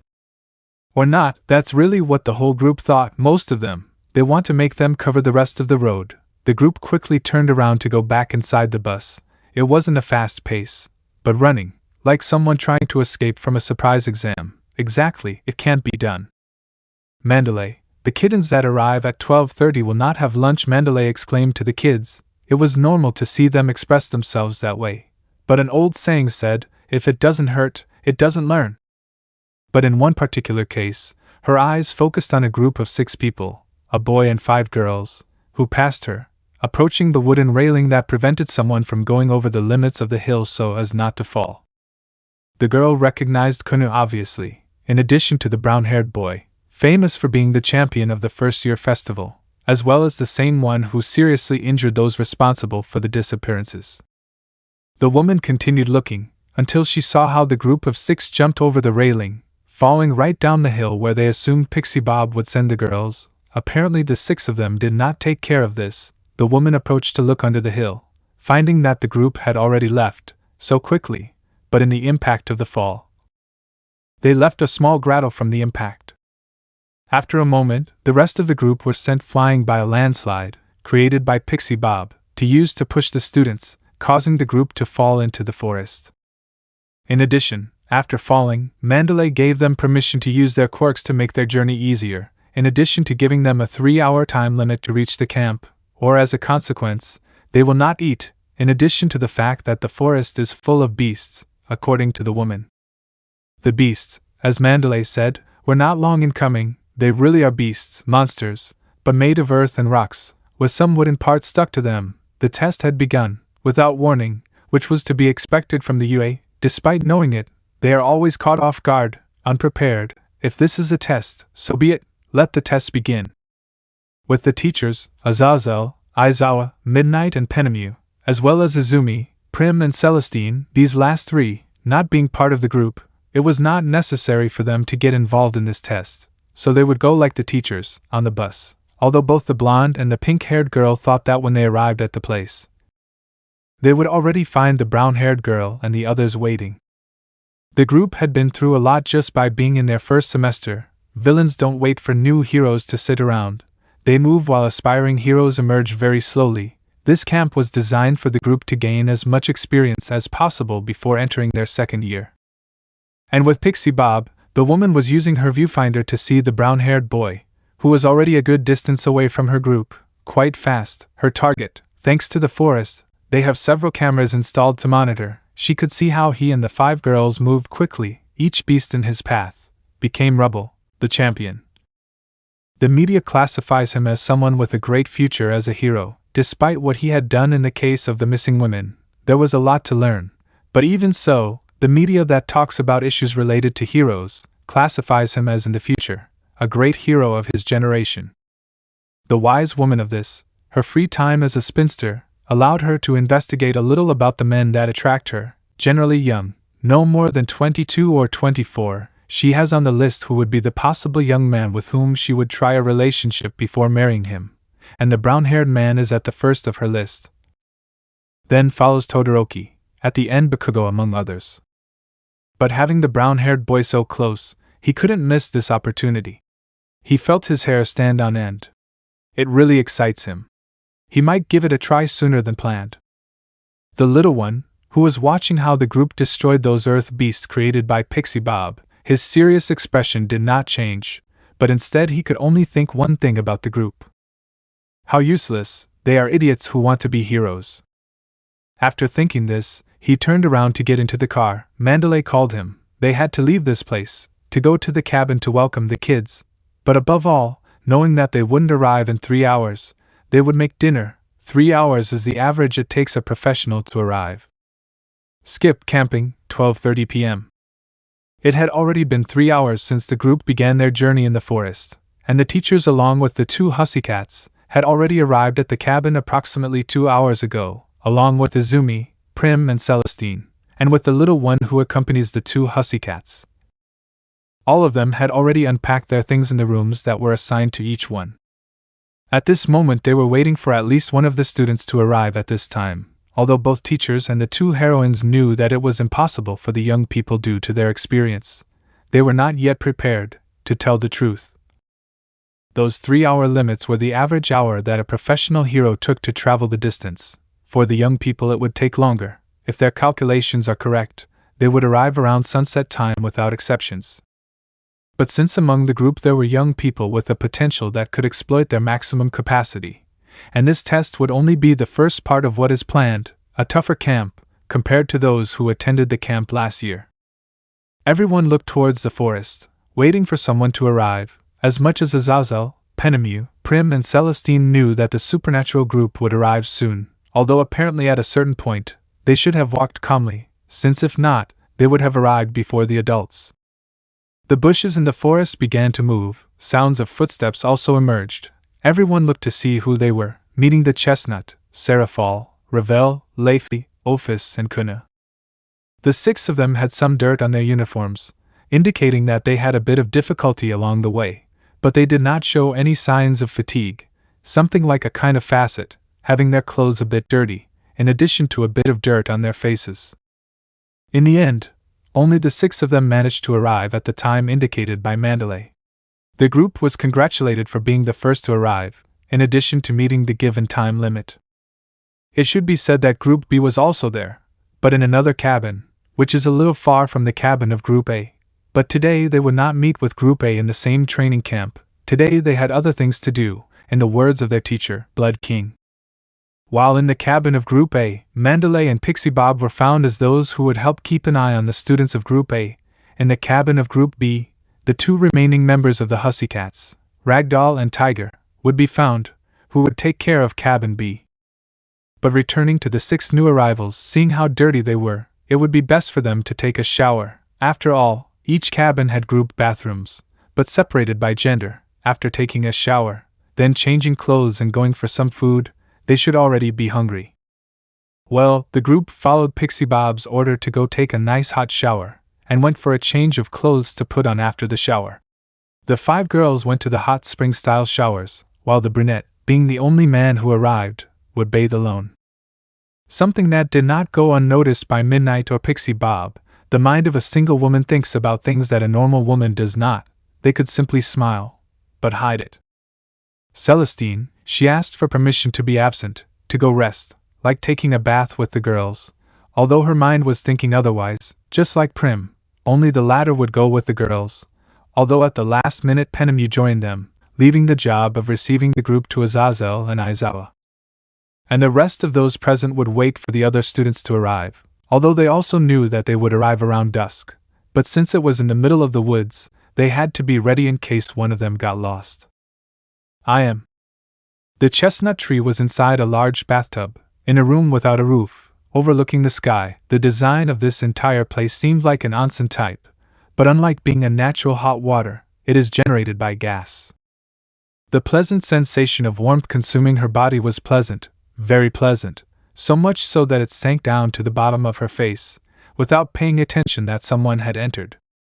Oblivious to his senses, the one who entered was a woman, with a towel covering her breasts in privacy, walking slowly without making noise to enter the pool where the chestnut tree is located. The woman was Celestine. Carefully, the girl entered the water, sitting next to the brown-haired boy, who until now felt someone near him. He looked at who it was, thinking it would be Azazel, but he was very surprised to see that it was Celestine. Issei, Celestine? What are you doing here? The girl's bathroom is on the other side, he exclaimed to the blonde in shock, although it was not because of seeing her naked, but because if someone were to see them together, they would misunderstand each other. Celestine. Can I take a bath with you, Issei? Asked innocently the girl, the brown-haired, who didn't deny it, but they weren't at home, and well, they could misinterpret, or there would be some problems if a teacher, other than Penemu or Azazel, knew it. No one will come through these sides of the cabin yet. Everyone is busy making preparations for the arrival of the rest of the students, said the girl, so there was nothing to worry about if someone passes through these sides of the corridors. They won't. Even so, the brunette didn't want to get into trouble. He put on the towel before leaving the hot water pool. To leave, one hand took the brunette's, it was the Celestine's, and in the process he slipped and fell to the ground. Not to mention that the blonde was the one who made the brunette fall. The blonde didn't waste any time and sat on the brown-haired man, her bust between the abdomen and pelvis. She didn't seem to be the type of girl who would be like that, but she wanted to have a moment like the rest of the girls had, a moment where the limits that separated them were 0 to be 1. He didn't have much courage to do it, but advice like that of Olga, Grafia, Yasaka, even Sona and Serafal, he was able to draw out some courage. Not only a man can take the initiative, a woman can too, and she can even command these types of acts with her partner. The blonde was red, the bearer of the white goddess's soul acting this way. A feeling of being embarrassed came over her, sitting on a man in this position, something obscene. She wanted, and it was the purpose of attending this camp, to be one. The girl's red face slowly approached the brunette's lips. They could feel each other's breathing respectively, with a light touch of lips. Issei, Itieto seals. The boy wanted to say that it could be for another time. Not here, he did not finish saying, since his lips joined with hers, to keep quiet, he could not let this moment go. After a moment, the girl broke away from the kiss, showing a sweet smile, while the girl's breasts were placed on the brown-haired man's chest. Celestine, Issei-san. I love you, said the girl with a smile to join her lips with his again. Every second that the kiss passed, it was increasing in level little by little, but in an intense way. In addition to the kiss, the girl began to lightly rub the lower part of her body, while she felt her waist being surrounded by the brown-haired man's arms. A kiss that lasted approximately 4 minutes. Celestine separated from the kiss, letting a thin thread of saliva be noticed, while she licked her lips, a slight sweet taste. Both felt like their bodies were heating up after the kiss. Both of their breathing felt labored. It wasn't the heat of the place that made them feel the heat, but the heat of the moment between them. It was difficult to endure this heat. Leaving it here would only make them feel the need more. A fire that was lit would not go out until they felt satisfaction. A tingling sensation was felt in the girl's intimacy, while she felt herself getting wet, despite being wet with the pool water. The brown-haired man took off the only cloth he had on, a towel that covered his private part, while the positions were reversed between him and Celestine. Now the brown-haired man was on top of the girl, both of them looking into her eyes, while each one felt the agitation in breathing between them, while their bodies stuck to the steam of the place, becoming drops of water running down their bodies. The brunette began to kiss the girl's neck, while she let out a slight moan, while her delicate hands passed over the brunette's abdomen, until one of them reached the brunette's member. It didn't matter that they were on the ground without any piece of cloth to cushion the sensation of the smooth rocks. It no longer seemed to matter, as they both continued their light, risque groping, gradually getting more intense.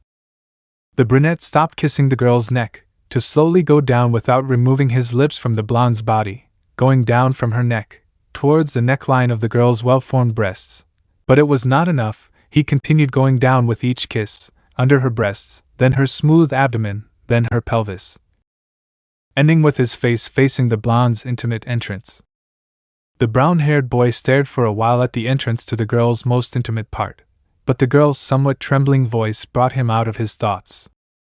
Celestine, I see. No, don't keep staring, it's embarrassing, said the blonde between breaths, with her cheeks marked with a deep red color.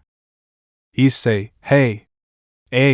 Sorry, he said when he realized that she was looking at him too much. He immediately apologized. And I am going to continue, said the brown-haired boy nervously. It wasn't his first time, but it was Celestine's, and he was nervous for the girl. After saying that, only receiving a nod from the girl to continue. He continued to slowly open the lips of the girl's entrance a little with his fingers, giving a small, soft blow on the girl's intimacy, who let out a moan. He began to gently lick the girl's intimacy. The slightly salty taste of the girl's internal fluids came out, but he kept licking. His hands took the girl's legs to keep it open. At first he licked the outside. Little by little the brown-haired man was putting his tongue inside the girl. The taste of the fluids became more noticeable. An electric sensation passed through the girl, making her back arch rapidly, while her 2 hands went to the brunette's head, taking it and making the brunette's face stick closer to her intimacy. The licking became faster and faster, while the girl tried not to stop moaning loudly, reducing it to only light moans. It had been about 20 minutes since the brunette had started licking the girl's privacy. making her feel several touches on her back due to the sensation that the brunette's licks gave them. It reached a certain point, where the girl couldn't take it anymore, and she had come for the first time since this started. She had come on the brunette's face, letting out a lot of juices from her. She began to breathe heavily. As she inhaled and exhaled air, her breasts rose and fell slightly, taking a good breath of air. But it didn't stop there. Now she felt something hard brushing against her intimacy. She looked at what it was, finding her partner's member. Issei, can I? He asked in the same way as the girl, breathing heavily, while he rubbed his member against the girl's intimacy, going up and down. Celestine, just be nice, the girl replied between breaths, giving the brown-haired boy permission to enter her most private part. The brown-haired boy hugged the girl. In the same way, Celestine hugged the brown-haired boy. Both began to kiss. She could feel something slowly entering her. A sensation of pain began to feel, like her virginity was being taken away by the brown-haired boy. The girl gave a slight moan of pain, while some tears came out. She could feel how her lower part inside her was beginning to be opened by the brunette's member. She wouldn't tell anyone, but it was different. It felt very different than her fingers in the few times she had experienced it herself before doing it with the brunette. And the brown-haired boy felt the girl's flesh walls begin to tighten, and also felt her sucking his member. After inserting his entire member, he still wouldn't move until the pain from the first time went away, while he softly kissed the blonde, intertwining their tongues slowly, an exchange of oral fluids. Now you can move, I see. The girl had calmed her pain a little, telling the brunette that he could start moving, while the brunette began to slowly take out his member, and then put it back in, but slowly, so as not to hurt the girl. Each thrust was given slowly. The girl gave very low moans, so as not to make a loud sound. The sound of the water flowing in the pool, along with the sound of the girl's slow thrusts and moans, was the only thing that could be heard throughout the pool, without even thinking of putting up a barrier to isolate the sound, perhaps because of the moment of heat that neither of them thought of the barrier. And right next to them, divided by a wooden wall, were Serafal, Ravel, Leify, Ophis, Kunu, Penemu and Prim. The 6 girls could clearly hear that on the men's side, there was only the brown-haired one, and Celestine I could hear slight moans for a while. They were slightly red, not because of the heat of the place, but because of what was happening on the men's side. Apparently, the 2 of them forgot to put up a barrier, while some couldn't help but touch herself. But returning to the side with the chestnut, to be more precise, at the entrance and exit of the onsen pool, they were slightly open. It is assumed that Celestine had closed it, but there were 2 women witnessing the entire carnal act of the chestnut and Celestine. The 2 women were none other than Midnight and Pixie Bob. Moments before, the 2 women had taken each other in the hallway, but without knowing that they would go to the same place, until when they both entered the entrance to the men's pool, both began to argue and fight lightly, knowing their objective of the other respectively. Spinster's intuition, only one could enter. Both women stopped fighting when they heard moans coming from the other side of the room. They found it strange that where they assumed only the brunette was, they stopped fighting and opened the door slightly to see who made those moans. It couldn't be the brunette, it was 100% a woman. What they found, they were stunned. The brunette was not alone, a woman was with him. Midnight was able to recognize who that blonde was. It was Celestine. The aforementioned was doing it with the brunette. That was forbidden. An underage student, and he did this. Even for Midnight he had planned to do the rest, while Pixie Bob just wanted to take a small taste before taking a big bite of his golden fish. In Midnight's thoughts, the woman could only think that for the brunette's first time, he was doing quite well, but he got ahead of them, and that wouldn't stick. But as she watched, she felt a small tingling sensation arise between her legs. The same thing happened to Pixie Bob. She couldn't speak, they just remained static. She also felt a slight warmth in her intimacy. The more she saw the act of the brunette and the blonde, she simply couldn't stop looking at them. Both women stopped looking through the slightly open door, for herself, without caring that she and the 2 were there, began to touch each other slowly with each second watching what was happening. Their hands moved alone to the rhythm of what they saw, each touch of their fingers in their intimacy. You could feel how they were getting wet little by little, until leaving a wet stain on their private clothes and on that part of their body. The breathing of both women was beginning to become agitated, and they were also beginning to sweat, yet they continued to stare. Now the liquids were not only staining their clothes in that area, but drops were beginning to fall onto the wooden floor, forming small, very small puddles. The act between the brunette and Celestine lasted a full hour, and the two of them witnessed everything, Midnight and Pixie Bob. To a certain point, the brunette had come inside the blonde, releasing for the first time a moan that she couldn't silence. The good thing is that no one at the entrance of the head could hear her. Only the girls who were in the pool, and the two professional heroines hiding behind the gate to enter and exit the men's pool. Let's see how the brown-haired man came inside the girl. Both heroines continued touching each other, seeing that. Both women came, splashing a little on the wooden floor, falling to their knees to the ground. Their legs trembled from both girls. While they breathed heavily, their clothes in that part were wet, they had to change. They couldn't allow anyone to know that they did that while they watched. They simply did it without knowing. They let themselves be guided by their instincts.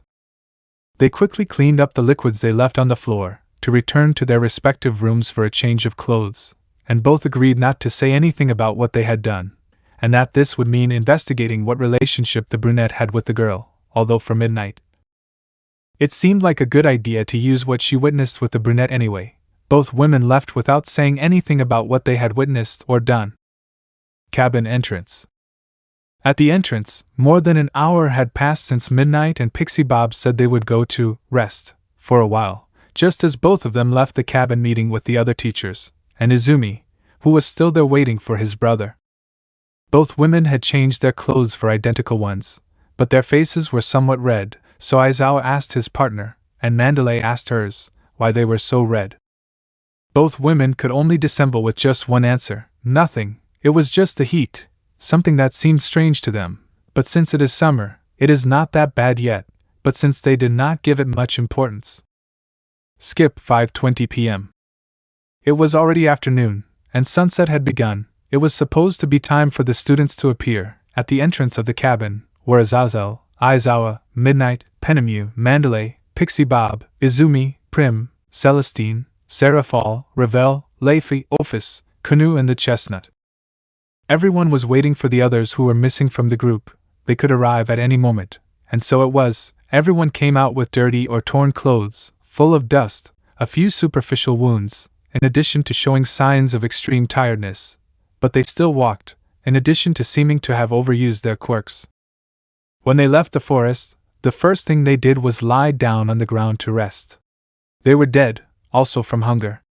"What do you mean, 3 hours?" exclaimed the group that had just arrived in Mandalay. It wasn't 3 hours, it was approximately 8 damn hours. It must be a vile joke to arrive in 3 hours.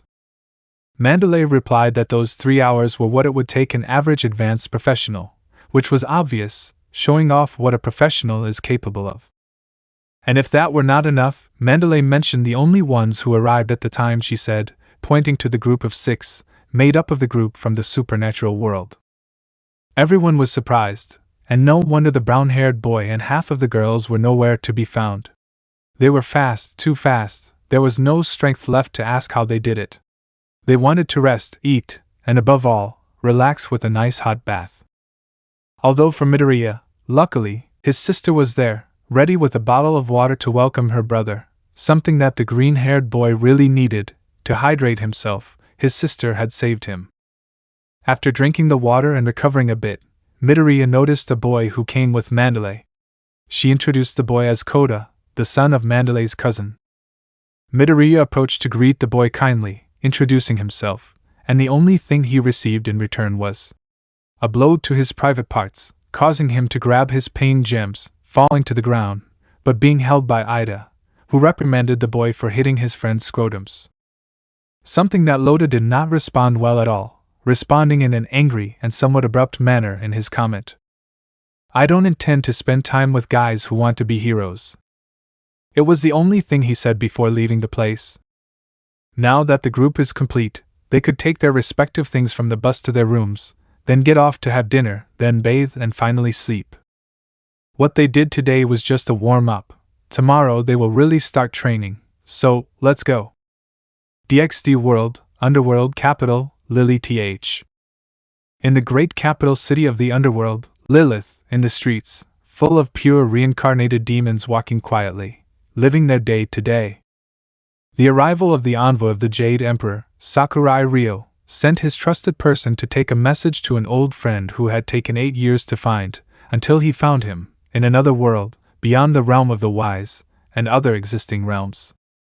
It had been several days since the envy arrived, but it took time to find clues as to where that monkey was at that moment. He was in this world, which he managed to find out is the underworld, but despite sending her to this world, he did not know exactly his whereabouts.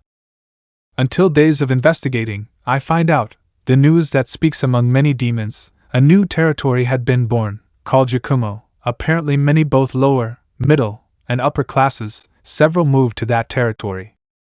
It's obvious, Yakumo, there was only one person with that name, as well as images that prove it. To find the monkey, you had to go to his territory, the Yakumo territory. The hooded man among the entire crowd in the USA Plaza, in the capital, took off his hood, revealing long blonde hair, big blue eyes. Xiaochun, known as the Saint of War, in addition to being the right-hand man of the current Jade Emperor. The girl smiled, taking a cell phone out of her pocket, to start taking some selfies? With the Esto en Otro Mundo and the Inframundo, some good selfies before going to the Yakumo territory and delivering an important package to the monkey. It had been a while since the last selfie she took, and surprisingly, she has a signal from her world even here. She shouldn't waste the opportunity. Chapter 52, Camp Part 1. Take your things to the rooms assigned to each one, then go down to eat, and finish with a nice hot bath and finally sleep, were Aizawa's direct and simple orders to the students. Well, in the end, most of the group arrived at 5 in the afternoon, just at sunset, a good start as the first day of camp. Tomorrow would begin with the training of their quirks, improving their handling of them. After the students took their things to their assigned rooms, they all went down to eat. Apparently, they had prepared a lot of food waiting for them. Apparently, they knew they would be quite hungry. Donkatsu, carriage, gyoza, miso, small slices of beef cooked 3/4 full, salads. Everyone ate in a group, along with the 3 guests, who also ate, and apparently, Celestine seemed happier than before arriving at the camp. Everyone ate to regain their strength. Not even classes had made them feel so tired, and now that they had strength, they asked the group of 6, made up of the supernatural group A, about how they were able to arrive so quickly, and that they were only a few minutes ahead. The group could only say that they were sliding ice sabar with flamethrowers as propellants on an ice track that Serafal was creating. It was just that something simple, but it is theory and logically it is faster than running on foot. And about the land beasts, the most logical thing is that the chestnut destroyed it on the way. Another thing, about food, the hussy cats would only make food today, and the rest of the camp week, the students would make their own food, the normal thing in a camp, for the students to learn how to make their own food, while the 2 members of the hussy cats served food to the students, but at the same time with the help of the brown-haired Prim and Izumi, since as those who arrived early, they had already had dinner, so as they are full, it would be better to move a little, but they still ate a little of what was prepared by the 2 heroines. Koda, the little one, still seemed to be reluctant in front of the group, simply gave a somewhat serious look and then helped his aunt by taking a box of vegetables to the kitchen.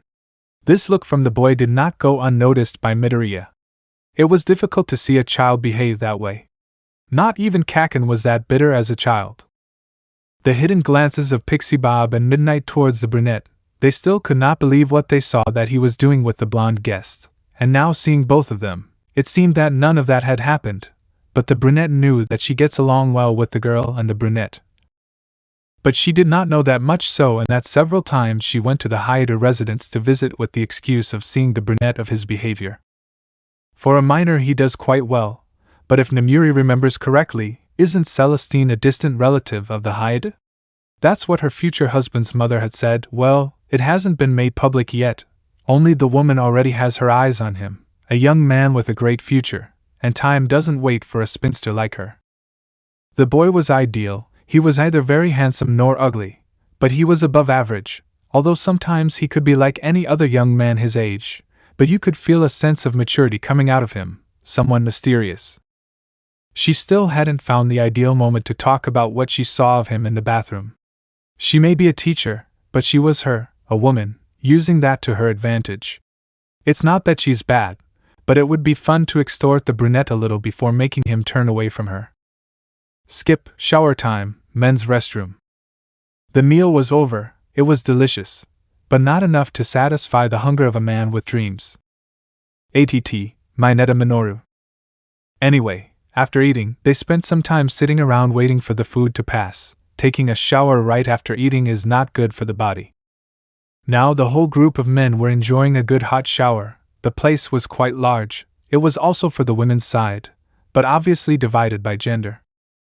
The brown-haired boy is also among them, but apparently Tenya is telling him about something, about his brother.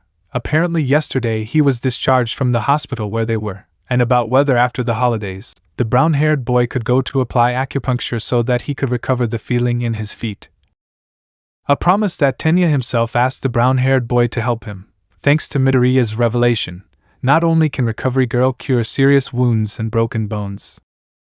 Something that the brown-haired boy stated that he would go after the camp, making the class president happy. After all, a little visit wouldn't make him lose his chance to participate in the raiding game tournament. And the moment for Mineta had arrived, the little pervert was in front of a wooden wall. On the other side is the Shangri-La of every man. All the men heard Mineta say that, and wondered what he was talking about. The purple-haired boy pressed his ear against the wooden wall, managing to hear the girls' voices. Not only was there the group, but there were also Prim, Celestine and Penemu. The latter two were the adults who were there. Something normal since they both also live in the Hyoudou residence. Something that even though she is a teacher, does not prevent her from getting along. But that is not the case for Mineta. But the girls' breasts, looking at them without clothes, with traces of wet on their soft skin. Saying that the girls were on the other side was something that would have taken any man by surprise. Well, most of them. Not separating bathroom hours was an accident, a beautiful accident waiting for someone to cross to the other side. A temptation that would make any man succumb, but they were pulled out of their bad thoughts by Tenya, who reproached Mineta for doing something like that. Being an aspiring hero, it did not reflect the spirit of the UA.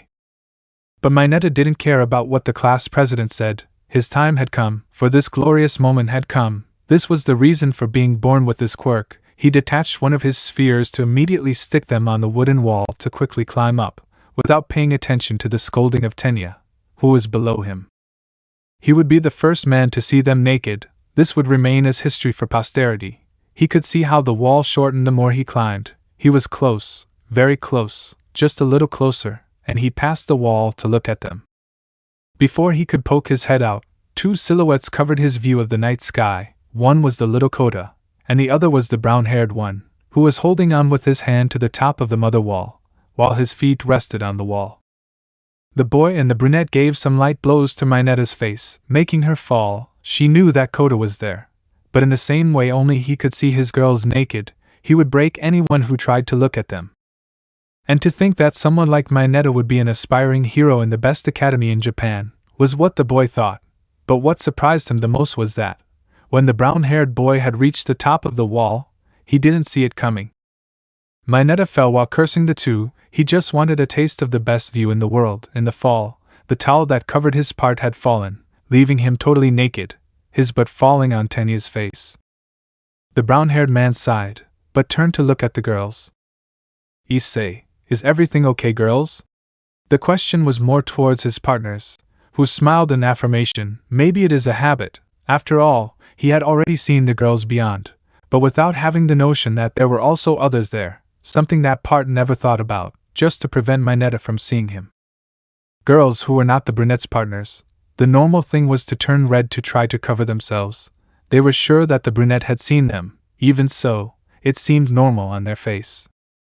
A scream from the other half of the girls present threw their bodies into the water, while they grabbed anything near them to throw it at the brown-haired boy for looking this way. Even though he had helped Kota take out Mineta, that was no excuse.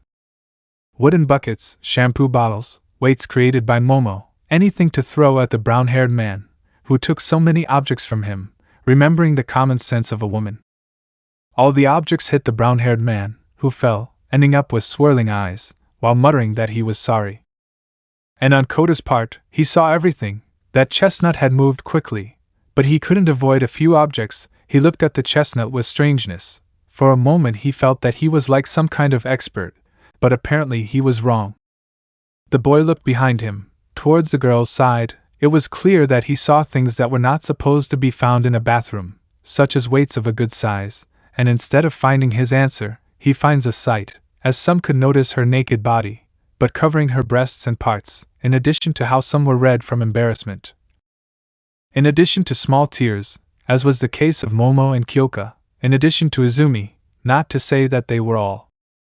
The boy, seeing such a sight, could not help but blush, and he stepped back.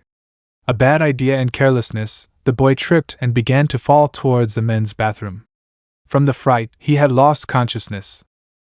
All the men saw this, and the only one who managed to act quickly was Midoriya, who activated his quirk to move quickly, managing to catch the boy before the hard blow was dealt. Two unconscious people, they had to be taken somewhere other than the bathroom. If I remember correctly, this place had no medical rooms, only equipment, so the most normal thing is to take them to the people in charge, in addition to the fact that their 3 teachers were busy discussing tomorrow's training. It seems they are making some last-minute changes, so the only ones available would be Mandalay and Pixie Bob. Yes, the green-haired boy would take both of them with them, but not before covering the brown-haired boy on his part, in addition to the fact that they would need 2 people to carry him, with Kirishima and Todoroki offering themselves. Office. The brown-haired boy was lying on a sofa, just his size. After being taken there, he still hadn't woken up, and after leaving him there, Kirishima and Todoroki left the place. The only one left was Midoriya, who took Kota. As the brown-haired man and Kota were lying on different sofas, although a certain blonde didn't take her eyes off the brown-haired man, he only had a towel tied around his waist to cover himself. Apparently they forgot to cover him properly. The brown-haired man was marked, but not with accumulated muscle mass, a thin marked, a lot for being a 17-year-old. It was something surprising, but above all, he also has a tattoo of what appears to be dragons in the form of infinity, on the part of his right shoulder, back, almost on his back. So young and he already has a tattoo, although looking closely, it was a good combination. Naked, with just a towel on, he was easy prey to try. The Pixie Bob spinster instincts invaded the girl. The more she looked, the more she wanted to touch and feel the brunette's body. It was just a little groping, nothing more. It's not against the law. He's almost older. Without paying attention to her surroundings, she stared at the brunette. Mandalay. She fainted from fear of falling, said the brown-haired woman, now without her gloves and helmet with cat features, sitting near her nephew. Thank you. The woman thanked the green-haired man, who was also alone with a towel. Eraser had told him that there was one of them who was very lustful, so he sent to watch him, even though Azazel said it wasn't necessary. Although he couldn't blame the pervert, the girls of today look more developed, compared to when Mandalay was at that young age. The woman placed a cold towel on the unconscious little boy's forehead, while looking at the little boy with somewhat nostalgic eyes, but for Midoriya, knowing that the little boy was fine brought a sigh of relief. But at that moment, what Kota said in the afternoon came to his mind, his hatred towards people who want to be heroes, so he asked Mandalay, who is the boy's aunt, should know. Kota thinks badly of heroes, doesn't he? It was strange to think that a boy like Kota's age would think that way. Midoriya, who was always surrounded by people who wanted to be heroes, was strange. Mandalay, upon hearing that, only gave a sigh of tiredness to close her eyes, and for Pixie Bob, who was looking at the brown-haired boy, still unconscious, she also heard the green-haired boy's question, coming out of her thoughts. The blonde was the one who answered before the brown-haired girl. Kota's parents were heroes, but they died in the line of duty. It was the only thing the blonde said, giving a somewhat sad look. In the same way it was Mandalay, surprising the young man. Shino, Mandalay, could not help but show a slight expression of sadness. She and Kota were the most affected by that loss. It was like 2 years ago that this happened, while the parents were protecting civilians from a villain. For a hero, dying protecting is a respectable and honorable death. There was no other great sacrifice than that. But for a child like your son, he doesn't see it that way. He barely understood what was around him. His parents were all around him. He couldn't say that his parents died. It was too much for a boy his age. The woman still remembered how the boy was. She was his only relative in this world. She could only hug the girl, while in front of them on individual stretchers were the bodies of his parents, covered by a white cloth. The little one could only say one thing while tears came out of him. My parents left me. Even though society says how wonderful it is to be a hero, for Kota it is not like that, even though she and her companions, for him, are just people that he does not like, just because they are heroes or heroines in this case. He has nowhere to go, Shino is his only family, his aunt, he has nowhere else to go, for the boy, heroes are just unpleasant people. Midoriya, who listened to everything the woman said, couldn't help but remember what Shigaraki said at the mall. He didn't know what to say, so many different opinions, one after another. It must be difficult for the boy. A voice brought everyone out of the room, seeing that it was the brown-haired man who spoke. Apparently he had woken up and heard everything the brown-haired woman had said. He got up to sit, even though he only had a towel around his waist, only covering his private parts. Issei, it's not easy to tell him the truth, said the brown-haired man seriously. Losing loved ones, he understood it very well, he had experienced it. It was a pain that cannot be compared to physical pain, he couldn't tell those present. Midoriya, Issei-kun? Did you hear everything? He asked, surprised, since what his friend said, it seemed to him that he had heard everything. The brown-haired man simply nodded in affirmation. Issei, this Mandalay-san? He mentioned the name of the leader of the Hussy Cats. Shino, yes? She answered to the call of the chestnut. Issei, people cannot return to life, said the human reality to the woman, who simply lowered her head, as did the rest of those present, but instead in the supernatural, despite having a possibility, there was a cost in reviving a person. Human life is short, they unlike beings outside the natural like him. Each human lives his day as if it were the last, afraid of being that every day is his last day of life. Paying one life in exchange for another's life. There are lives that can be recovered, but others cannot. Nobody knows exactly what one feels, one can only get an idea. Not everyone can support in everything that is needed, but we can all try to carry with that person a part of the pain. Kota is not a bad boy, always stay by his side, you are the only family he has left, he needs you was the only thing he said to the woman. It wasn't many words of encouragement to ease the tension that arose from the mention of Kota's deceased parents. But the words of the brown-haired man directed towards the brown-haired woman were not much, but no one but her knew the simple meaning. She was like that from the beginning, but the woman could not help but look into the eyes of the brown-haired man. Something in his gaze seemed like that of someone who lost something important. He is still young, he still has a long way to go before knowing the truth about what happened to his parents. It is not easy to tell the truth to a child, and even less so about his parents. A lie may be bad, but in these conditions it may be better to lie until the time comes to tell the truth. Everyone present knows that losing a loved one is not easy to process that pain. The woman simply smiled, to give a slight bow in gratitude. Although she knew that the brunette was trying to calm the atmosphere of the moment, she noticed it, as the brunette's hands came together, noticing a certain application of force. Ryuko, Pixie Boy, the blonde, was surprised by the brown-haired boy's expression. He seemed so mature, very different from what he showed when he was with his group. Apparently he is not just a simple young man, feeling that the only ones who are really minors among those present are only Kota and the boy Midoriya. The brown-haired boy stood up. It was time to go back. Besides, he needed to put on clothes. When he stood up, the towel that was around his waist covering his private parts had fallen to the floor. It was not the best for that moment. The atmosphere of maturity that surrounded the chestnut had disappeared for the three present at the moment of falling his towel, leaving him technically naked. The towel fell in slow motion before the eyes of the two heroines and Midoriya, who also slowly opened their eyes. The white towel had fallen to the floor. Midoriya looked to the other side. This was too uncomfortable on the part of the two women. Both simply covered their mouths from the impression, as well as their eyes, although they left openings on purpose to see more Ryuko, for God's sake. Besides that, both were blushing from embarrassment at seeing this. The brown-haired boy, noticing the state of those present, tried not to look at him, and felt a chill beneath him. He noticed that his towel had fallen off and immediately covered it, letting out a scream. Kayuya! The brown-haired boy screamed as he picked up the towel to cover himself, but the scream managed to call one of the three teachers at midnight, who was just passing through this hallway. It didn't take long for him to enter the office where the scream came from. Finding that Midoriya only had a towel on, and looking the other way, the two hussy cats were trying not to look at the brown-haired boy. She could see how the brunette only had an untied towel covering his part. The woman couldn't help but let a trickle of blood come out of her nose. Namuri. Era, Issei-kun! She exclaimed in shock, while flirtatiously looking at the brown-haired boy to see how he was doing.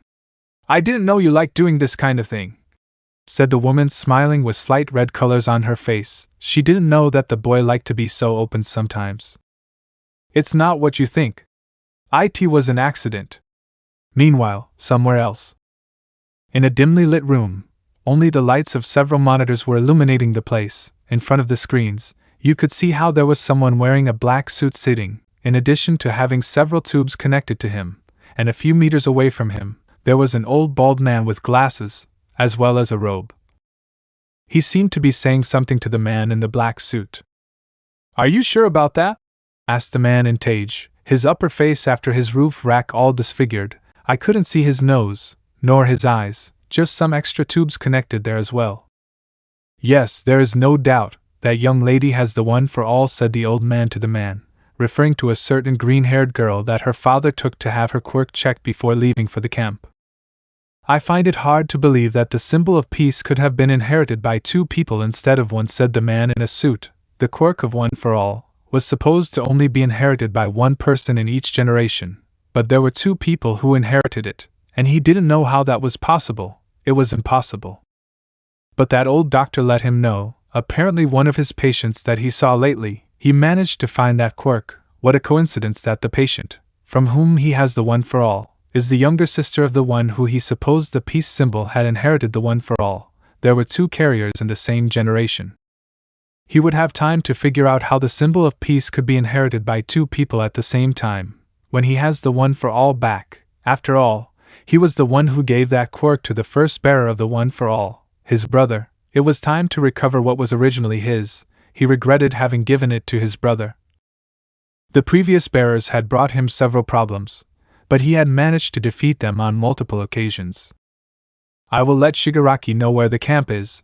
I will give him a few extra tasks, said the man, who with his sources was able to find out the location of the camp.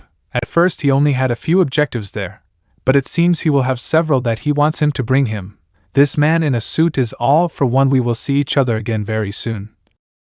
Shimura's disciple Tashinori Yagi. Skip next day, day 2, 5:30 a.m. The second day dawned. Everything that happened yesterday in the Hussy Cat's office, no one would say it. They would try to take things as if it had not happened. A new day had arrived. Group A was all awake, or so they tried. There were still traces that they had not fully woken up. They still had a desire to sleep.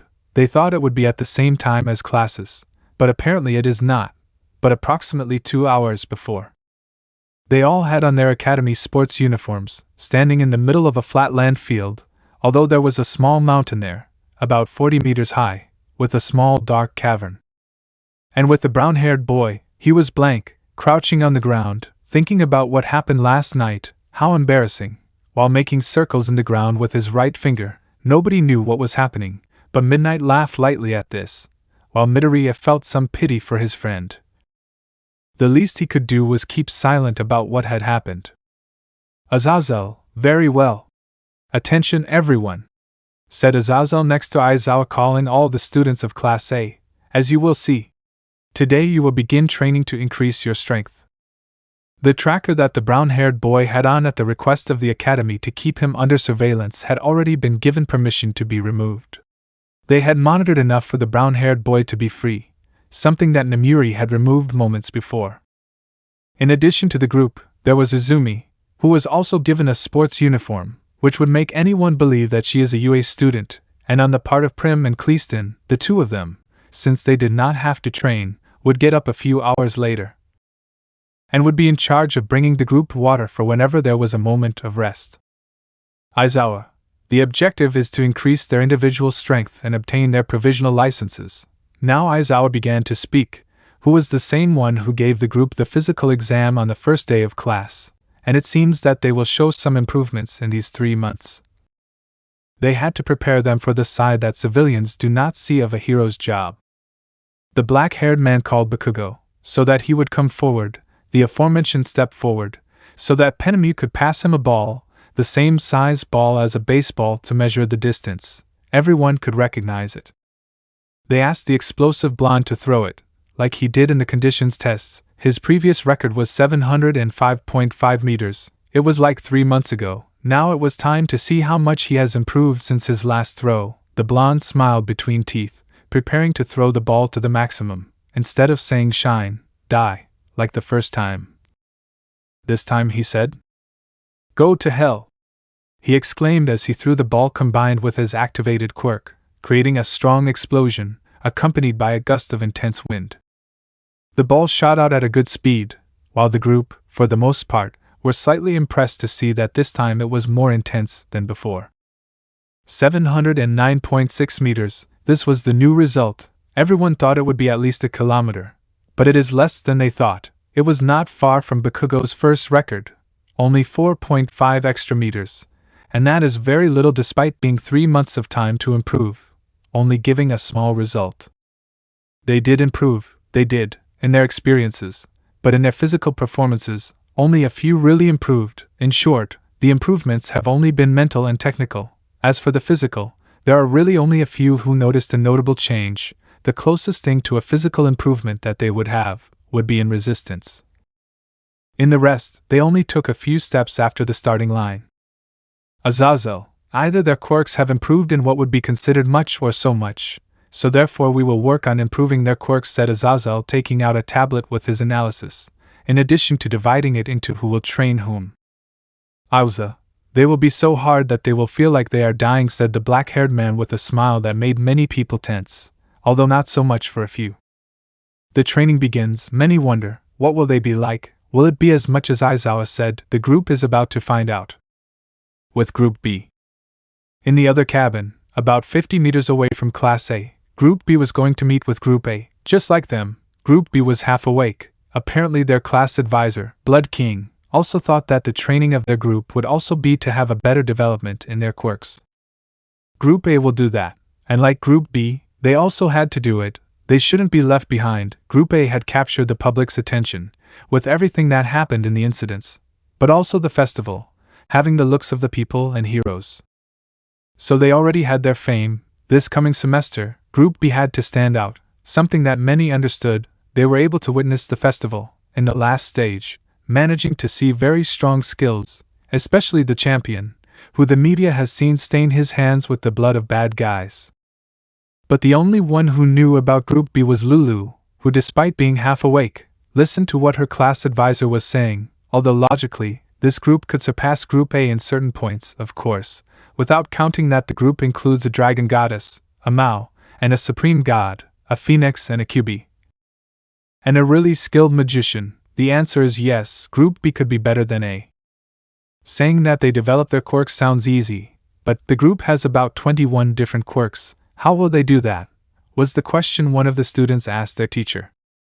The answer is simple. You just have to use your quirks to the fullest. You have the permission to use your quirks. After all, this is what the camp is for, to train and improve. The more you use them, you can improve your handling of them. There is a saying for this. Practice makes perfect. The more you use your quirks, the stronger you become. And if you don't waste them, that is, the group only had to do one thing. Break your limits, exclaimed the hero Blood King in a super cool pose before his students. His objective was clear. Even if he is a mature adult, the competitive spirit will always be young. The group left the forest, to arrive at the same training camp where Group A is located. Break their limits. It was a clear message, train until exhaustion, which alarmed the entire Group B. It would really be difficult. Their teacher showed how Group A was, since he knew they would be training, finding a scene that did not seem like training, but hell itself. Bakugo had his hands in a large bucket of water, then took it out and created his explosions, using the water to expand his softness to create explosions that increased the power of his attacks. The same was true for Ravel, who did the same thing as Bakugo, but it seems that the explosions made by the Phoenix are slightly stronger than Bakugo's. Upon seeing this, the aforementioned could simply do one thing: get angry and try to create more powerful explosions. On Todoroki's part, the boy changed the environment around him, while Kunu released her blue fires, and Seraph all her ice. The boy had to find a balance between their opposite element quirks, which the only time he managed to find the balance to use both sides to the fullest was at the festival. After that, he could never do it again. And in this training he could use it to find the point of balance, neither cold nor burned. Ciro, the boy with the ribbon elbow, produced ribbons non-stop. In this way he would increase his ribbon capabilities, such as speed and strength, something that the boy's face showed was quite painful. While Kirishima and Ojiro were fighting using their quirks against Ophis, who was with her dragon claws and dragon tail, countering their attacks as if it were nothing, something that would be good training to increase her quirk and physical capabilities. Kaminari Denki ran his current through a battery, to better handle large amounts of electricity, to increase his limit to where he could go with his charges before temporarily frying his head.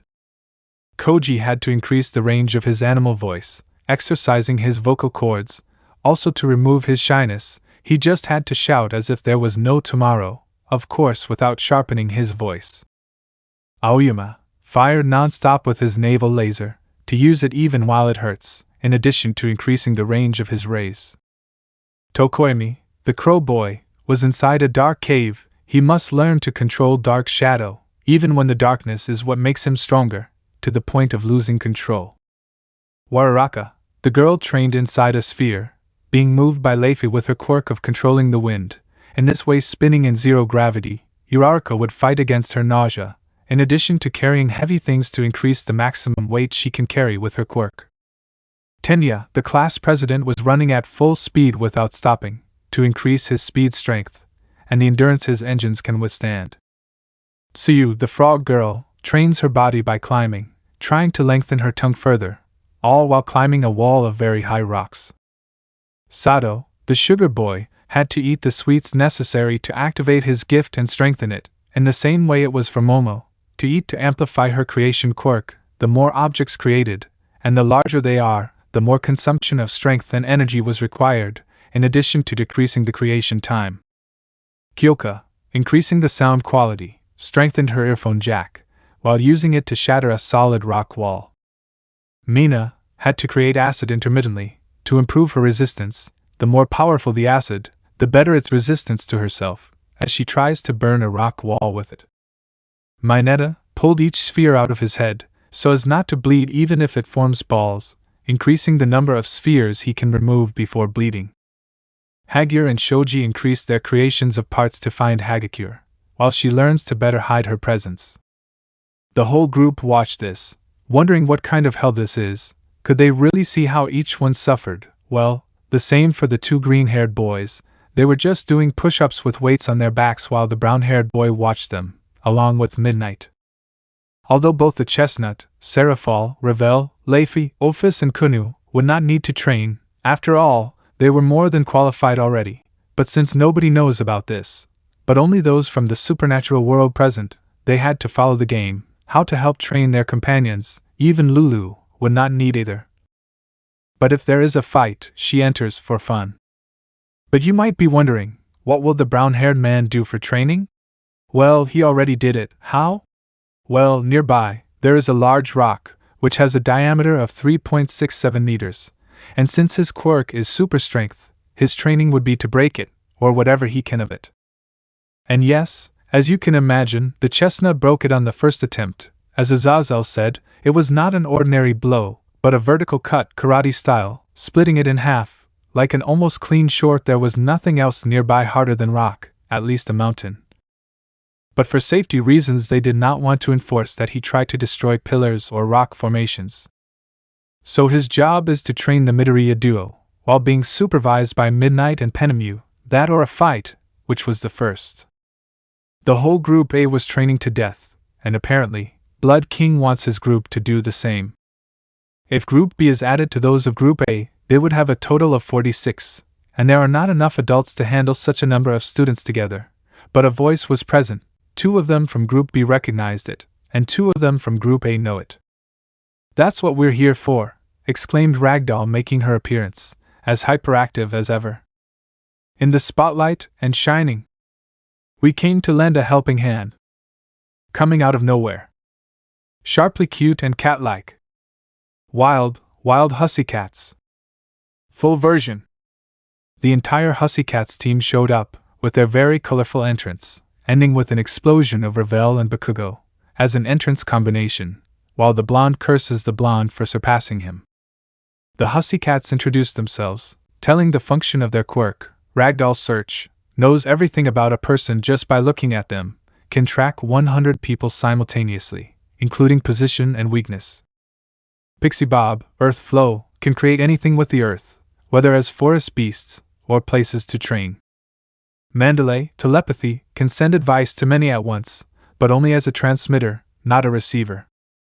And finally Tiger, Flexible Body, he will instruct in hand-to-hand combat, attacking, hitting and kicking, an expert in hand-to-hand combat.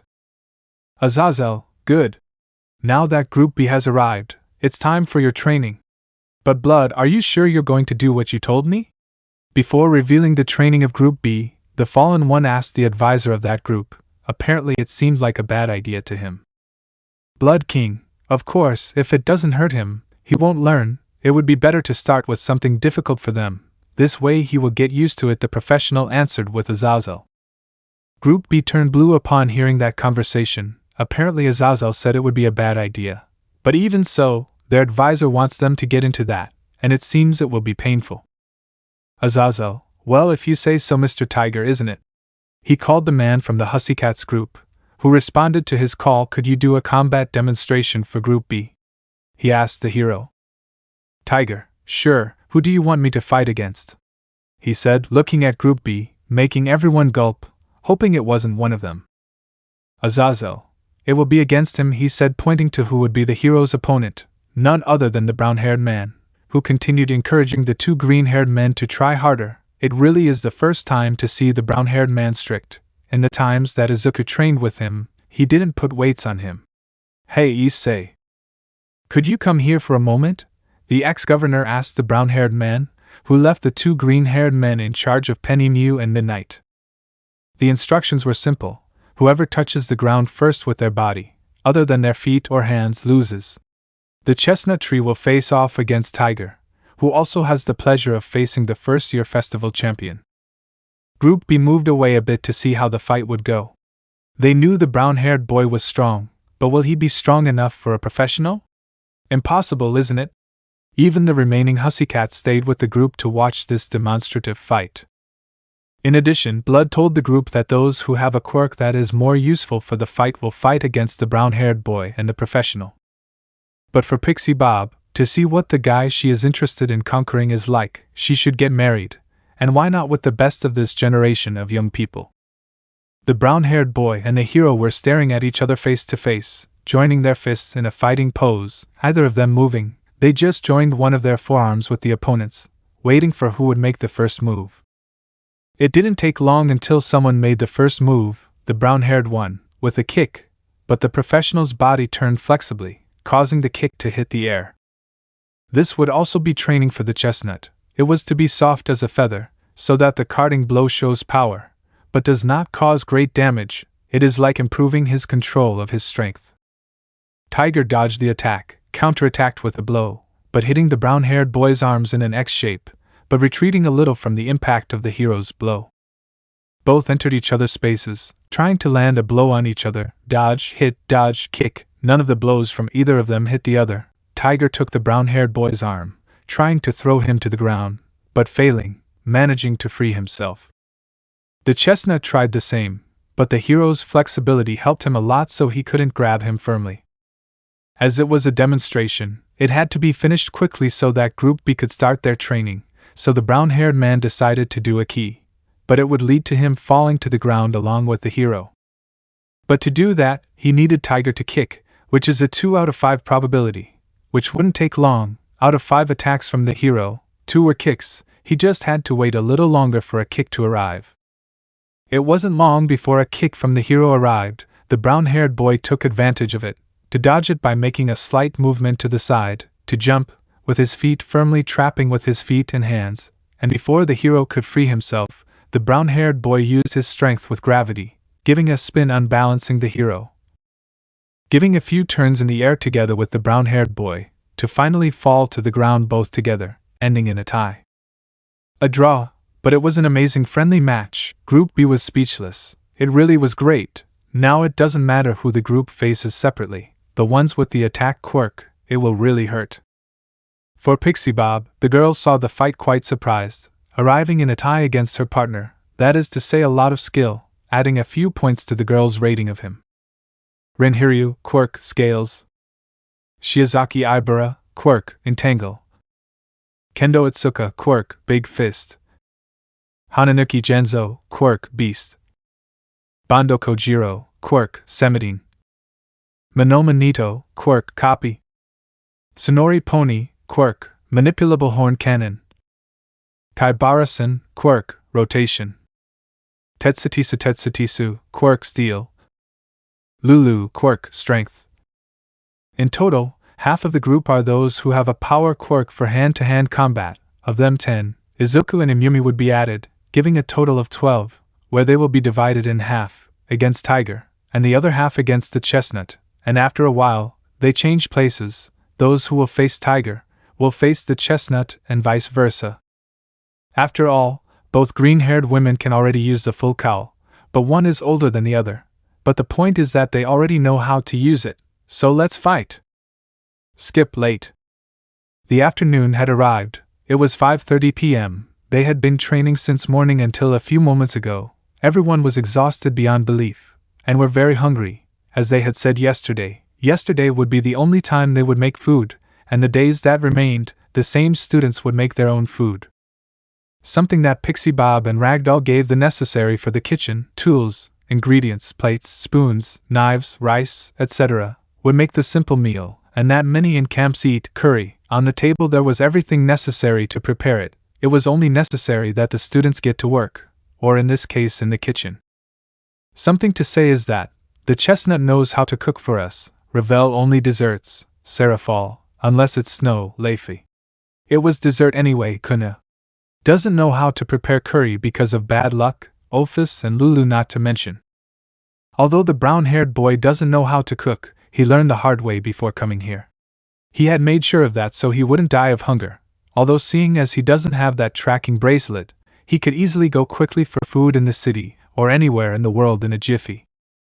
But she had nothing to lose by trying to cook. After all, she ate like 3 daughters of recipes to learn how to cook those dishes.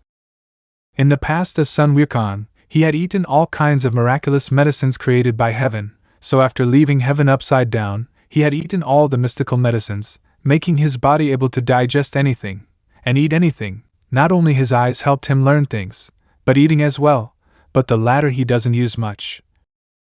Since how the hell do you see yourself eating a book? It looks pretty weird.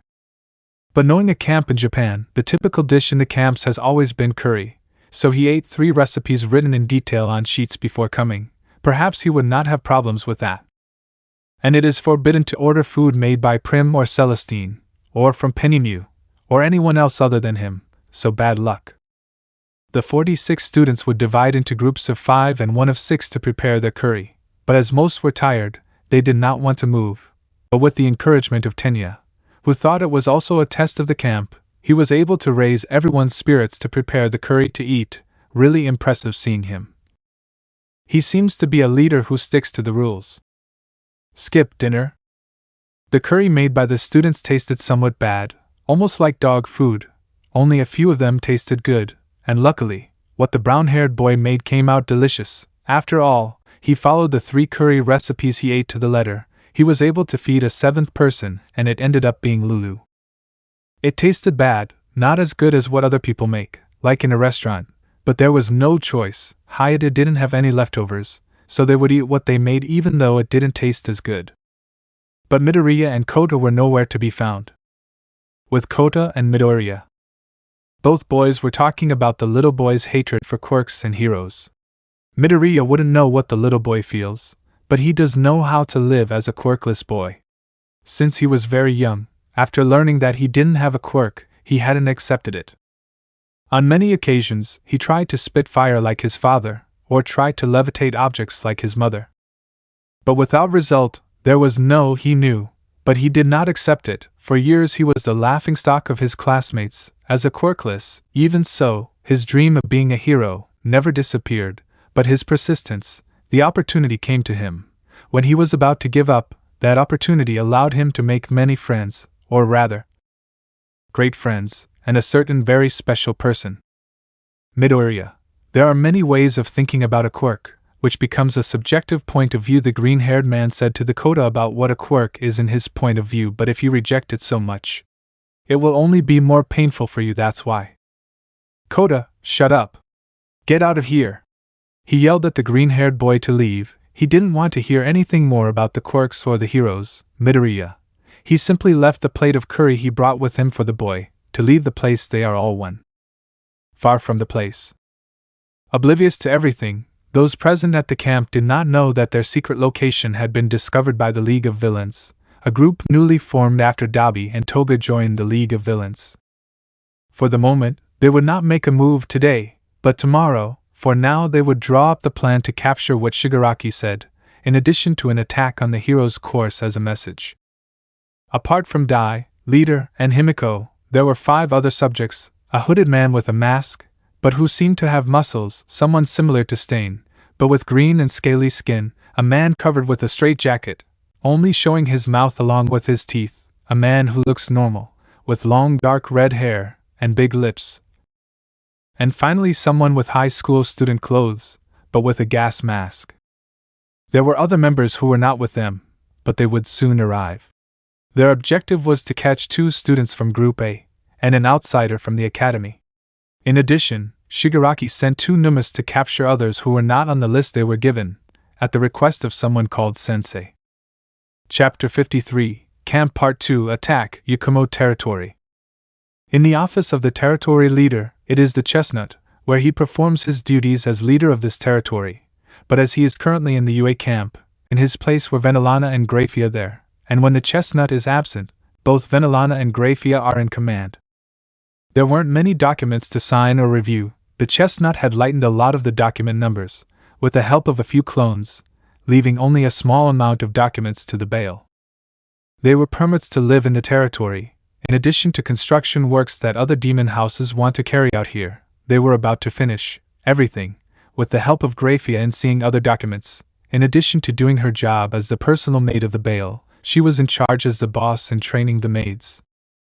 Both women were about to finish the documentation, when suddenly, an unknown voice, belonging to a woman, asked them something. "Is this where that monkey is?" It was the question of a hooded woman, wearing an old robe, who entered the room. Both women were on guard before the mysterious woman. They could not feel her presence entering, they only heard her voice. Who could it be? And what is she looking for? Did she just say monkey? How did she get past the guards? She did not hear any noise. Grafia, show yourself, what are your intentions? How did you get past the guards? Asked the Lucifuge seriously, while her body is surrounded by demonic power. I'm not here to fight, I'm just looking for that monkey on the orders of the Jade Emperor. His guards are taking a short break, said the hooded woman to the 2 women, who remembered something the brown-haired man said. Jade Emperor, that name sounded familiar to the 2 women, who didn't take long to figure out the origin of the hooded woman. The hooded woman was from the world where the chestnut tree previously came from. Will she be an enemy or an ally? If he was sent by the Jade Emperor, would he be the new one, right? They wanted to be sure. The chestnut tree had said that those under the command of the former Jade Emperor are quite strong. Some even refused to accept the new emperor. Venelana. What is the Jade Emperor looking for? The Bail asked the hooded woman, who removed her hood, revealing a blonde mane, a woman with smooth skin, large eyes, a color between black and blue. Xiaochun, the current Jade Emperor's right-hand man, was ordered to deliver a message to the Monkey King, without making a fuss like a battle. My name is Xiaochun, Sakurai-sama's secretary, and I have a message from him for Yakumo Jin. The hooded woman introduced herself to the 2 women present. Apparently she is not an enemy, Sakurai. He was referring to Sakurai Ryo, a friend of the chestnut in his world, and who is the current Jade Emperor, after Ragnarok. If so, there will be no fight. Don't be fooled by Xiaochun's appearance. She may look defenseless, but she is truly someone to be feared, especially in her primitive power form. But even without being in that form, she is just as powerful. Venelana, are you referring to Sakurai Ryo? Asked the Bail, if it was the same one the brown-haired boy told about his past. Xiaochen, the same, answered the blonde woman, age unknown, but has at least 3 digits or more, and for that reason, I want to give you a message from Sakurai-sama. World of Heroes UA Camp, Dirt Field. Third day of camp, hours before what happened in Yakumo territory. Again, everyone trained in the same place as yesterday. Group A trained the same. Doing that for just 1 day was not enough. They had to continue doing the same thing for more days, so that their body would increase its limits, so that their capabilities would be greater. In the same way it was for Group B. Those who had a power or physical quirk in this sense were to fight against the chestnut and tiger, something that was the same as yesterday, but with a difference in the two trainers. That today they do hit the students, something that they didn't do yesterday. They only dodged or evaded their attacks so that they would hit other of their classmates, and boy do they hit hard. And it must be said that Monoma still couldn't touch the brown-haired boy to copy his quirk, so he simply used his classmates to form his play. The brown and the professional did hit quite hard. It really hurt, but as their master Blood King says, if it doesn't hurt, you don't learn. Aizawa would be in charge of the boys who failed the practical exam, such as Kirishima, Sato, Mina, Kaminari, Siro, Uraraka and Aoyama. Although the latter two had passed the practical exam, they had been on the verge of failing, so they were included. And about Siro, the boy from the tapes, although his test was passed. The point is that he did nothing during the exam, leaving everything to Mineta, being sleeping, the first thing he did because of Midnight's quirk. In a way his performance reflected as a failed one. After all, the 5 young people, this afternoon, would have their theory classes again with Aizawa. Something they have to do to improve. They were in last place. They had to improve their grades. Passing is not enough. They were quite dreamy. The extra classes for the 5 of them yesterday really lasted until 2 a.m., while at that time, everyone was sleeping peacefully, and they were students, not even in the exams, a real nightmare. For some reason the same black-haired boy said that it would be hard before starting with the classes. While the rest of the masters, such as Azazel, Midnight and Pennymew, take care of the rest of Group A, even more so for the 2 women, while Azazel himself is enjoying a good glass of wine. While looking at his tablet, having an open file, which says the following, Cozy Eye Project, a small experiment that he has been investigating for a good while since he started teaching at UA. And apparently they were doing some calculations for the design of a small device. While Blood King supervised his own group, more than supervising, he watched as each of his students received a beating from the 2 trainers. Apparently there were good results in the opinion of the professional. On Midoriya's part, who stopped fighting against the brown-haired boy for a moment to talk to Aizawa about All Might, they wondered if he would come, or rather the rest of the teachers. Which is very unlikely, there were already enough teachers. But simply that the symbol of peace is the target of the villains, its presence would be a danger to the students. This place was secretly mentioned in the teachers' meeting. No one but them knew that they were in this place, and it had to be left that way. A notice given by Pixie Bob to all students, that tonight they would do a test of courage between classes, translated, how to scare the opposite class. They had to let the students have some fun. After seeing them train hard, they had to put some games as if it were a normal camp, even though being a game that is part of a camp. Not many like things that are scary. Instead of getting excited, it was more scary than anything, although it seems some like the idea of having fun in the dark, normal things in a camp, in Japan of course. Skip afternoon, 6 p.m. Today's training had ended. Once again all the students gathered together as yesterday in a group to make dinner. It was the same, curry. Everything was ready, only the dishes were missing. But just at that moment, the chestnut received a message through a magic circle. It was Grafia who had contacted him, and apparently she needs him to talk about an important matter in her office, in her territory. No one had seen the magic circle appear, since the brown-haired man covered his ear with his hand. He wondered what the matter was, but the woman simply said that the person looking for him was called Xiaochen, and the brown-haired man quickly found out who it was, so he would go. The brown-haired boy told this to the girls, and she said she would accompany them, except for Prim, since she would stay with Momo, Kyoka and Izumi. The 2 students from Class A cooked, not very well, so she offered, like the good friend that she is, to help them cook today's curry. Luckily he no longer had that tracking bracelet. It was no longer necessary for him to wear it, and it seemed like they wouldn't eat the curry he made, so he gave it to Kirishima, who couldn't have been happier. It smelled better from the curry his group made, it would be rude to waste it. Chestnut, Serafal, Ravel, Leifi, Ophis, Kunu, Pennymew, Celestine, Lulu would go, so they informed Azazel about this, that they would go to the underworld for an urgent matter, and needed the former governor to cover for them that they would be gone for a while. And instead of doing what the chestnut asked, the fallen one said that he would also go to the underworld, since he had something to talk to Ajuka about a project that is on his tablet, which ended up him joining the group to go to the underworld. But who will be in charge of covering them? Well, no one, since Azazel himself said he had something important to talk about with most of the residents of the Hyoudou house, and that they should not interrupt them, so they will go to a private room to talk about this. He said cautiously that they did not want interruptions. I do not know how clear it was to the other teachers or students. In short, they did not want any interruptions until they left the room.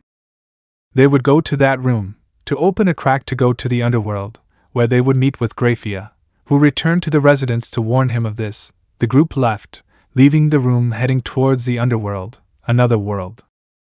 DXD world, underworld, Yakumo territory. The group appeared right in the office, where the Baal and the Lucifuge were, along with Xiaochen, sitting on some furniture that looks quite sophisticated, but not before leaving Azazel in the laboratory where the Ajuka spends more time than in his office as a Mao. The group met with Venelana and Grafia to talk to the guest. The brown-haired man recognized the woman. It was her, the right hand of his friend, who were taking some selfies, removing a few drops of sweat from those present, to which Venelana said that she was taking pictures of himself for a long time. The blonde, seeing that the person she was looking for had arrived, sat down politely. It was him. Who else would use a massacrara to sleep during the day, unless it was for sleeping? No one else but the monkey. Xiaochen, why are so many women accompanying you? Was the first thing the former bishop asked the chestnut tree, besides feeling that the chestnut tree's energy, or chi, was somewhat different, as if it had something else in it. Another thing is that the women present, with the exception of a chestnut tree loli, carried a certain energy of the chestnut tree in them. Before they could respond, the chestnut tree, Serafal's cheerful attitude, spoke for all of them. Serafal, we are a couple of Issei-chan, exclaimed the Mao, answering the blonde's question, although for the newcomers they still do not know who the woman in front of them is. Xiaochen, upon hearing that, was quite surprised. He thought that monkey was just a musclehead, who thinks of nothing but fighting, and now he is standing before him, after 8 years searching for his whereabouts, of which 4 years were spent on the theory of other existing worlds, beyond the realms, written by the same previous Jade Emperor. Xiaochen, wow, I didn't expect that, and even less from a dumb monkey like you, said the blonde, who seemed to know that he had several partners. I always thought it would only be with Asahina-san. Issei, well, many things happen, hee, but what do you mean by Yuki? Xiaochen, nothing, forget it. But going back to what I came for, I came to give you a message from Ryo-sama, said the woman, handing over a package that is a wooden box, small, about 20 centimeters high and 15 wide. The chestnut opened the box, to find 2 objects, a letter inside an envelope, and a photo of him and his grandfather. It was taken when he was very small. He couldn't help but smile when he saw the photo. Issei, how are Grandpa and the kids? The brown-haired boy asked the blonde. He was excited to know what had become of them. Xiaochen, everyone is fine. They have been looking for you for several years, until they found your whereabouts. Mr. Dushin has been training in the mountains for several years. Sakurai-sama and Takatsuki-sama have done their duties as king and queen. In the last 8 years, many people with the ability of borrowed power have emerged. And General Asahina wants to beat you up when she finds you, she said in summary to the brown-haired man, about how the people closest to him were, but changing the subject. Tell me what has become of you, said the woman. She had to give her leader a report of the search objective. Penemu, before we start, may I know who you are? The cadre asked the blonde. The same was true of the rest of the newcomers, apparently Venezuelan. Grafia and the brown-haired girl knew her. Xiaochen introduced himself again, as he did with Venelana and Grafia, to the new arrivals, and then began to hear what happened to the monkey in these 8 years of disappearance, in addition to him reading the letter, with messages from Akane, Ryo, and Yiki. World of Heroes UA Camp?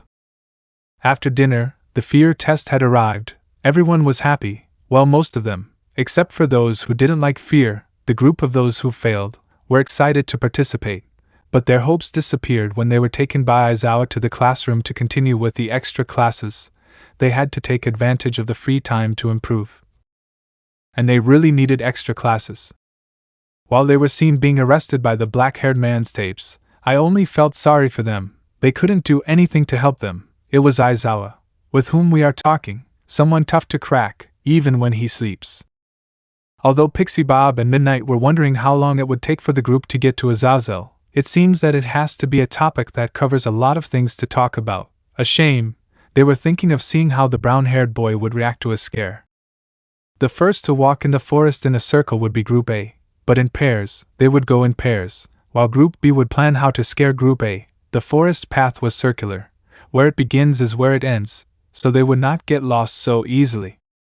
After that, it would be the other way around. Group A would scare Group B. It's that simple. They would give a time limit for each group to get ready. Every 3 minutes a group would go to the end of the exit, for a plate with their name, and bring them back, no contact. And the winning group would be the one with the highest number of plates brought back. The class that wets the most pants with their horror creativity will win. These were the words of the Hussycats, with their exaggerated way of introducing themselves, and as always, Ida is the only one who still thinks this is also a camp test.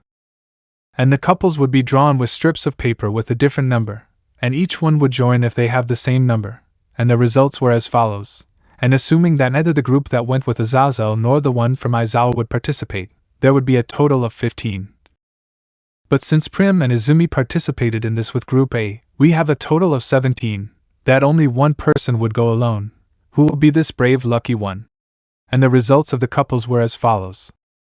1 Tokoemi and Shoji. 2 Bakugo and Todoroki. 3 Kyoka and Izumi. 4 Momo and Prim. 5 Uraraka and Tsuyu. 6 Hagakure and Aoyama. 7 Mineta and Ojiro. 8 Tenya and Koda. 9 Midoriya. And the lucky one left alone is Midoriya. Whether by bad luck or good luck, it was normal for one to end up. The blonde heroine had said it from the beginning. The heroes present were only the Hussycats with the students. Even though both Momo and Kyoka would have liked the brown-haired boy, it wasn't bad with a friend, they thought in their minds. While Aizawa was teaching the 5 failed students in the class, along with Blood King in the same classroom, and his only failed student, Monoma Nito, despite outwitting the 5 failed students, he was worse off, being the only one in his class who did not pass. While Midnight, the woman, was on the 2nd floor balcony, right in front of her view of the forest where the 2 groups' scary competition would take place. She was sitting on a chair, next to a table, with a drink and binoculars.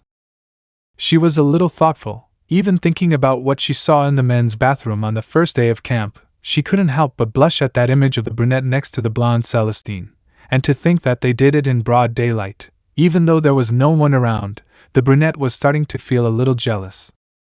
She didn't know how to explain it, but on several occasions she could notice something in the brunette, as if he wasn't really a normal young man.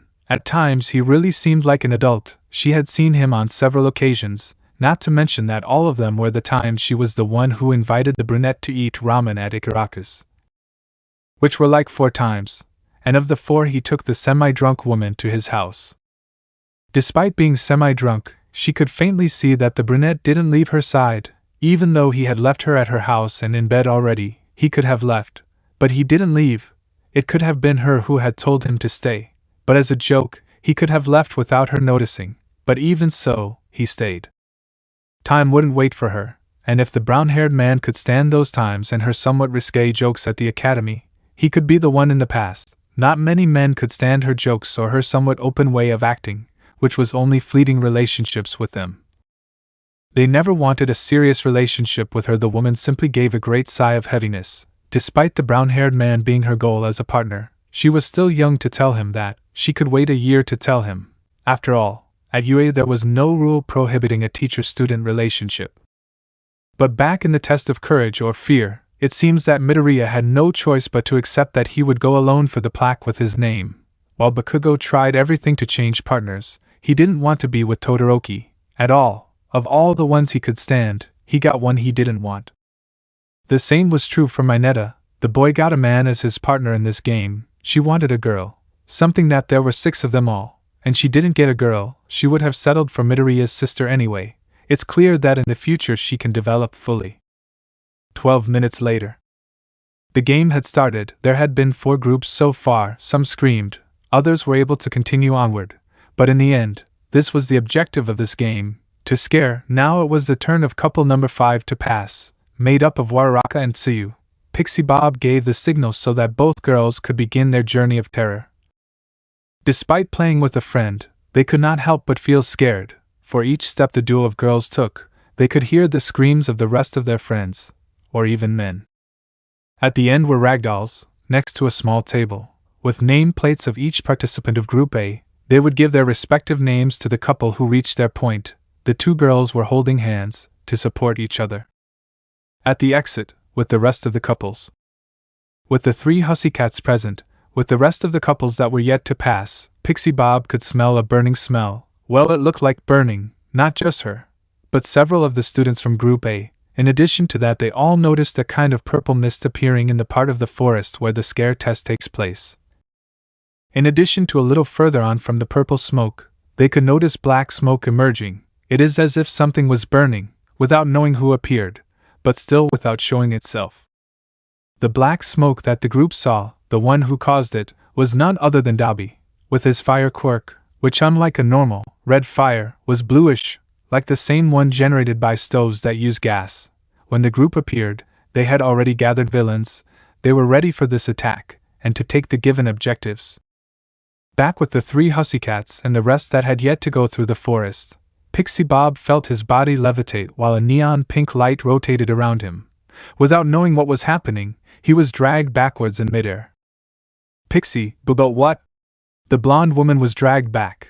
Her voice alerted everyone present, watching her as she was taken back by a neon pink light, without being able to react in time to catch the woman. The purple mist that puts anyone who enters breathing with it into a sleep was created by the person who came with Daby, high school uniform, with a unique oxygen helmet to a tank of the same. The villains begin with their surprise attack. His name is Mustard, a villain belonging to Daby's team. All the villains were in their positions, even the 2 armed Numa that Shigaraki said to take them. The villain show has begun. The League of Villains Vanguard Action Squadron condemns them. Pixie Bob is knocked out on the ground, with traces of blood coming out of her mouth and head. Her visors are broken by a blow from a blunt object wrapped in white cloth that is currently on the woman's head. I'm sorry, but this poor kitten would be a hindrance. A male voice with a feminine touch spoke, the same one who knocked out the blonde. Knockout falls short. He simply struck a blow that left great damage to the head. Everyone present, many stepped back, while the 2 standing Hussycats, Mandalay and Tiger, stood between the students and the 2 who appeared to be villains. Protecting the students is their priority. This place was supposed to be secured, a secret location, but why are there villains here? In front of the UA, there were 2 villains, Magna, a man who looks like a normal person, but with several serious crimes, Spinner, a villain with scaly skin with the appearance of a humanoid lizard, seen in a certain way the same as Stain, long pink hair combed back. Midoriya wanted to go to help, but they were stopped by the 2 professionals, both of whom couldn't let a student get hurt, much less in a real fight. But he immediately remembered 2 people, Koda and his sister. He didn't know which one to go look for, a hard decision, really, but he had to choose one of the 2, his sister or a little one. Koda, nobody knew about that place where the boy is, only him. His sister, she was with Kyoka. Perhaps they already realized this, and were already leaving. After all, there is another heroine nearby. The little one was the priority. In the cabin, Midnight could see how a strange purple smoke emerged from the forest, as well as blue fires. A telepathic message from Mandalay reached the minds of everyone possible at that moment. -2 villains are attacking us. There may be more. Those who can, go to the camp. Even if you find one, retreat and do not attack. It was what the leader of the Hussycats said. Nemuri prepared to leave, and at the same time meet with the group that is with Azazel to tell them what things she has to do. The same was true for Aizawa and Blood King, who were in a classroom giving extras to the failed students. everyone present received the notice from Mandalay and became alert to the attack. The black-haired man was running until he met Nemuri in the hallways to leave. She seemed somewhat worried. "Midnight, Azazel and the boys are nowhere to be found," exclaimed the woman. She had passed by the room where they were supposed to find Azazel, the brown-haired boy and the girls, but the opposite was true. There was no trace that the room had been used. Aizawa found what Midnight said strange. He tried to talk to Azazel with his communicator, but he hadn't been able to contact him. Very strange. Just at a time like this, the group he led disappeared like Midnight said. He would think about that later. He had to take care of the main thing, protect the students and stop the villains. Both teachers left the cabin, finding traces of burning not far from them. They could notice how the black smoke came out between the dawns. "Aizawa, TZK, this is bad," he said to himself, seeing the situation of the forest, the same direction where the students are, and next to him was Midnight, equally worried. "Does your concern have precedence, Eraser?" A voice spoke next to the black-haired man, who both professionals turned around, meeting Daby, who extended his hand pointing at the two heroes. And before they could do anything but look, they were both consumed by the villain's blue fire. "Daby, don't get in my way, Pro Hero," said the villain with patches stuck to his skin, as if he were cooked. "They are not what we want." With Midoriya and group.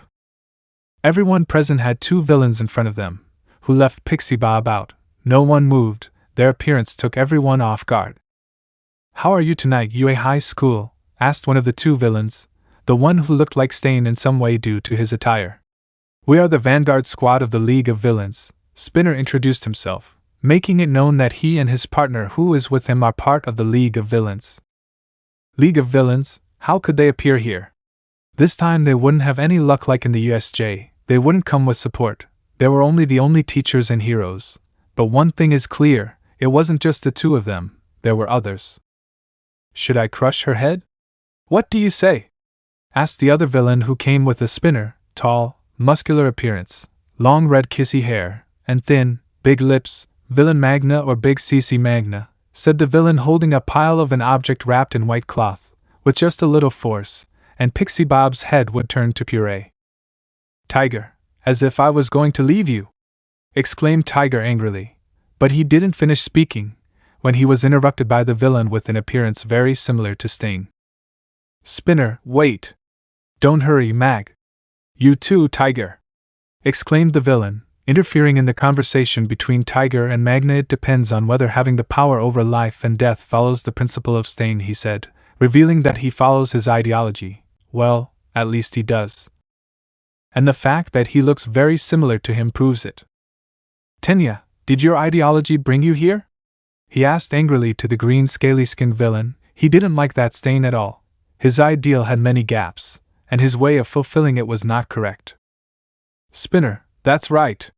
he exclaimed without hesitation. "I am," before saying, he recognized Ida Yu, the one with glasses. "If I remember correctly, you're the one who finished off Stain in the city of Hosu. Well, along with a brat who looks like a magical girl. But well, I'll find him later. But first," he said, starting Asako one of his swords that he carries on his back, a really big one wrapped in ribbons, which quickly showed itself to be hundreds of sharp weapons joined together, making it look as if it were a sword with thousands of peaks. "Sorry for the delay. I'm Spinner, the one who will make Stain's ideology a reality." "Tiger, I don't care, bastards," said Tiger with a threatening voice at the presentation of Spinner. He was the only one specialized in hand-to-hand fighting, the one with the best resistance, even more than his leader Mandalay. He would not forgive whoever hurt his companions. "That woman over there recently began to worry about getting married. She did what she could to find happiness as a woman despite her age. They can't damage her face." He explained his partner's objective, his partner's dream as a woman, while his cat gloves showed sharp claws in each one, and staying there laughing is not considerate. He exclaimed, really angry. "Spinner, what hero tries to be happy like a normal person?" exclaimed the copy of Stain, launching into the attack. What Tiger said seemed so ridiculous that it made him laugh. Mandalay told Tiger that she had passed on instructions to all the teachers she could, and that the students should let him take care of Ragdoll, while she and Tiger took care of these two in front of them, and the students with them should go back to the cabin. "She doesn't have permission to peel," Tenya was in charge. Everyone left, But Midoriya stayed. He would catch up with Ada and the others, to tell Mandalay something. Madale! I know where it is! The green-haired man exclaimed, referring to Kota. With Kota. Kota! Do you hear my telepathy? Go back to camp, I'm sorry! I don't know where you usually go, sorry Kota. I can't save you! Come back as soon as possible. The telepathic voice of his aunt sounded in his head, the desperation and pain could be noticed in her. He didn't know where his nephew always went, but in a moment like this, he could only send him a message and tell him to return to the cabin as quickly as possible. He prayed to God and the little boy's parents that he was fine, without any harm. The little boy listened to everything his aunt said, but he couldn't escape. He stepped back. Every step he took back, the man in front of him took the same number of steps. He felt scared. He didn't know what to do with that man in front of him. A tall man, who was approximately 2 meters tall. From his voice it was possible to know that he was a man. He was wearing a black robe, with a hood and everything, a white mask that covered his face, with 8 points distributed on it. I wanted to look for a place with a good view, said the hooded and masked man approaching the little boy, who couldn't move anymore out of fear, and I found someone who wasn't on the list. You have a good cap. Kid, trade it for this silly mask. They made me wear this thing because I'm new. The man began to take off his mask, revealing his face to the little boy. Kota knew very well that he was a villain. His aunt told him who knew about this place, and this guy in front of him doesn't look like any of the people his aunt mentioned. Saying that the shipment did not arrive on time, taking off his mask, the boy started running, screaming, "Hey!" The feet of the mysterious man were strongly marked, as if his muscles were going to break his clothing. In a quick movement he propelled himself until he was in front of the boy, then his right hand rebelled to be someone muscular. Seeing how he creates muscle fibers, becoming like a kind of armor made of it. Let me have some fun before I start working, exclaimed the man, who no longer has the mask, revealing his face. Kota, seeing that face, couldn't help but a memory came to his mind, a news that talked about his parents, with the title of Assault and Murder of the Hero Couple. They talked about a certain death of 2 professional heroes that he knew very well, about how a criminal ended their lives coldly, the criminal who was never captured. That same criminal in front of him, at this moment, the same one who ended the lives of his parents. He clearly remembers his face, a wound on his left eye against his parents. It was the same guy, now in front of him. His heart was beating 1,000 times an hour with fear. While tears came out of his eyes, he was in front of the guy who killed his parents. Dad, Mom. The boy saw how muscle tissue formed on his skin, until he had a super powerful appearance. In addition to seeing how the subject quickly sent a fist towards him, he began to close his eyes to die. Full call 20%. A greenish flash took over the boy, causing the attack to hit the ground. The person who saved the boy from that attack was none other than Midoriya Izuku, who was barely able to avoid being hit by that guy. The green-haired man rolled a little due to the impact of the wind that was created. The blow had grazed the green-haired man's back, and he had also dropped his cell phone, so there was no way to call for support. "Huh! You're on the list," the guy said when he saw the green-haired man. Midoriya had come to avoid meeting a villain with Kota, but he couldn't believe there was one here already. His cell phone was broken. He didn't tell anyone that he came to this place, so he can't wait for reinforcements to get here. Like in the USJ, there is only the villain in him. He had to do something about this villain. Could he do it at the same time as protecting someone? In the USJ, he had no one to protect nearby, just help all might. With Stain they fought together with their companions who covered their backs. The disadvantage this time was enormous.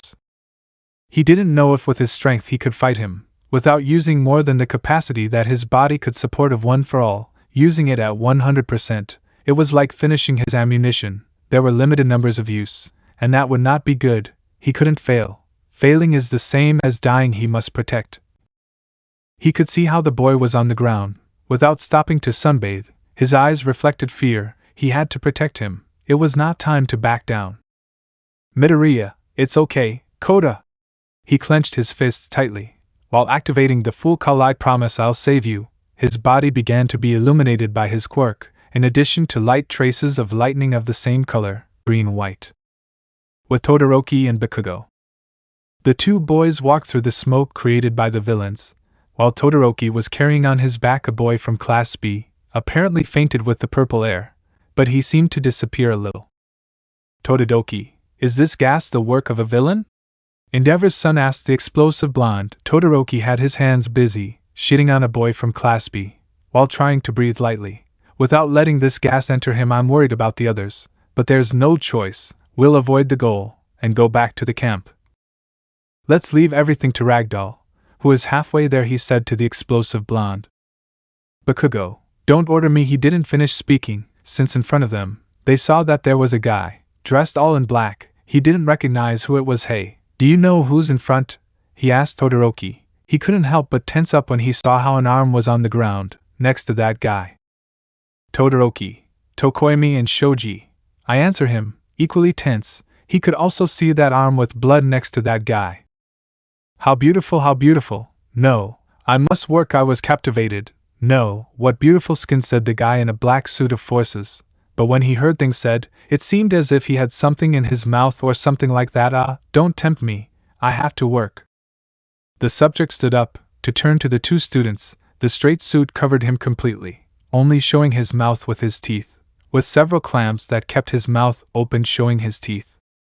With Mandalay and Tiger. The two professionals now fought against the two villains. The woman fought against the copy of Stain, who tried to give a short against her. Spinner, false heroes who only care about themselves are targets to be eliminated, he exclaimed, cutting the woman, but only hitting her in the air. The woman did not let herself be cut. She was very agile. Her quirk did not give her much support in combat, so she has a well-trained condition, just like a cat, equally agile, or as in this case, a cat. Mandalay, Spinner, even though you're a villain, I think you're cool. Your face is my type. The woman activated her quirk to send a telepathic message to the villain, with a somewhat flirtatious voice. After the quick message, she quickly launched herself again with the villain. Spinner, upon hearing this message, couldn't help but blush at the heroine's comment. He was just about to launch another attack with his great sword with hundreds tied to it, losing focus, losing sight of the woman. Mandalay, why are you ashamed? The woman asked seriously. She took advantage of the distraction she created to approach the villain to attack, attacking with her retractable claws equipped in her gloves, to again take distance. Spinner, that was a dirty trick, Rame. He exclaimed angrily, for such a dirty trick, that not even he as a villain would do it. But the fight between her and the copy of Stain was interrupted when the same pink neon energy surrounded the woman, making her levitate, quickly levitating towards the direction of the one who created that, Magna. Before the woman could hit the villain with her cloth-wrapped weapon, Tiger struck the villain hard, preventing him from attacking his partner. Mandalay fell to the ground, slightly shaken by the impact, while the two transgenders, Tiger and Magna, exchanged blows. The hero was able to identify the villain he was fighting. Real name Hikishi Kenji, villain name Magna, 9 counts of theft, 3 counts of murder, and 29 attempted murders. Every bit of the villain's information was revealed by each hit from the hero, but in every single one, the villain dodged it, until the last one, when he took the hero's uppercut with both hands. Tige, why did you come here, criminal? Mandalay, Tiger. Something is wrong. I have no response from Ragdoll, said the woman to her partner, while trying to communicate with the other Hussycats, without signal, all while Spinner went towards her quickly. You should have answered already. Magna, why would that be? He asked in a funny way, without giving in to Tiger's strength. Let me know in the comments below if you guys want the next part. Also check out my other video that has been shown and left. Thank you for watching. If you enjoyed this video, please like and share this video. And have a fantastic day. Bye.